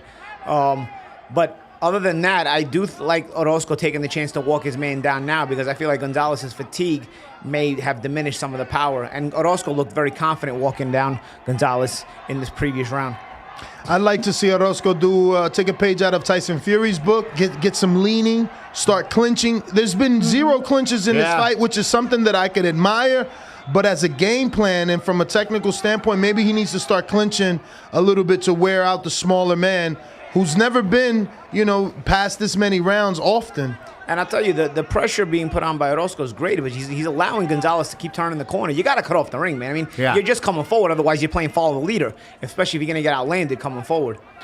What he should do is shoot that right hand and then that wild left hook so he can push his man into the left hook. Yep. And you can actually throw the right hand at the shoulder, at the left shoulder of your opponent, maybe above it so that you make him go the other way and then go into the left hook. Good right hand there. They are swinging for the fences. Yeah, and Orozco has changed the momentum in this fight, as Claudia talked about. Good uppercut there on the inside by Gonzalez. Slipped that one in. You can just tell by the bounce in his step, Claudia, that he's starting. Luis is starting to feel it. Orozco lands a wild left hook. That's exactly the momentum that we were talking about. The pendulum just swinging to the other side. As a matter of fact, 0% from our viewers are given to a draw. So it's either a win by Orozco or a win by Franklin Gonzalez. 0 draw. So we know that we're looking for that and before the final bell. Well, Gonzalez better step on the gas. 25 of Gonzalez's wins. He's going to ruin his knockout streak here if he doesn't step on his gas. That was promised by the man fighting in his hometown tonight. That man right there, Luis Orozco. Who's not even sitting down. He's feeling himself so much. Yeah. And we're in the 6th round now, too. He's in a groove. How do you guys have it scored now? Oh. You said there was no clinching, but I was going to say there was a takedown. There was a takedown attempt. I felt like Gonzalez boxed a pretty good round that last round, actually. I didn't feel like Orozco cut off the ring well enough. He landed some good shots, but I also felt like Gonzalez was landing some good shots as well. But a close round. I definitely scored that one for Orozco. I think that was the best round he's had of the night. So you would have it like a 4-2 now? For me, that's really maybe 2 rounds for Orozco is the most I can give him. Yeah, that's all right. And that's probably the last 2. Me too. Yeah, me too. What about you, Goldie? I'm leaning towards 3-3. I thought Orozco started to push the tempo and turn the momentum a few rounds ago, and I think he's taken the last 3. So going into the 7th here, I have it 3-3. But we know what happens when you leave it in the hands of the judges. I just think Orozco has landed punches, and he he's not cut off the ring like Paulie said, Claudia, but he's been the one to fire first. Orozco's coming out. I don't know. Someone didn't tell him he's the B-side.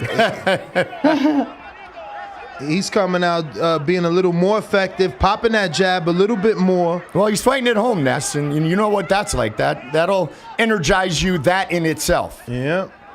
He's definitely motivated here. Oof. Missed the right hand and the windmill left hook. But it all was set up from the jab, man. If he just kept the jab on Gonzalez a little bit more.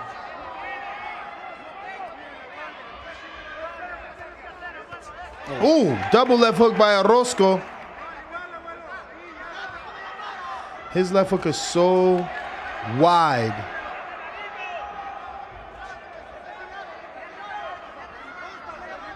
Gonzalez still coming up short. More often than not, that's what he needs to get. He needs to close that distance, do what he just did there. But, Paulie, you talked about it before. It's Gonzalez trying to find his range, and he hasn't been able to for the most part. Now he's starting to showcase his skills. In spots, when he gets away, he's able to throw some combinations. But, and there now, and this is one of his spots that he's actually doing that. But Orozco has, again, had a more consistent round thus far. Although let's see how the final minute winds up. I don't like Gonzalez pulling back straight like that. He's getting lucky with his athleticism, but he's got to be careful. There he goes again, pulling back. Pulling back, but you know what? He's having a good moment here these last 30 seconds. Yeah.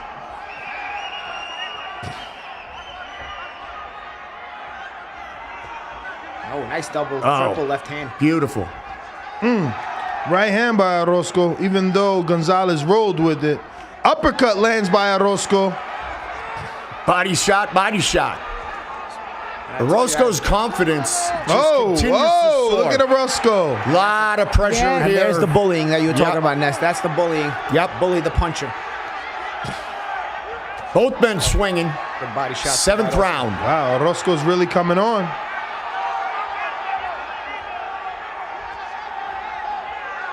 He's working the body in this round, too.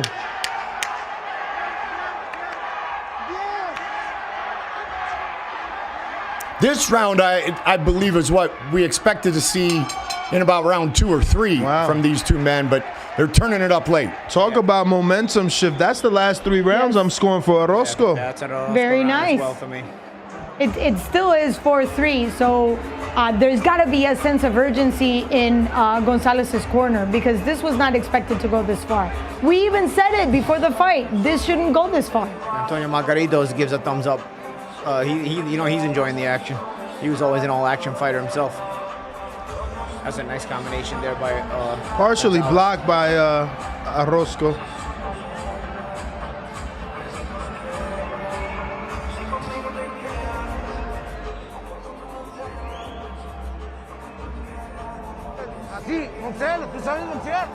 Second time that Franklin Gonzalez has seen the 8th round. He has never fought past round 8. 25-0. His trainer asking him not to let go of the rhythm, or rather slow down on the rhythm, but I think it's too late for that. He's tired. You can see that. Look. I think this went a lot further than Franklin Gonzalez felt it was going to. I agree. Orozco needs to keep this pressure on Gonzalez. Oh.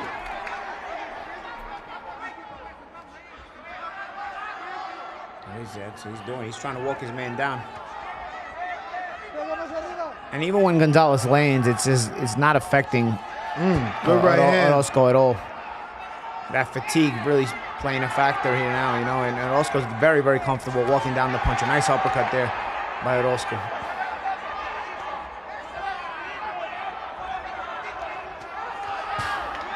Body answered by the hook. Round 8. I'll tell you, if Orozco knew how to keep his hooks short on the inside, he might have scored some really nice shots tonight. There's so many. I feel like I wish I was in the corner just to yell knuckles, bro. Like turn it over. He's swinging with the inside of the glove and shorten it up. I mean, he misses so many of the hooks on the inside where they're right there for him to land, and he throws them, but he's winding them up from yesterday. Nice jab there by Gonzalez. There's a nice raking left hook as well. I don't know. From what we see from Orozco, it's like, does he do any pad work?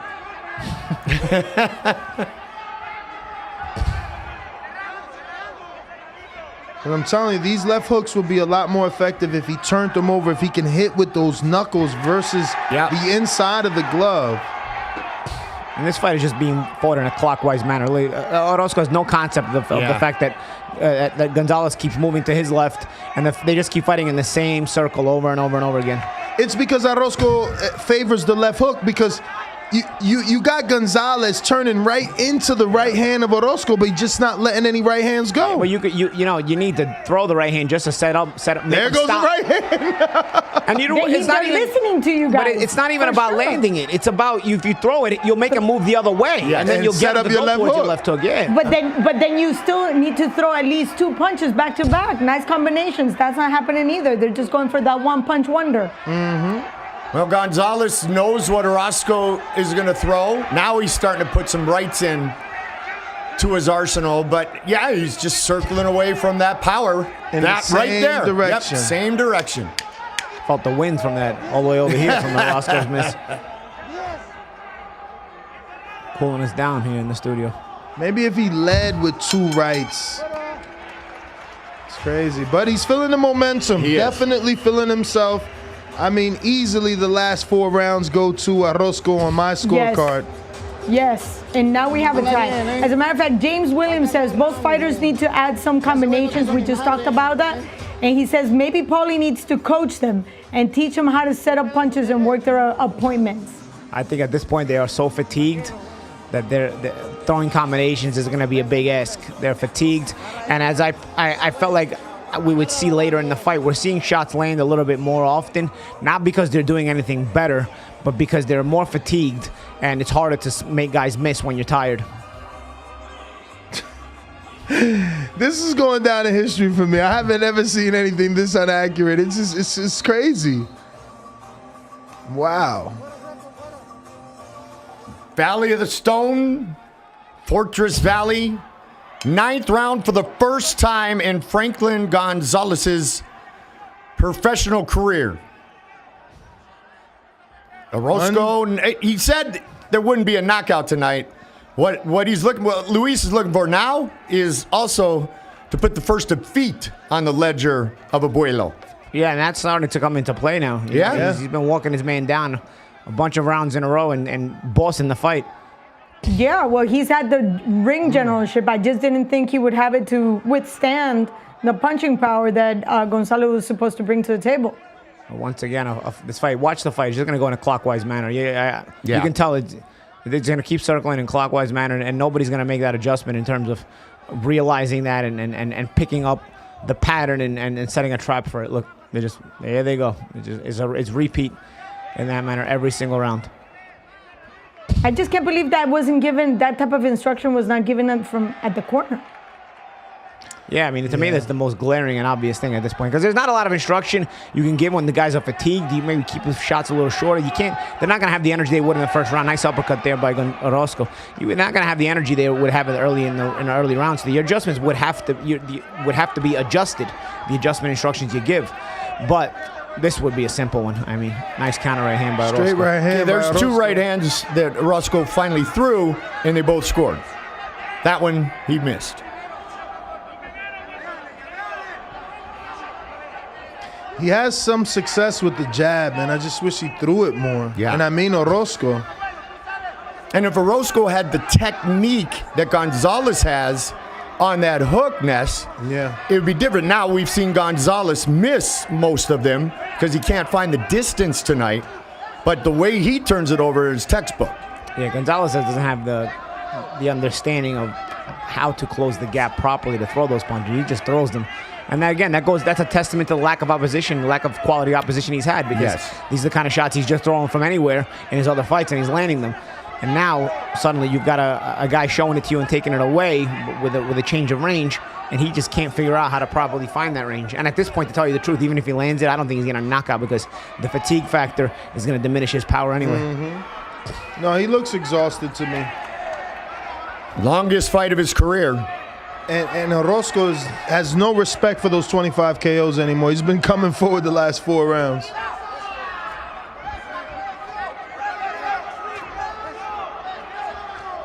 Good jab by Orozco. Gonzalez coming off a second round, 44 seconds into the second round TKO. First round finish in 156, and he's got his hands full because we're going to head to the 10th and final round here very soon of our co-main event of the evening. Small goal for Orozco. He made it to the 12th. Yeah, 10th, and at least he lives up to his word. He said the streak would stop. I mean, he's got 3 minutes to be proven wrong. Yeah. But so far, I don't know. Doesn't seem like he's in danger of getting stopped. He actually may very well win this fight. Yeah, they're saying Gonzalez is predictable in the chat. It's looking that way, unfortunately. Round 10 in our co-main event, Super Bantamweight bout. 10-rounder is our main event of the evening. Christian Medina and Puma. Angel Aviles. That's still ahead here on Fight Stars. Yeah, and the instructions in the corner of Orozco, nothing about cutting off the ring. He was saying move your head on the way in and keep your punches short to the body. But no instructions at all about cutting off the ring. So we're probably not going to see that. We're probably going to see this round also move in a clockwise fashion. And let's see if Gonzalez can make any adjustments, because if he doesn't, I got him losing this fight. Orozco still looking for that home run left hook.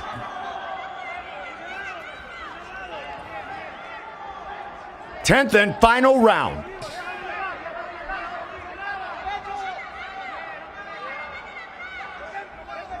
The Venezuelan's perfect record of 25-0, definitely in jeopardy here. Yeah, we were talking about the knockout streak getting stopped. The undefeated streak might also get stopped here. Yeah, and interesting when he said that the knockout streak would stop. My first reaction was I didn't even think about that he might beat him. Yeah. But this is going to be he just landed a good right hand on the inside.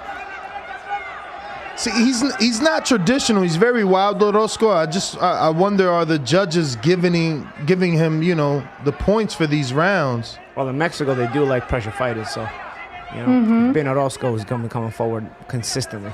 Yeah, I don't see. I'm just gonna share with you guys the percentages that I have right now. 50% for Franklin Gonzalez, Luis Orozco 50%. Wow. So at this point in time, we have home field advantage, pressure. The judges are used to that type of boxing. So even though it's 50-50, I am thinking that Luis Orozco might give us a surprise tonight. Yeah, I mean, I've got it 5 rounds to 4 right now, so it is a close fight, but I've just got Orozco with all the momentum. Once he did, there was one round where Gonzalez started to try to take back the mojo, but once Orozco found his place, Paulie, started putting things together, he really had, it hasn't been perfect, it hasn't been the greatest picture of art, but he hasn't stepped back. No, he hasn't, and he's actually grown in confidence. Yes.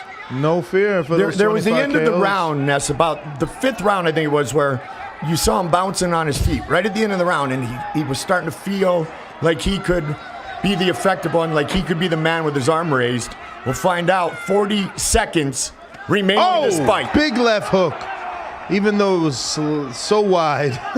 Sloppy. Look at it. Yo, it's crazy. Yeah, he might have never done pads in his life. Mitt work in his life. You guys. I mean, don't get me wrong. There's been guys who won world titles looking like they never did mitt work in their life. Carlos Mausa became a world champion, and he was really tough to look good against and tough to beat. So, but this guy doesn't hit like Carlos Mausa. So I don't know what kind of future he's got, but he may have pulled off the upset tonight. Yeah. Well, the knockout streak is going to come to a close. They go the distance. Wow. Uh-oh. Let's see. 15 Let's seconds see. left. Let's see that they actually give it to him. Yep. Levanta la mano, huesos.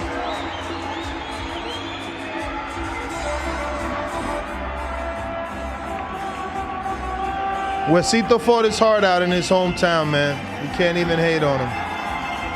And his last win was in his hometown back in August of last year, an 8-round unanimous decision victory in the same venue as we are here tonight on Fight Stars TV.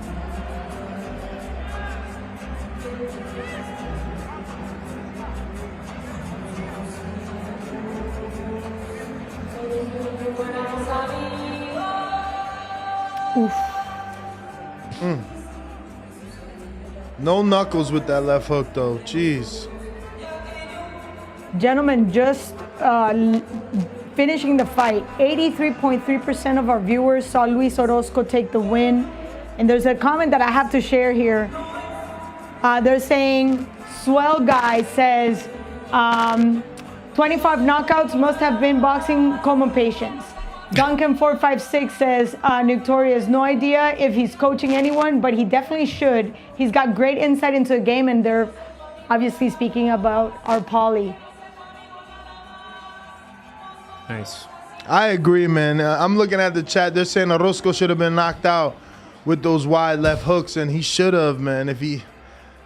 If Gonzalez had any sort of counterpunching ability, and he was so fast in the beginning. Yeah. But I think it's what Paulie said. He was throwing such big bombs. He tired himself out. But he was fast, but he was never fundamental. He was still throwing wide shots. He just got tired. And so I don't know that he would have been able to, counter precisely or in any fashion that would have mattered. I mean, one thing that this fight proved to me is the level of opposition Gonzalez has fought was so poor that he was able to land those big shots. I saw him get the knockout last time. He does have legitimate power. And we saw him score a knockdown that didn't get counted earlier in the fight as well. So he does have power, but his ability to set it up is non-existent. Judges rendering their decision. They got me on pins and needles. Yeah. I'm wondering what's going to happen. Are they going to try and keep Gonzalez's O on that record or what? They can't. Can't. All right, here we go. Let's listen in the official decision. La puntuación de 93 a 97 a favor de Luis Huesitos Orozco. 93-97, Huesito. Diego Alejo, la puntuación de 96 a 95 a favor de Franklin Abuelo González. 96-95, Franklin González. Juan Carlos Pulido con puntuación 93 a 97 en conjunto decretan una decisión dividida para el vencedor de este encuentro. Damas, caballeros, amables amigos, el vencedor de este encuentro por decisión dividida. De Guadalajara, Jalisco. There it is. Mexico. Good call. Luis Huesito. What was the last card? Because I couldn't hear it. 97-93. Orozco by split decision. Wow. Hands Franklin Gonzalez the first loss of his professional career. He does it at home, and he is fired up, justifiably so. It's Chepo Reynoso. Yep. He's been with them since age 7, Paulie. Nice, man. I'll tell you, the judge that had a 96-95 had a 10-10 round somewhere in there, and that's why he ended up with that uneven scorecard. He had it 5-4-1, I guess, or maybe something like that. It was 96. Usually 95-95 would be a 5-5 scorecard, but he had it by 1 point. At least the right man got the win, man. I totally agree. And you know what? Kudos to the Reynoso family because they obviously have stood by Luis Orozco, Huesitos, because when we walked into this fight, we were not expecting this, not just not go to the distance, but obviously for Orozco to take the win. So, beautiful surprise. Felipe texted me. He said, told you. And he did warn us, man. He said that, Orozco could get the upset. Well, Orozco had never been stopped, still has never been stopped in his professional career. The knockout streak comes to an end. But the thing that I like the most is once he got the momentum, he didn't do it perfectly like you guys pointed out, but he still was the man with his foot on the pedal. And I think the home crowd helped him, and the momentum went his way, and he pulls off a huge victory tonight against Franklin Gonzalez. Our main event is still to come. Plus, there's so much more that you can enjoy right here on Fight Stars TV.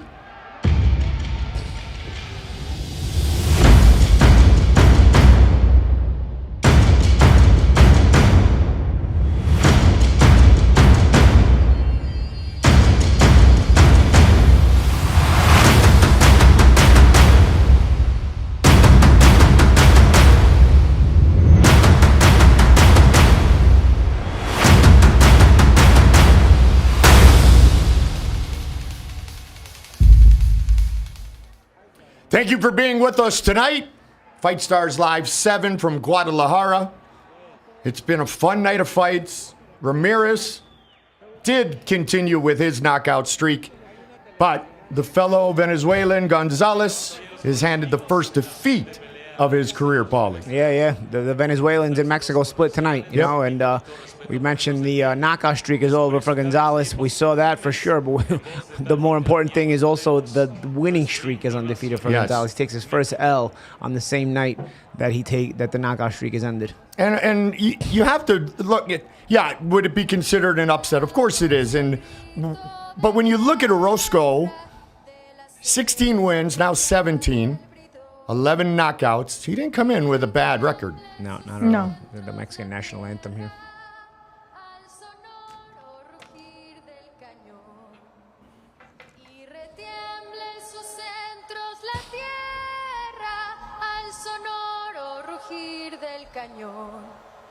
Ciño patria, tus sienes de oliva, de la paz el arcángel divino, que en el cielo tu eterno destino por el dedo de Dios se escribió. Mas si osare un extraño enemigo profanar con tu planta tu suelo, piensa, oh patria querida, que el cielo un soldado en cada hijo te dio, un soldado en cada hijo te dio. Mexicanos al grito de guerra, el acero aprestad y el bridón, y retiemble sus centros la tierra al sonoro rugir del cañón, y retiemble sus centros la tierra al sonoro rugir del cañón. Un aplauso, muchas gracias, Dani. Y continuamos con la gran pelea estelar para ustedes.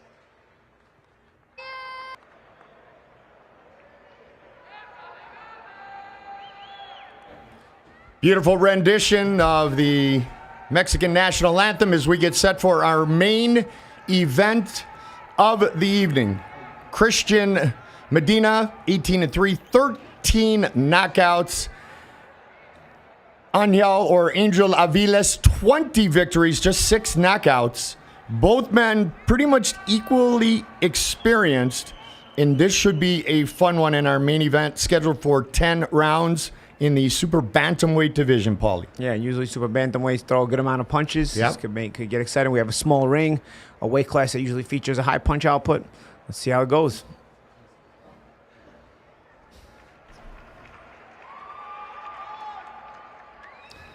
It is worthy of mention that Puma, Aviles, had only 20 days to prepare for this fight. He has not fought since November of 2020. He did have COVID. Thankfully, he's back, he's in shape, and he's here. But it's been 454 days, 15 months, since the last time that he has entered the ring. Ring rust, we always talk about is it real, is it not real? We do know that it's been a long time. He could come in very hungry, though, Paulie, because he finally is healthy and back at it. It could be chomping at the bit, but nonetheless, even if you're chomping at the bit, there is some ring rust that is at risk. You know, you could be doing a lot of sparring in the gym, staying in the gym. Well, you know, you can kind of mediate that ring rust to a degree, but nothing supplants actually being in there competing. The live fire as we get set for the main event of the evening. 21-year-old against 28-year-old. Recibimos a la esquina gris de Altamirano Guerrero, Ángel Puma Avilés. Aviles Puma, third 10-round fight. Take a look at our tail of the tape for our main event of the evening. Yeah, 28 years old, Aviles. He'll be the older one tonight. The 27-fight veteran stands at 5'4", and he's got a 66-inch reach advantage. He fights as a right-hander, so he'll have a slightly shorter reach advantage because his opponent Medina has a 67-inch reach. But on paper, these guys' records, you know, it seems like a good 50-50 fight, maybe 55-45. Got to feel great for him to just be back inside the ring for the first time in 15 months. Now, his opponent.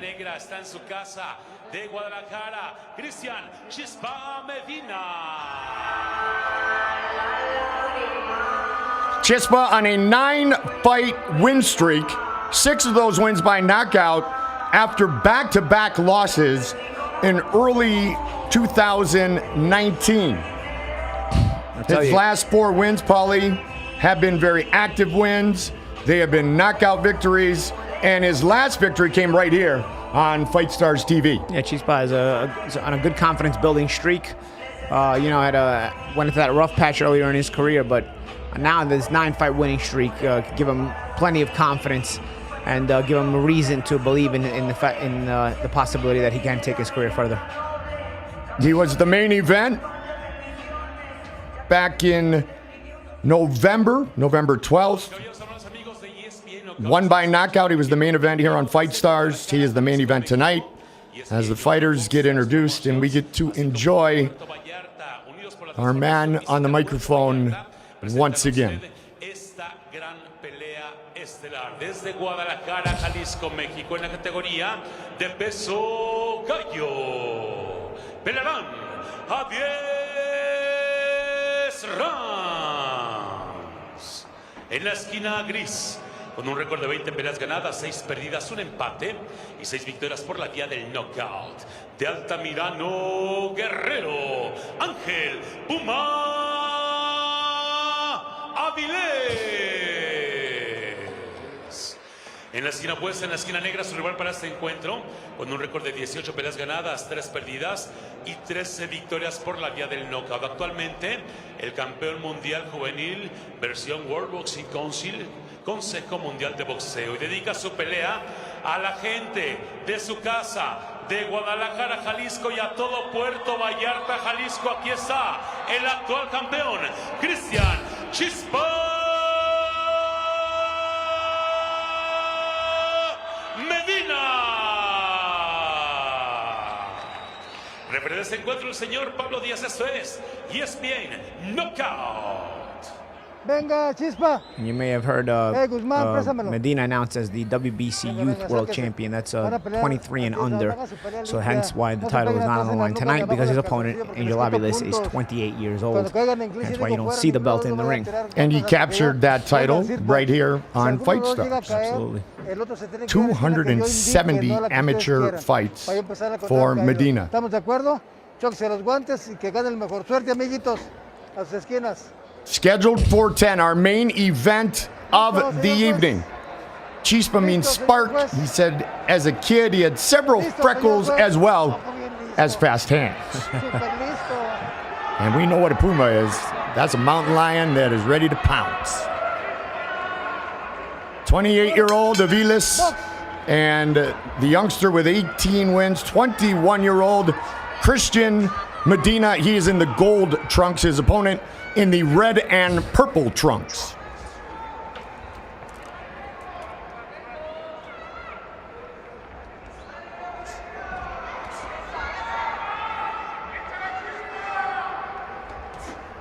See a nice jab right off the jump from Christian Medina. Good technical fighter. See how this fight evolves tonight. Is looking at Aviles just touching on the outside. He's looking to probably set up a counter. A lot of times when you see guys just touching like that, looking to draw something out of the opponent and then try to counter over the top. But we'll see how this first round plays out as it's studying so far. Very much so, and it'll be interesting to see how, when, and most importantly, where, not so much if, but where Aviles becomes comfortable and starts to feel like he's truly back in professional competition, being out so long, Claudia. That's one of the number one enemies fighters have, because when you're out so long, rust, inconsistency, hesitance, that all plays out against any fighter that has been out for so long from competition. Not necessarily, people think that just because you train, that's gonna get you prepared, but once you walk into a competitive fight, that's a completely different animal. And Claudia, that's a great point, because when you're training, you're still using bigger gloves. The punches are flying at you at a different speed when you're wearing 8-ounce professional fight gloves. The atmosphere obviously plays into it, but also the speed of the fight, the velocity and ferocity of the punches is completely different. No matter how mean the intentions are in the gym, the gloves are still bigger. Just good to see the young man healthy and able to do what he loves to do again. Battled COVID, now took a right hand from Medina. Round one. A little bit of that shoulder roll. Yep.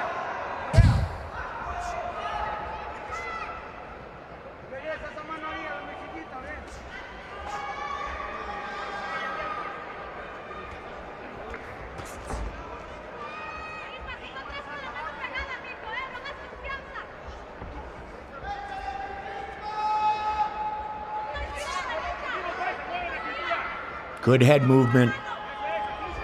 Yeah, studious first round by both guys so far. Very much so. I would not have known to utilize that term, Paulie, but that's one I'm going to put in my bank card if it's okay with you, because they're looking and feeling each other out. They're trying to figure out what might work, what might not work. Neither man really doing too much in our first 3 minutes of this main event. Sizing up their opponent, which is especially not a surprise with Aviles, who, as we've mentioned, has been out so long. Yeah, and I kind of noticed that in him in the first round. Yeah. He didn't really commit to even the jabs. He was kind of touching with the left hand, trying to see and trying to maybe draw out what Medina might have had and see if he made him pay. Threw a couple of little short shots on the inside. But, the more aggressive jab was by Medina, but I'm not sure that he, made any headway with it. But, a studious first round, as I said. Studious is my word of the night. You see that right hand? Probably that was the best shot of the round, but landed by Medina. So the attempted combination there by Aviles. He's trying to work his way back into action. Yep.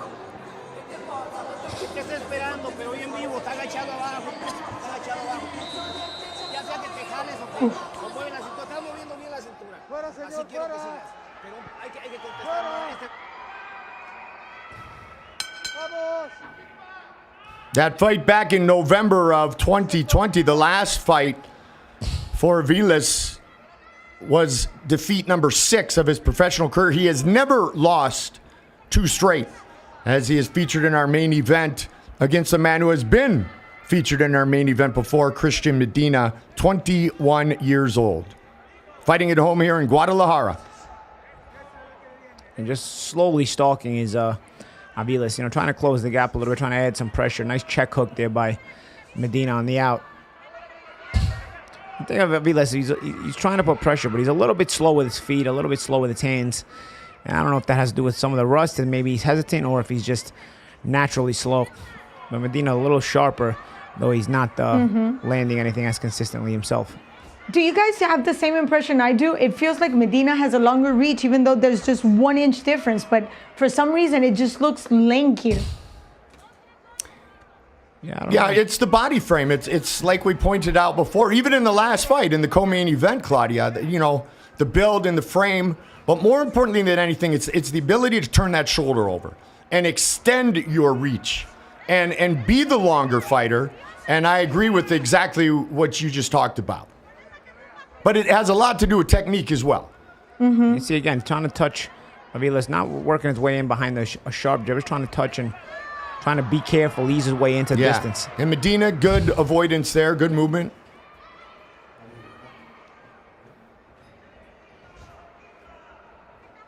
Our viewers really like what Medina's doing. La chispa, the spark. Yes. Sharp jabs there by Medina. That's probably the key difference early in the fight is the jab of Medina as opposed to Aviles is just looking to touch his way in, trying to creep his way on the inside. So Medina can take advantage of this with a sharp jab. I think he should be even more consistent with it. Medina's last 2 fights were first-round finishes.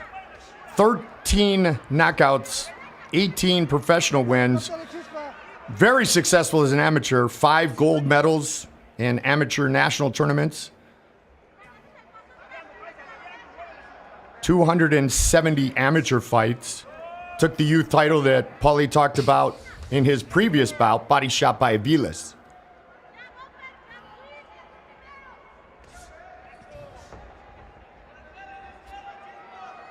Puma lives and trains in Mexico City now. Good counter. And there's a good combination by Aviles. Maybe the best combination he's throwing tonight. Okay, Medina seems to land the jab when he throws it. I'd like to see it more consistently.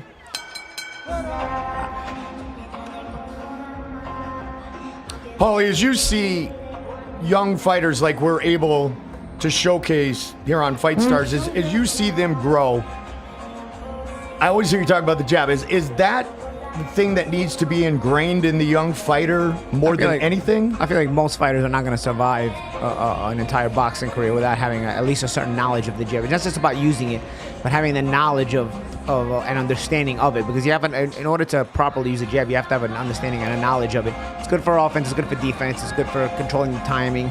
It's good for controlling the pace of the fight. It's good for defense in the fact that it can prevent your opponent from being able to set up because you got a consistent jab in his face, and of course it can set up offense in terms of closing the gap and also being a distraction for the follow-up punches. So it's a multifaceted weapon, and I think as you become a 10-12 round fighter and you gain that experience, I think the jab carries a lot of weight as far as the importance of it. You have seen fighters have succeed without having a great jab, but I think for the most part, it's the easiest weapon to work on. And if you have an understanding of it, it becomes even better because it's not just about using it, it's about understanding how to use it. And as you mentioned, you can use it in so many different ways for so many different reasons. And there's great trainers working with these young men, but there seems to be a time frame in which the comfortability of utilizing that jab evolves because they're working on it, Paul. They're looking for it, but yet some are hesitant to do it. Why is that? Well, I noticed some guys on here. I noticed that with Chispa here tonight. He can win this fight just on the jab alone. Yeah. He can throw more punches if he just threw the left hand, just threw his jab, he could probably rip off 75 to 80 jabs in a round and just dominate just with the jab. But instead, he's landing a couple of jabs. He lands it, he throws it, and he lands it. But then he goes away from it because he feels like, okay, I got to also throw other punches. And he's looking to force them, and he doesn't land any of them. So just stay with what the guy's giving you. Aviles is kind of creeping in a really defensive posture. He's trying to work his way in behind really nothing except just a touch left hand. So you can touch him with your jab consistently. And what that will do, it may force other mistakes. Good shots there by Chispa. What that will do is it may force other mistakes where then you can hit him with more consistent right hands and hooks. But the way I see from Chispa, and it's a problem with a lot of other young fighters, is sometimes you feel like, okay, I've thrown enough jabs. Let me throw something else. Just whatever you see, react to it and throw it, And now we're starting to see some more reactions here as this round's heating up. It's almost as if the young fighter says, I got to make a statement. I got to put together a knockout. I got to go big overhand right. I've got to throw that hook that finishes the fight. When, as you point out all the time, Paulie, you can do all of the things that I just said if you set those punches up with the jab. Nice little hooks there by Chispa. This is my concern. These fighters at 120 are way below punching production compared to others in this weight division. The average is a lot higher. I don't have the specific numbers, but it's my perception. They're just a little too hesitant, a little too tight. They're not letting those arms go. Yeah, it's almost like sort of. I remember Teddy Atlas used to call it like a silent contract. Like, hey, you don't go too hard, I won't go too hard. Exactly. I totally agree. We'll kind of skate through this fight, and it's like it's becoming like a sparring session more than a fight. Yes, I think I've seen more action in sparring sessions, especially when we talked about this before we entered into the fight. Punch production at this level, we're talking about between 80 to 100 punches per round. We're way below that.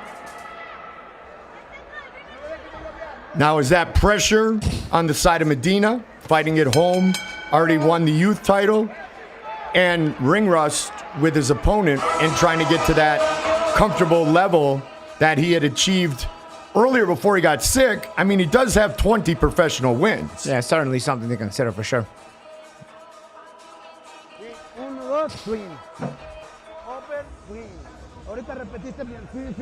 So they're telling him, use the 1-2 and then use the hooks and double up on the hook. But I'd like for them to focus a lot more on getting into range so that he can throw those combinations.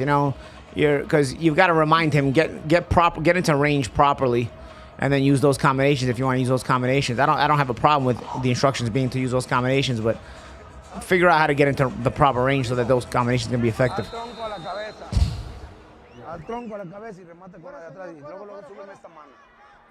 So telling him to move his head there. Main event of the evening, Fight Stars Live 7. Round 4 of this 10-round fight.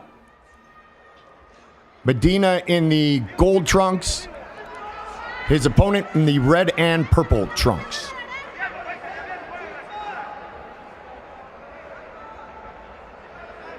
Aviles, very defensive posture. Yeah. Walked into a counter left hook there.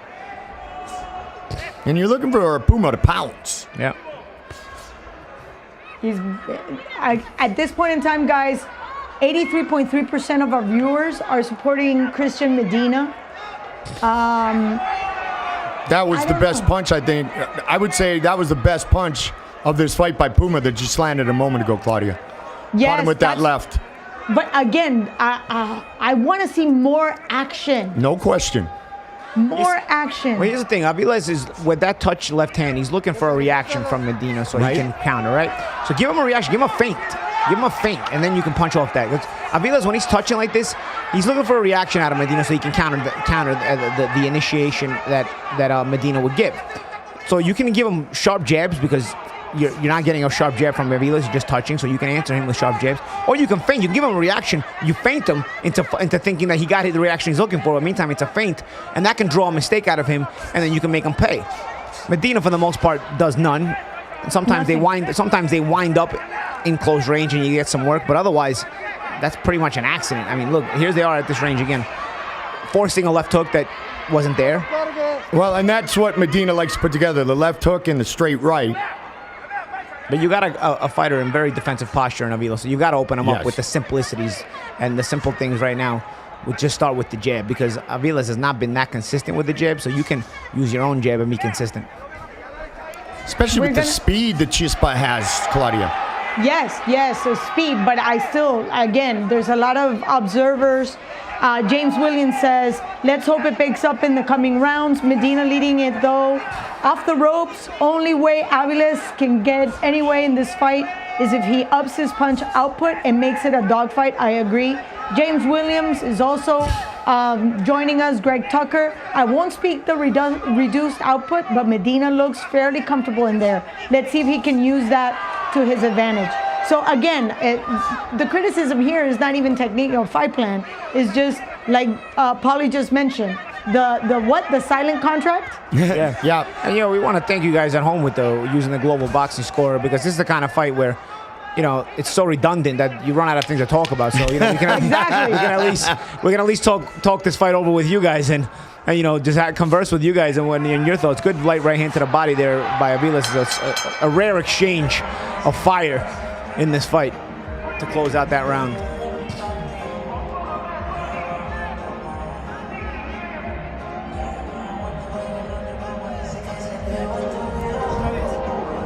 I would say 2 weeks ago when we were here, you said our Fight Stars ring girl lets us know. But you pointed that out 27 times. And I haven't heard you go to that yet. And our Fight Star ring girl just told us it's going to be round 5. And you know what? She's been the most exciting part of this main event so far.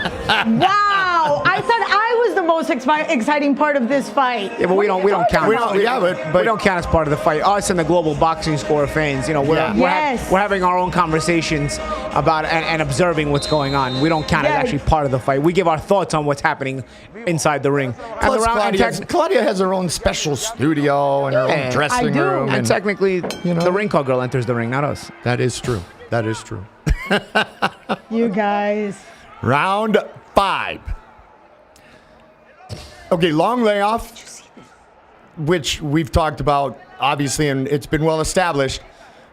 Could Aviles have thought going in, Paulie, all right, I don't know how much I'm really going to have here. Let me just get halfway through this fight. Then I can turn it up because I know that my gas tank will last long enough. Is that a possibility? It's a hopeful possibility. You know, I like how you said that. Right now, Aviles is fighting like he's just happy to be there. He's not really looking to set up anything. You know, he's given the bare minimum effort in terms of setting up something. He's looking to really just walk Medina into something. It's up to Medina to create and be aggressive and create action. And he's not really that creative either. He's trying to create it, but he's not very creative in the ways that he does it. A lot of times he's forcing shots. Right. And so it's sort of contradicting stylistic approach here. Chispa has the star tattoo on his back, but if you want to look like a star, you're going to have to figure out more ways than this. Started boxing at age 11. Started winning some amateur tournaments, and that's when he took it much more seriously. 9-fight win streak. The last defeat for Christian Medina came back in 2019. Good pepper on that last punch.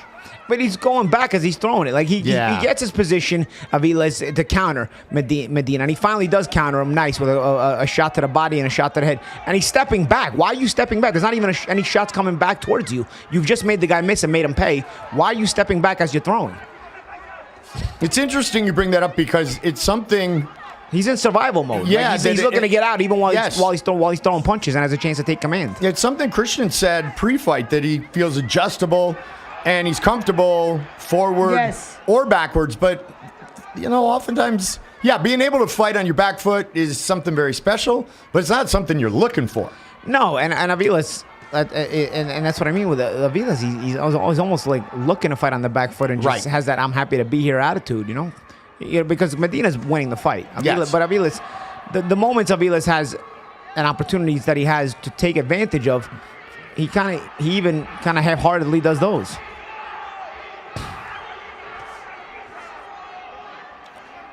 Juan Manuel Marquez, Floyd Mayweather are the favorite fighters of Aviles. He's got that defensive style, as Paulie talked about, but he needs to get active if he's going to have a triumphant return after being out for so long.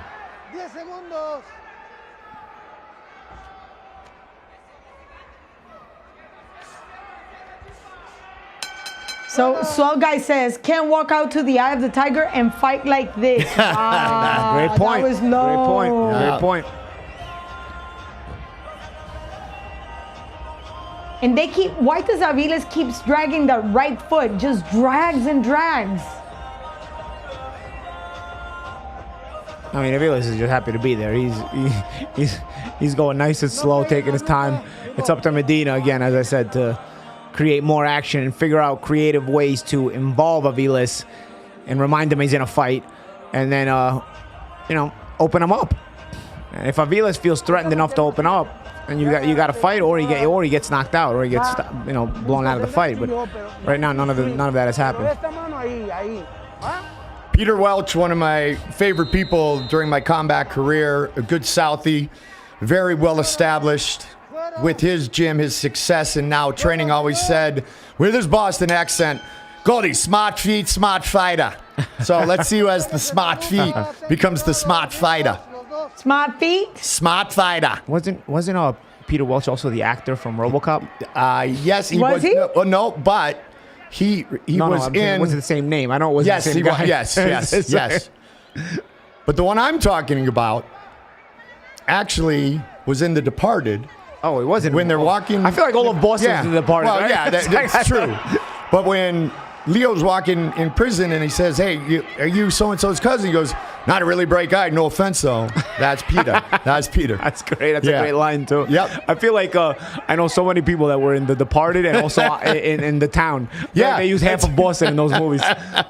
And the other half in the other. Yeah. All right, let's see who takes this fight over. This is our main event. There's a nice stay in your ground combination by Aviles, and then, set up a nice exchange. You don't even have to land at that point. The fact that you stood your ground and threw back, that's what I liked. But that's the only time he did it. And now Medina getting aggressive. And I like Medina trying to finally take charge here. Yes. Yeah, that shot, he wobbled him. Yep. Well, You see? now there's a sense of, I got to get this done. The referee got tired of watching this fight. Yeah, too, it guys. is. It is all over. Our main event of the evening. That's an early stoppage. I mean, nothing had even happened for him to stop the fight. I think the referee just got sick and tired of watching these guys fight and said, you know what? That's it. Boom. And it is all over. He's not even counting. He's like, Or is it really fast counter? He looked at Aviles and he said, buddy, you don't even want to be here half as much as I do. So, half as much as I don't. Let's just go home. So Medina coming off a victory and capturing that WBC Youth Bantamweight title the last time he was featured here on Fight Stars TV. Wins again in a main event and moves to 19-3 with his 14th finish. And that's what we talked about it in this fight, and also we talked about this in maybe one other fight tonight, where if you've got an opponent who is looking for a reason to get out of the fight, give it to him. Don't give him that. Don't give him too much respect. Sometimes we see opponents giving too much respect to fighters that they shouldn't. And we saw this in this situation, in this fight. And finally, when Medina decided, enough with the respect, let me just force you to fight. You know what? Aviles found his reason to get out of the fight. Christian Chispa Medina.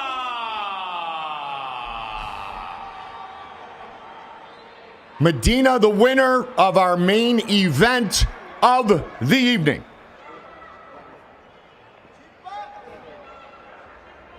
Chispa had the spark, and now he's worthy of the star on his back with that finish. Yes. Finish it the way he should, like a boss. Yes. Which is, Paul, I don't think I know what you were alluding to earlier in the fight is, hey, Christian, you can finish this guy. Yeah. You can put your game together and do damage. He was just hesitant to do it, and once he let go, it was done. And it's part of the maturing process. Absolutely. 21 years old. This kid at 21 years old, exactly. Yeah. So, you'll learn to observe these things a little bit better as your career progresses.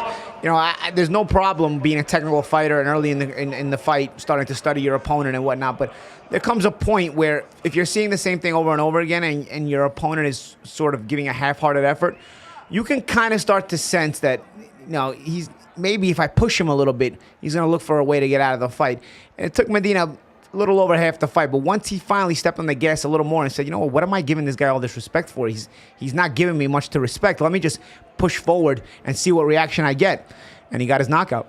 Well, Nestor left us earlier than the main event, and so he got to the parking lot, beat all the traffic. So he made his way out, and Medina was able to finally put something together. That's a nice uppercut. And you saw compact punches, Paulie. Compact punches. Again, I'd like to see him a little busier with the jab. I feel like sometimes, and that was a nice left hook there that hurt him, and finally he gets him out of there with the ensuing combination. There it is right there, a little left hook to the temple, and then the ensuing combination. It was a left hook to the temple that did the main damage. There it is again. Yep, that's where the stumble was, yep. And they took an overhand right to the other side of the temple as well. So, I'd like to see him be a little more consistent in the way he can set up off the jab. I feel like sometimes he forces the hooks instead of keeping it simple and letting them open up for him. But nonetheless, I think he'll continue to improve. He's got the ability. He's a 21-year-old kid, and let's see how far he can go. Orozco in the co-main event of the evening. You can call it an upset on paper, but he defeats Franklin Gonzalez, who had come in 25-0.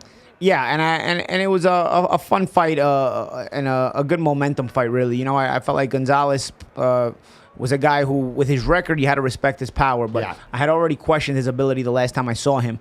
And in Orozco, you found the guy who was a bit more stubborn and wasn't just going to let him get away with surviving and winning fights with just power. And we saw Gonzalez forced into more rounds, and when he was forced into more rounds, he started fatiguing a little bit, and he got really uncomfortable and started backing up consistently. And Orozco will never be mistaken for a world beater, but on the pressure alone, he was able to take Gonzalez's heart away from him. Well, walking off the bus, Alberto Ramirez certainly looks like he could be a world beater, and while the action wasn't there and he was stubborn getting to it, Paulie, much to your point when you talked about his power and his frame, when he got the chance to deliver, only took one big shot. Yeah, this guy's got dynamite in his gloves, and I think at the end of the day, if he's able to land clean, he is dangerous. I'd like to see him work a little bit more on setting things up. His career's moving a little slow. He's a 2016 Olympian, and he's only got 11 fights in 6 years, so he's going to have to quicken the pace a little bit. So you want to see him develop. You want to see him start to think a little bit more in the ring, but you also don't have a lot of time. He's got to get moving.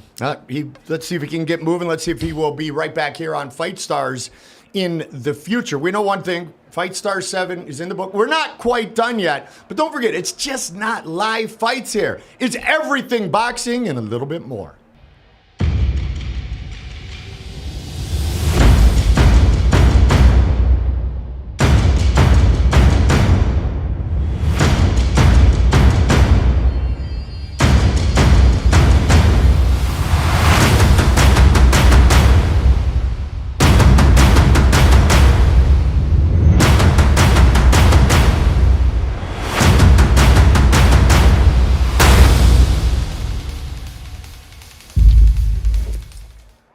Our next stop will be Playa del Carmen. That is in just a couple of weeks. Look forward to that card.